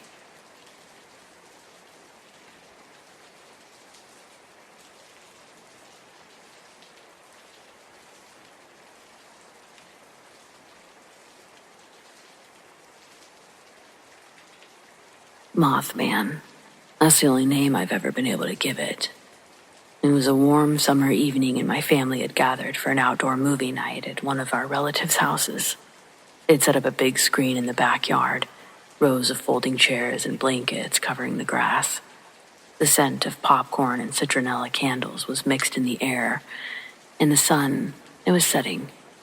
For a kid around 7 or 8 years old, it really felt like the perfect night. The movie had just started when my attention began to wander. I wasn't interested in whatever was playing on the screen. I still don't remember what it was. So I turned my gaze toward the tree line at the edge of the yard. It was almost fully dark by then, the faint glow of the moon casting shadows across the ground. And that's when I saw something. At first I thought it was a trick of the light, just my imagination playing with the shapes of the trees, but as I stared, I realized it was something else entirely. A tall, black figure stood just beyond the trees, partially hidden by the shadows. It looked like it was covered in fur or hair, its long, spindly arms hanging unnaturally low. Its eyes, though, I remember those most clearly. They glowed a deep, almost fiery red, cutting through the darkness like embers. And it was staring right at me. I froze, not in fear exactly, but in shock. It wasn't moving, not even a little, just standing there, watching. The distance between us made it hard to make out specific details. and the dim light didn't help. I couldn't see if it had wings or not, though part of me expected it to. It was hard to explain the feeling, but it didn't seem threatening. There was an almost unnatural calm about it, like it wasn't interested in hurting me. It just was.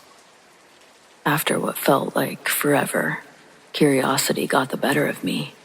I turned and ran back to the group, tugging on the sleeve of the nearest adult. "There's something in the woods," I said, urging them to come and see. Of course, they were skeptical, but I wouldn't let it go. I begged someone to follow me back to where I'd seen it. By the time I returned to the spot, it was completely dark. The figure was gone. The only thing staring back at me now were the trees. I scanned the area desperately, trying to catch another glimpse, but it was as if it had vanished into thin air. Understandably, no one believed me. I was just a kid with an overactive imagination, they said. Maybe I'd seen a shadow or a deer moving through the woods. But I know what I saw. It wasn't a shadow. It wasn't a deer. And though I wasn't afraid when I saw it, the memory of those glowing red eyes has stuck with me ever since. What was it? Was it watching me for a reason? Why didn't it move while I was looking? And why did it disappear the moment I turned away? I've never been able to answer those questions, but one thing I do know for sure, it wasn't my imagination.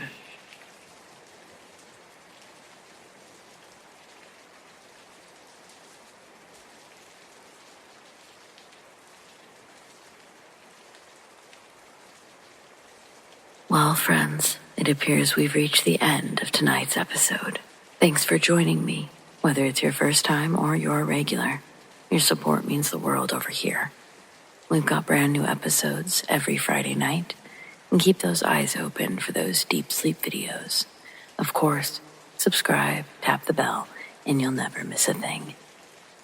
A special thanks to the Darkest Hour channel members, Lori TESDAHL, Sarah Marie, Robert Bailey, COLTDADDY Eagle, Mallory Dominguez, Carrie Watkins, Pilar Guiu, Traden Wixon, Larry Hill, Ripley, Jojo Starcher, Mary Patrick, Debbie Lafreniere, Julie Bordelais, Jennifer Beck, Marina Lachner, Make Hamilton Home, Evan Pratt, Mary Heinlein, Catherine M. The Real Katie Isabel, Landshark, Danielle Heck, Veronica McKiernan, Keziah Peterson, Amber Baker, Chris Lazone, Cara Chios, Marvin Allen, Forgotten Ruins TV, Raven Wolf, Carlos, Stacia Gillette, and Nate B. Big thanks to those who shared their stories, and a huge shout out to all of our patrons: Tracy S., Mary H., Tanya F., Tamara K., Monica L., Zoe Watt, Shelley B., Donald C., Marion T., Rat Girl, Alicia S., Aaron G., Nikki H., Mr. Revenant, Naz K., Brendan G., Paul T., Nicholas C., Tony P., Lizanne, Arlene F., Adrian, T.F. Parham, Jason G., Lori T., and Bobo Jenkins. If you want to support The Darkest Hour in other ways, consider joining our Patreon. Check out patreon.com/thedarkesthour or click the link in the description to learn more. Do you have stories like these? I'd love to share them. Send them to me, Amanda, darkesthour@gmail.com, or on the Darkest Hour subreddit, The Darkest Hour, YT. Stay spooky. We had a pretty big grizzly bear that would wander onto our property from time to time. My husband John named it the Blimp because, dear God, this was a round bear. We have a variety of other bears around, but the Blimp was a spectacle to behold. Whatever her diet consisted of did not involve cardio or climbing.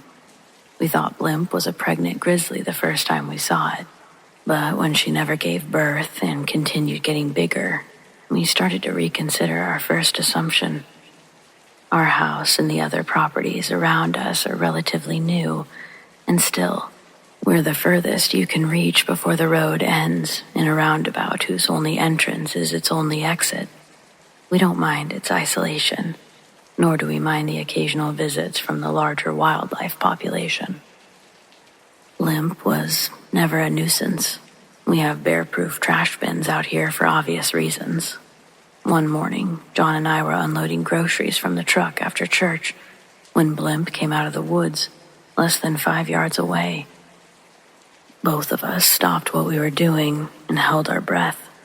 Up close, Blimp is by far the biggest bear I've ever seen in real life.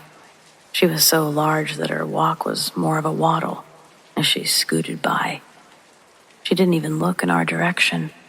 She must have seen we were there, but she couldn't have cared less about our presence. John dove into the back seat as I jumped into the passenger seat, and we slammed the doors of the truck. Then we watched Blimp continue through the tree line out our front yard. I think Blimp might have been one of the grizzlies that I could have possibly outrun, at least endurance-wise. Though, thankfully, my bold theory never had to be tested. Blimp was a chill bear. I'm sad to say, however, that this story breaks my heart before terror sinks in. One evening, near the end of last year, John went out to get firewood. It was a task that he did regularly, but this night, he'd returned with tragic news that Blimp had been killed. It was heartbreaking. Both of us are big animal lovers, and we'd really grown accustomed to having Blimp around. Surely an animal that size did not have predators. She wouldn't have been able to grow so plump otherwise. I asked if it looked like she'd been shot. Was it possible one of our neighbors didn't have such a passive relationship towards a giant grizzly waddling through? John says no. He's white as a sheet. As he tells me, the scene he came across was much more troubling than an accidental or even intentional killing by anything he could think of. And certainly, a gun was not responsible for this carnage. A ways beyond the grassy part of the backyard, there's a long pathway starting at the bushes by the tree line. This leads to another small clearing in the forest. There, we have a chopping block made from an old stump and a beautiful fire pit that John welded himself. When John finished collecting the wood, he turned around with the bundle in his arms and noticed one of the trees was a completely different color. Walking closer to inspect this anomaly in nature, John would discover that it's only the side facing him that seems to be splashed with this pigment. A wide red streak, starting from the base of the tree, straight up into its branches. As John got closer, the red line looked wet. He placed a finger into the liquid. It was much thinner than the sappy consistency he was expecting to touch. Then, John visually begins to follow this red trail all the way up. John saw Blimp. Its limbs dangled as her body laid straddling a thick branch high up in the trees. The rib bones are exposed from a wound that looks like something had taken bites from her. Blimp's head was missing altogether. Touching the blood between his fingers again, it registers to John that the sickening mess of carnage above him had recently happened. Quickly scanning the other branches near the body, John starts to slowly back out from under the tree. The lack of noise around him became discernible as John's footsteps and heartbeat soon became the loudest sound he could hear. It was like the forest around him fell into stasis. A wave of nausea suddenly hit John with such force that he began dry heaving. Growing with the pain in his stomach was the overwhelming feeling that he was being watched. All sense of safety was pulled away in the atmospheric fluctuation, and that's when John rushed back to the house. With terror stuttering his words, that was his declaration. The next morning, we both went out to the fire pit to get a better look at the situation. I know some of you wouldn't, but there was no way I couldn't see it for myself, the mess John described. It seemed incomprehensible, and I was going to see what my husband saw, if for no other reason than sharing what's now a core memory. It was easy to see the blood in the daylight, and we noticed a trail started before the tree. There was a streak coming from further in the woods where Blimp had been dragged from. Claw marks cut deep into the bark of the trees nearest, all leading to a part of the grass that was saturated in blood and pieces of Blimp's fur. No way a mountain lion could have done something like that.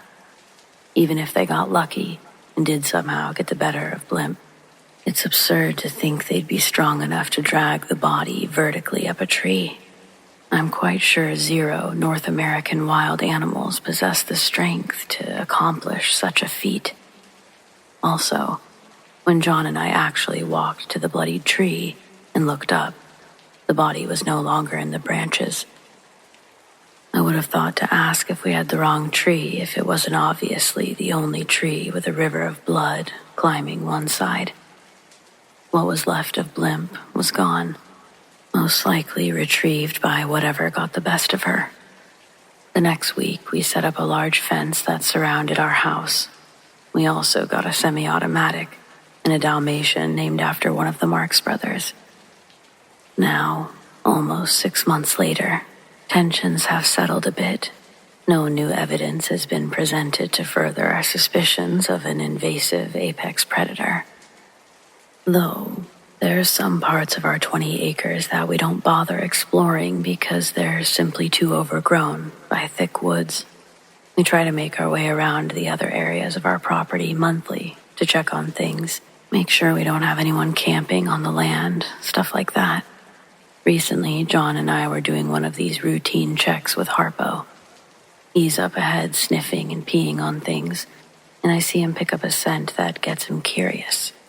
The wagging of his tail stops, and he's focused on locating the source of the smell. It brings him towards a bush that he quickly starts digging and climbing into the vines of, all the way until his upper half disappears. My attention now is on Harpo's excitement, and I'm wondering what he's going to pull out of the bushes. Harpo begins tugging on something that he's got a hold of. The bush shakes as Harpo struggles to free the object. Finally, the branches snap and release Harpo backwards, with his new treasure tightly clenched in his teeth. At first glance, it looked like Harpo caught a giant raccoon in his mouth. I sprinted at him and yelled for him to drop it. Harpo does, and it falls in the grass. I recognize it as not being a raccoon. Harpo had a bear's skull. Part of it, anyway. I got the leash out of my backpack, and Harpo walked closer to us. A river runs through the end of our property. It's the line that separates us and our neighbor's property. Harpo's always been a fan of playing in the water on our walks. So when we got there, I unhooked the leash from his collar, but Harpo didn't leave our side. Instead of running off as he normally would, he stayed glued to our hip all the way back to the house. So far, it's been the same ever since that day. We'll see how long that behavior sticks around. Since then, we've gone on plenty more walks around the property. Last weekend, we got the courage to make s'mores in the fire pit.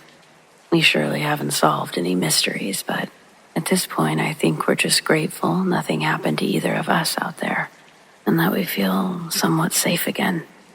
We aren't exactly close to our neighbors, but I'm tempted to talk to the family or couple a mile down the road. They've lived here longer than the rest of us, and it just makes me wonder, what do they know about this area that we should know?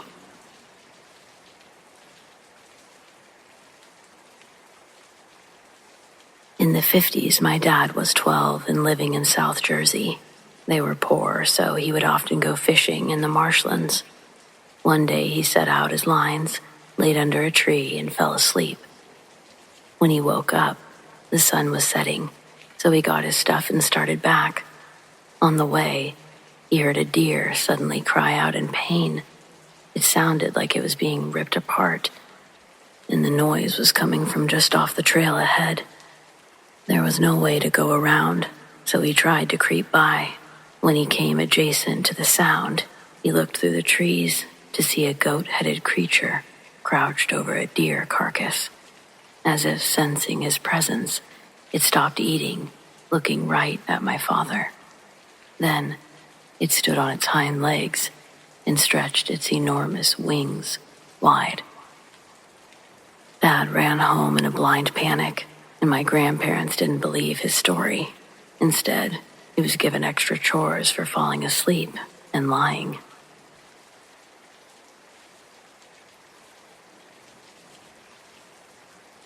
I was 7 when my parents moved us into a New Hampshire townhouse. My brother, David, was 5. We made friends with a little girl around the same age and thought she was a neighbor. We'd play in my room or in the backyard, but any time our mom came around, the girl disappeared. We spoke of her enough that our parents considered her an imaginary friend.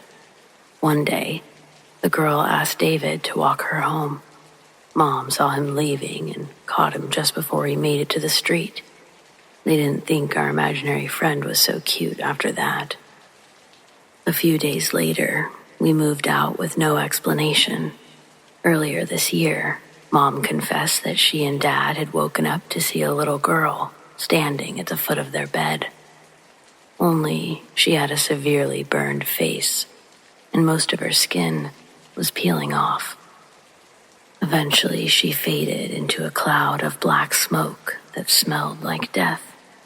They didn't even go back to sleep. Once they could move again, they started packing.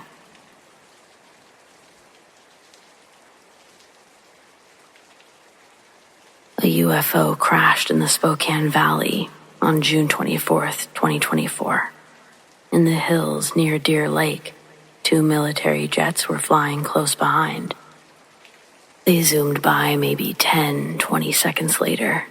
I couldn't tell if they were the ones who downed the craft. All of it happened so fast. My husband Dobbs was driving us out to visit his uncle over in Clayton. Then, a silver object in the shape of a sideways teardrop appeared to burst out of a flash of light. It moved in the direction that the big end was on. At the thin, pointed end, it was swinging in a figure 8 pattern. Then we saw it fall behind a hill. We knew there was only ground past that hill. Then the jets flew by. Ignoring my wishes not to go look for the crash, Dobbs hit his blinker and changed course, and gives me the task of calling his uncle to tell him we'll be late, then to call the newspaper. By the time we got anywhere close to where it landed, big army trucks blocked the roads leading there. For our safety, I'll use the name B when I refer to our daughter-in-law. B works for a local paper in or around the Spokane Valley. She told me that multiple people called in from Ponderay to report the crash. Most of their stories were the same, and none of them ended with any more information. The big trucks surrounded that town, blocking off the roads to and from for over an hour. Then, someone in the Sand Creek area called in. They claimed to have been on Mountain Road. That call would be the closest to the actual crash site. The man called in to talk about what they'd seen. He was suspicious the local police were involved, and he wanted to get on record what he saw. When the UFO crashed in the valley below the road, the man pulled over his work truck and looked off the edge of the road to see the silver drop at rest in the long grass. It was almost immediately next that a round of pops echo off the mountains, and the area below is covered with smoke bombs that fully engulf the craft and surrounding area. A black helicopter then came from the north and dropped a humongous opaque net over the craft. For a quick moment, the man could see everything as the air from the net pushed the fog around when it landed. He told B that just before everything was covered again by the gray cloud of smoke, he saw a tall, bell-shaped creature form out of thin air in front of the soldiers that were approaching the crash site on foot. Though the man tried to drive away, law enforcement caught up with him. He was detained, and all of his belongings were confiscated. His camera, journal, even his phone were taken. After the reports started coming into the office, so did 4 men from the government. They threatened B and the rest of the staff that were there that day to dispose of the story, or they themselves would be disposed of, along with the building itself. Claiming old structures like that burn down all the time, they made it clear that they intended to visit any callers that they could identify. I don't like to be a conspiracy theory nut or anything like that, but the story's being suppressed. Who knows why? I'm not even here to say if it's for our own good or not. I guess I'm just here to say it. If you live in Washington, share this with your loved ones or anyone you see fit. People are saying the area around the crash site that is contaminated by radiation now, including the Kalispell Lake and Penn River. If these claims are true, this would devastate our ecosystem around those parts, not to mention the health complications people would develop living in the towns close by. I guess this seems as good a reason as any to cover something up, keep something quiet.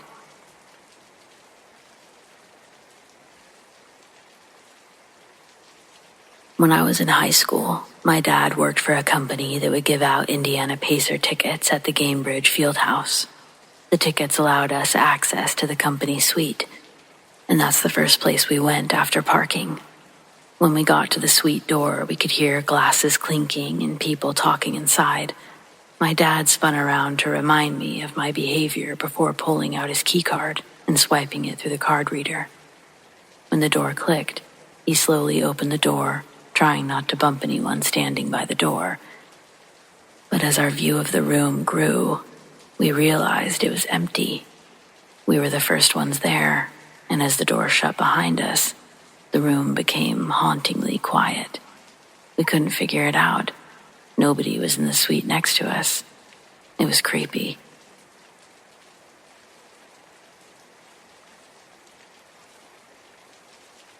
I just heard my dad call my name from outside my window.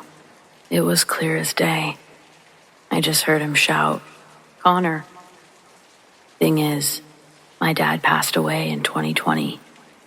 So I froze, eyes wide, listening, anticipating I'd hear a repetition of a noise that I could have possibly misheard as my dad calling my name. But the house is quiet. My dogs aren't even up walking around.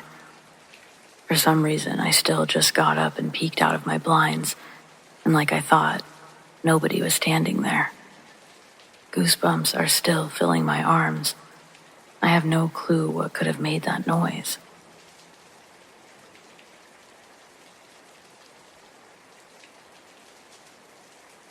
There's a wooden cross on the bend of a 2-lane highway just before taking the exit to my small town. I've lived here for years. Family lived out here, and after I graduated, I came to work for my uncle's roofing company. I casually gazed at this cross while passing by upwards between 3 or 4 times a day. It's a good reminder to slow down driving through these hills. The longer you live here, the easier twists and turns become. I'd like to hope I'm not the only one that pumps their brakes a little more when driving these roads. Sadly, this wooden cross isn't alone. Every few miles you'll see another one. A lot on such a small stretch of highway. But I'd find out. The crosses aren't at all an accurate depiction of the deaths that have happened. And while many of these are from driving under the influence, other accidents have had us scratching our heads when reading about them on our police department's Twitter account. Since I moved out here, I never liked driving on our highway at night. To easily sum it up, it's a twisty, thin road with a lane for east and a lane for west, divided by a thin yellow line. On each of the other sides are steep, mountainous drops. The only lights helping you see are the ones attached to your car.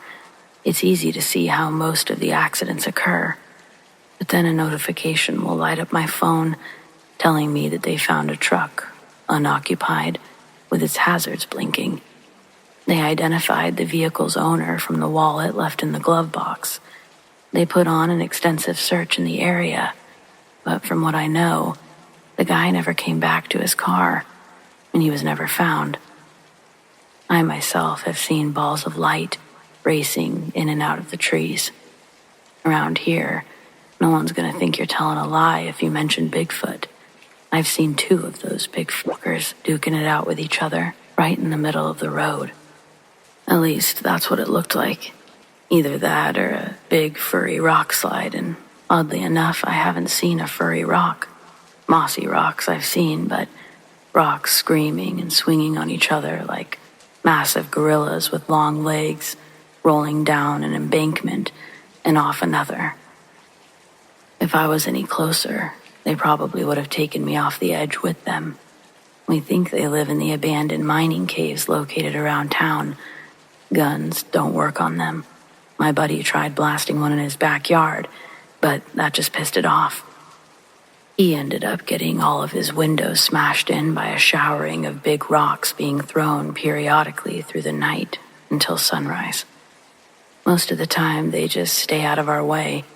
It's rare to actually see one up close, but I wasn't trying to make this about Bigfoot. I apologize, because honestly, I don't think they're the ones to blame for the accidents. Driving down this highway, I've also seen spirits manifest in the road. If I didn't have my wits about me, I would have naturally cranked the wheel until my car went off a cliff from a 90-degree turning angle. The city repairs the thin metal barrier, but the rubber tire marks remain on the pavement for years. There's something deeply creepy about seeing these faded trails that lead straight off the edge of the road. From the stories I've heard from others that have seen them, they think the spirits are intentionally trying to scare the drivers off the cliff because they're lonely. With so many deaths, I don't know how they could be so lonely, though. There should be enough souls out there to throw a mini festival, decades and decades of them. The county couldn't financially undertake the job that it would take to make this road safer, at least not anytime soon. All we could do is buckle up and drive cautiously. The wildlife around here stay mostly in the forested area. I've only had to slow down for a half full of deer crossing the road. But some people, they'll go as far as to tell you that the deer can't be trusted. This last one I actually heard a couple weeks ago down at the bar. A lady from one of our neighboring towns had walked into the bar, telling everyone that on her drive in, she saw a deer on the side of the road. It was standing up on 2 legs. Its face looked decayed, more skeleton than skin. It had huge black eyes, and it stared at her when she sped by. When she looked in her rearview mirror, it was chasing her. She floored it the rest of the way to the bar. The old pervs were the first to offer words of advice and trade horror stories in line with hers. One going as far as to blame these accidents on the deer. And at this point, I'd be a fool to rule anything out that seems too strange to be true.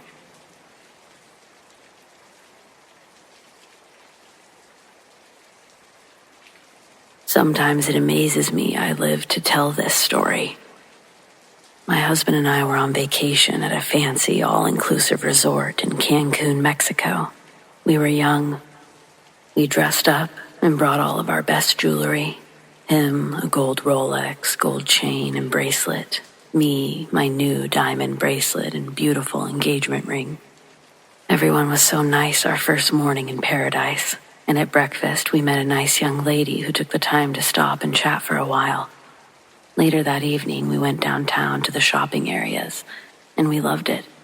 It was getting quite dark, and we were starting to head back to our resort, when that same super friendly young lady appeared and offered us a ride back to the resort. She was going there anyway.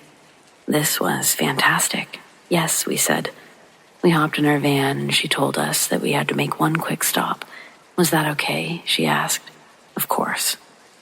On the way, She told us various stories about the places we passed and told us the best places to eat.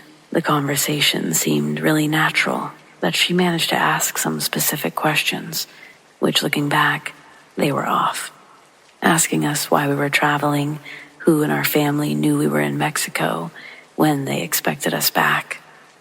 With the language barrier, it was easy to mistake these as innocent questions about our trip. She pulled up to an insanely loud night spot with a home connected to it right next door. I mean, the music was loud. A locked iron gate surrounded the courtyard. "Come on in," she smiled and beckoned. We jumped out of the van and stood beside her, her hands suddenly shaking uncontrollably as she unlocked the gate. We went in. She shakily locked it. We got to the front door and she opened it, ushered us in, and we were speechless to see a giant room.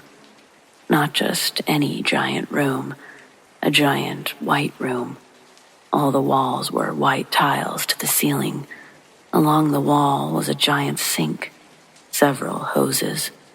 The floors were solid white, with huge drain holes in several areas. The room was very well lit. We were standing with her, and she was shaking more than ever. Innocent, young, and confused, we stood there silently as she called up the stairs. "Julio! Julio! Julio!" When she had no response, she hysterically ran up the stairs, only to find that the one door was locked.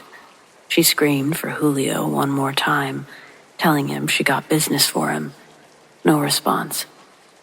She stomped down the stairs and yelled at us, "Let's go," in a completely different tone of voice. She was angry, but we obediently followed her out to the van. Her whole demeanor had changed. She was mean and wild. She drove crazy away from the blasting music next door, speeding away for what seemed like forever. Then, she just came to a screeching halt and yelled, "Get out!" In the pitch black, middle of nowhere, we did again as we were told. It was then we realized our stupidity. Our lives had been spared from a slaughterhouse. The sinks, the noise to cover screams, the drains in the floors, probably all for our jewelry. Julio, the butcher, nowhere to be found that lucky night. We walked until we saw streets, took a taxi back to our resort in complete silence. We locked every piece of jewelry in our safe and thanked God for being spared. We never saw her again, but I'll never forget her.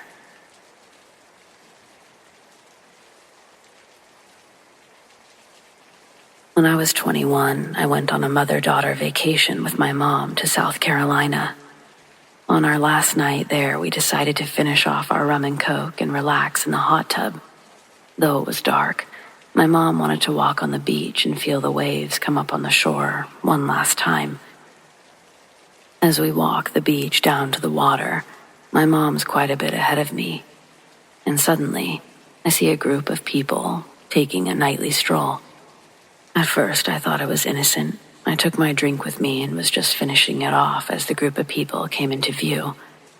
Then I noticed it was a large group of young men, probably mid to late 20s, about a dozen of them. I realized that they were watching me finish my drink, and the beginning of the group had walked a little bit past me and then stopped, while the others remained in front of me, also stopped, meaning I was suddenly surrounded by them. I became very aware of every inch of my skin that my bathing suit was revealing, and I knew that they knew I was drinking. They also thought I was alone, since my mother was down at the waves and far enough away to seem like a third party. I went to walk between what I saw was an opening in the group, but as I did, two of these men touched me, grabbing my sides and shoulders to keep me in the center of their man-made circle. I told them to get off me, not to touch me, and they held their hands up dramatically, as if I was being unreasonable, telling me to calm down, sweetheart.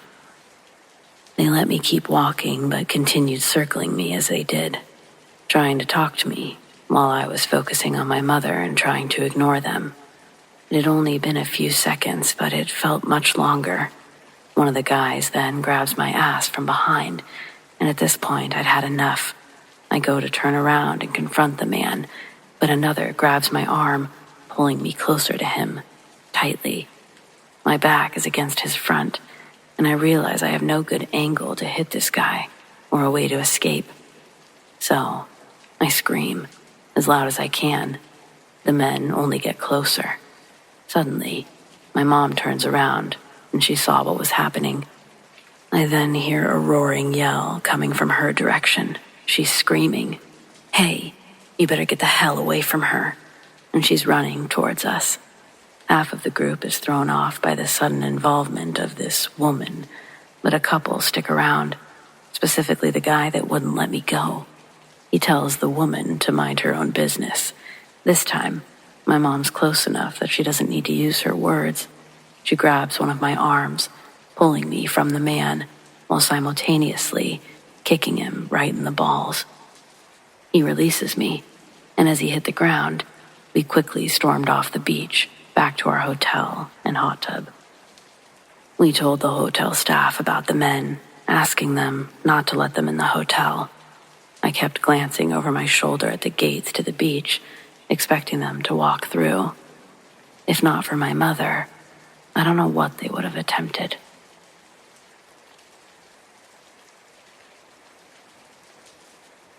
When I was 8, my family and I took a beach vacation, staying in a condo with 20 floors, our condo being on the top floor. One evening while we were there, I was in the elevator on the way back up from the beach to have dinner, when suddenly the elevator stopped on the 13th floor.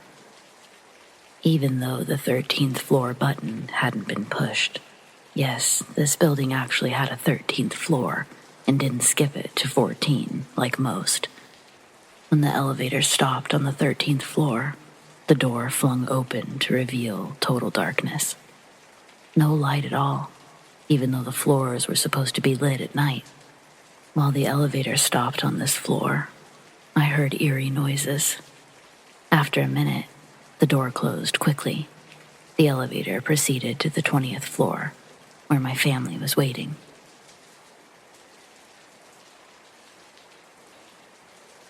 This happened a while ago, and I guess I would say it's not your traditional ghost story. My experience was with one of my dogs who'd passed away.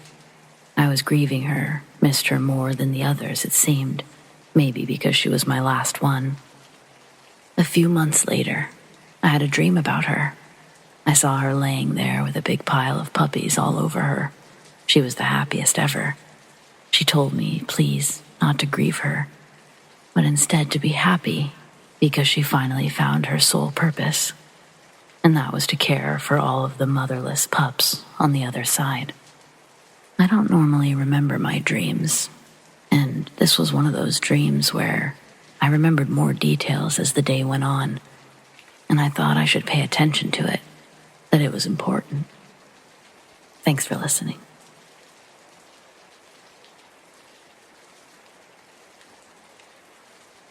A few nights ago, I woke up in the middle of the night and saw a small black orb with tentacles floating towards me from above. Initially, I deemed it was a spider dropping from the ceiling, but as it got closer to me and as I focused, it just dissipated. This thing was pitch black, about the size of a bouncy ball or a quarter. The tentacles were also pitch black. They were thin and hairy or inky. It was by all means there, and then it wasn't. It was strange enough for me to get out of bed in the middle of the night. Of course, I looked this up online and found a few stories, including some on here, all from people who have seen or experienced the same thing. I don't know. Maybe it was something I misinterpreted, but maybe it was paranormal.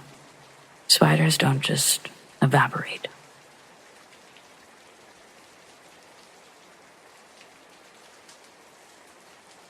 Back in late 2006, I was pregnant with my twins.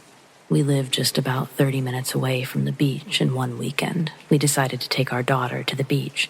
She loved it, and it was a favorite family activity. Anyway, the three of us were out swimming in the water, just having a great time. We were stupid. We were just a little bit too far from the shore with a toddler. We shouldn't have been. We also were very caught up just having a great time together. I suddenly realized that we were the only ones in the water. I looked towards the shore, and everyone was yelling to get out of the water. Right then, a huge shadow swims between us and the shoreline. This was a very large, popular beach. There were no warning flags or anything, and so we kind of just forgot to respect nature. I've never made that mistake again.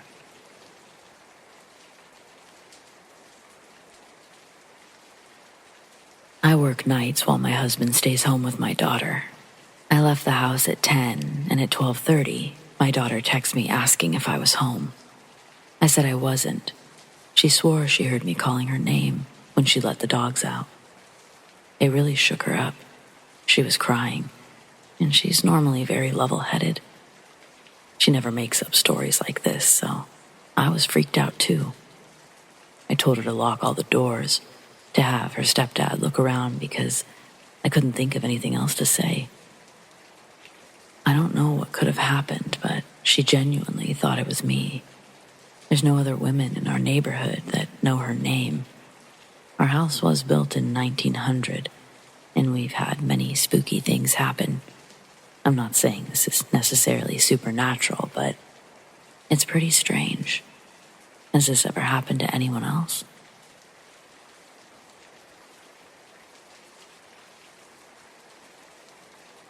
My sister loved American Girl dolls, and every time our dad was away for business, he'd always find one from whatever state he'd visit, except the time he got home from North Carolina. When he got home, he made an excuse to curb my sister's disappointment. Years later, he'd tell us that he actually did purchase an American Girl doll when he went to Charlotte, but it started moving around in his bag. He thought that it might have been an electronic doll, so he took it out in his hotel room. He inspected the doll, but he couldn't find a place for batteries. Then the doll's head turned, looked at him. He threw it up against the wall and ran out of his hotel. He requested that housekeeping get rid of it before he returned again. So, thanks, Dad, for not bringing that haunted-ass doll home.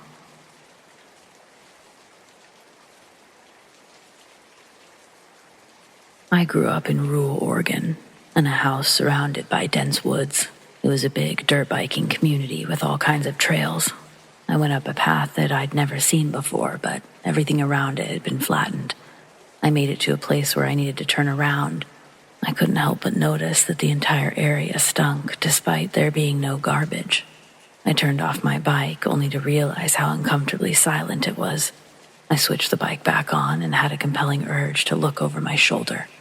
Something quickly ducked behind some brush. It couldn't have been taller than 5 foot. I watched as massive, hairy hands grabbed the sides of the largest tree. It had some good-sized hands despite its height. I rode out of there as fast as possible, never saw it again.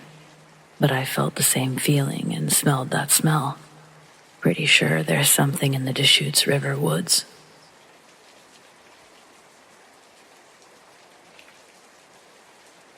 A few nights ago, I was walking home, smoking a cigarette. I saw some men in black standing in the woods. It scared the shit out of me because I had my head down. I was cutting through the trail. It's a well-lit path. I've never had any problems when cutting through before, but this time, I looked up and they were just standing there. I yelped, but they didn't move or react. 2 men in matching suits stood, facing each other, both bald and both standing over 6 feet tall, motionless. I live in Columbia Falls, Montana. You don't usually see people, period, but also you never see such well-dressed individuals, especially at 4 a.m, in the middle of the forest, standing completely still. I hurried my pace as I walked by them, giving a hey, but they just ignored me. When they were out of sight, I ran my ass all the way home.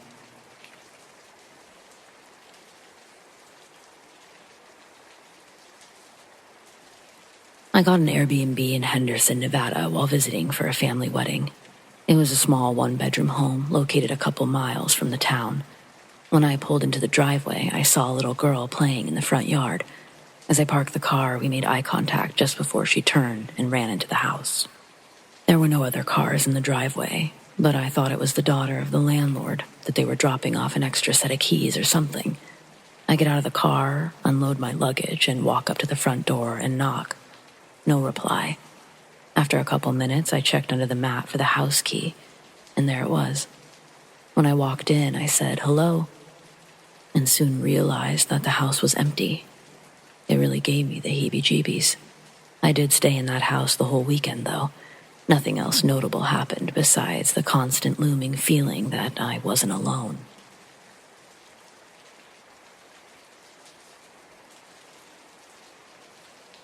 Lake Thunderbird, Norman, Oklahoma. Multiple drownings a year contributed to a large freshwater octopus, this being the only freshwater cephalopod of its species. My dad had a friend drown there in 1984. He said they were out swimming and he saw him get ripped underwater. It was the blink of an eye. One moment he's treading water, a couple of yards ahead, then he's gone. My dad felt a strong push of water as something big shot up from beneath, pushing the water and him backwards with a violent wave. He told me about this, and I Googled it. There's a slew of unexplained drownings at that lake, a few others around the Del City area.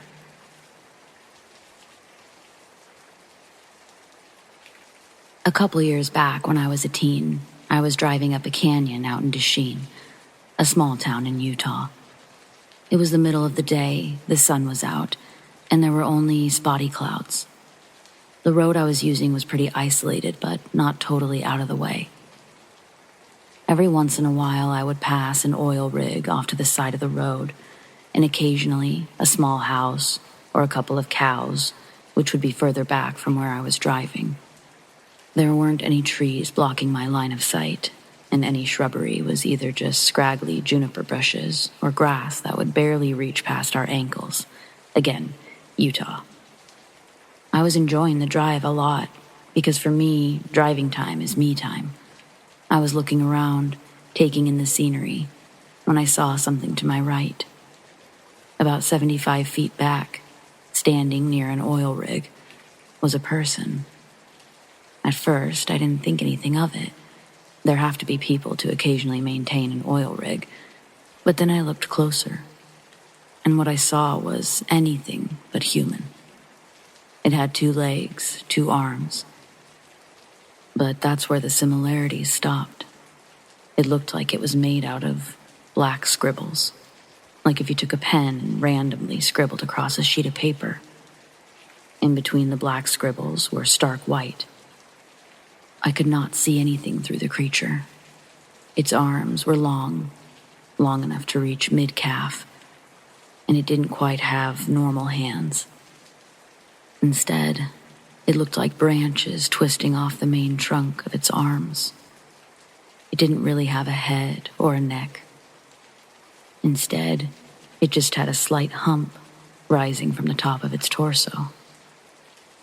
At the front of the hump, it had eyes of a sort, but it was more like 2 blank spots where the scribbles didn't cross, leaving 2 blank white circles. It was hunched over, but even then, I could tell it was big.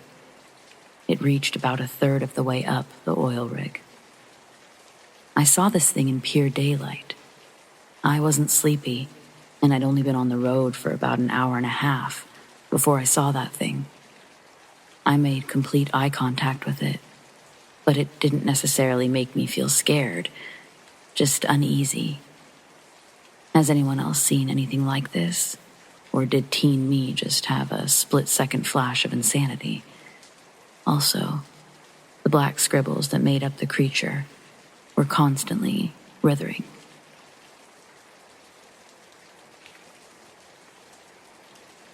I was taking a shower and just staring aimlessly at the shower head, dreaming and pondering of the things that one ponders of during a shower.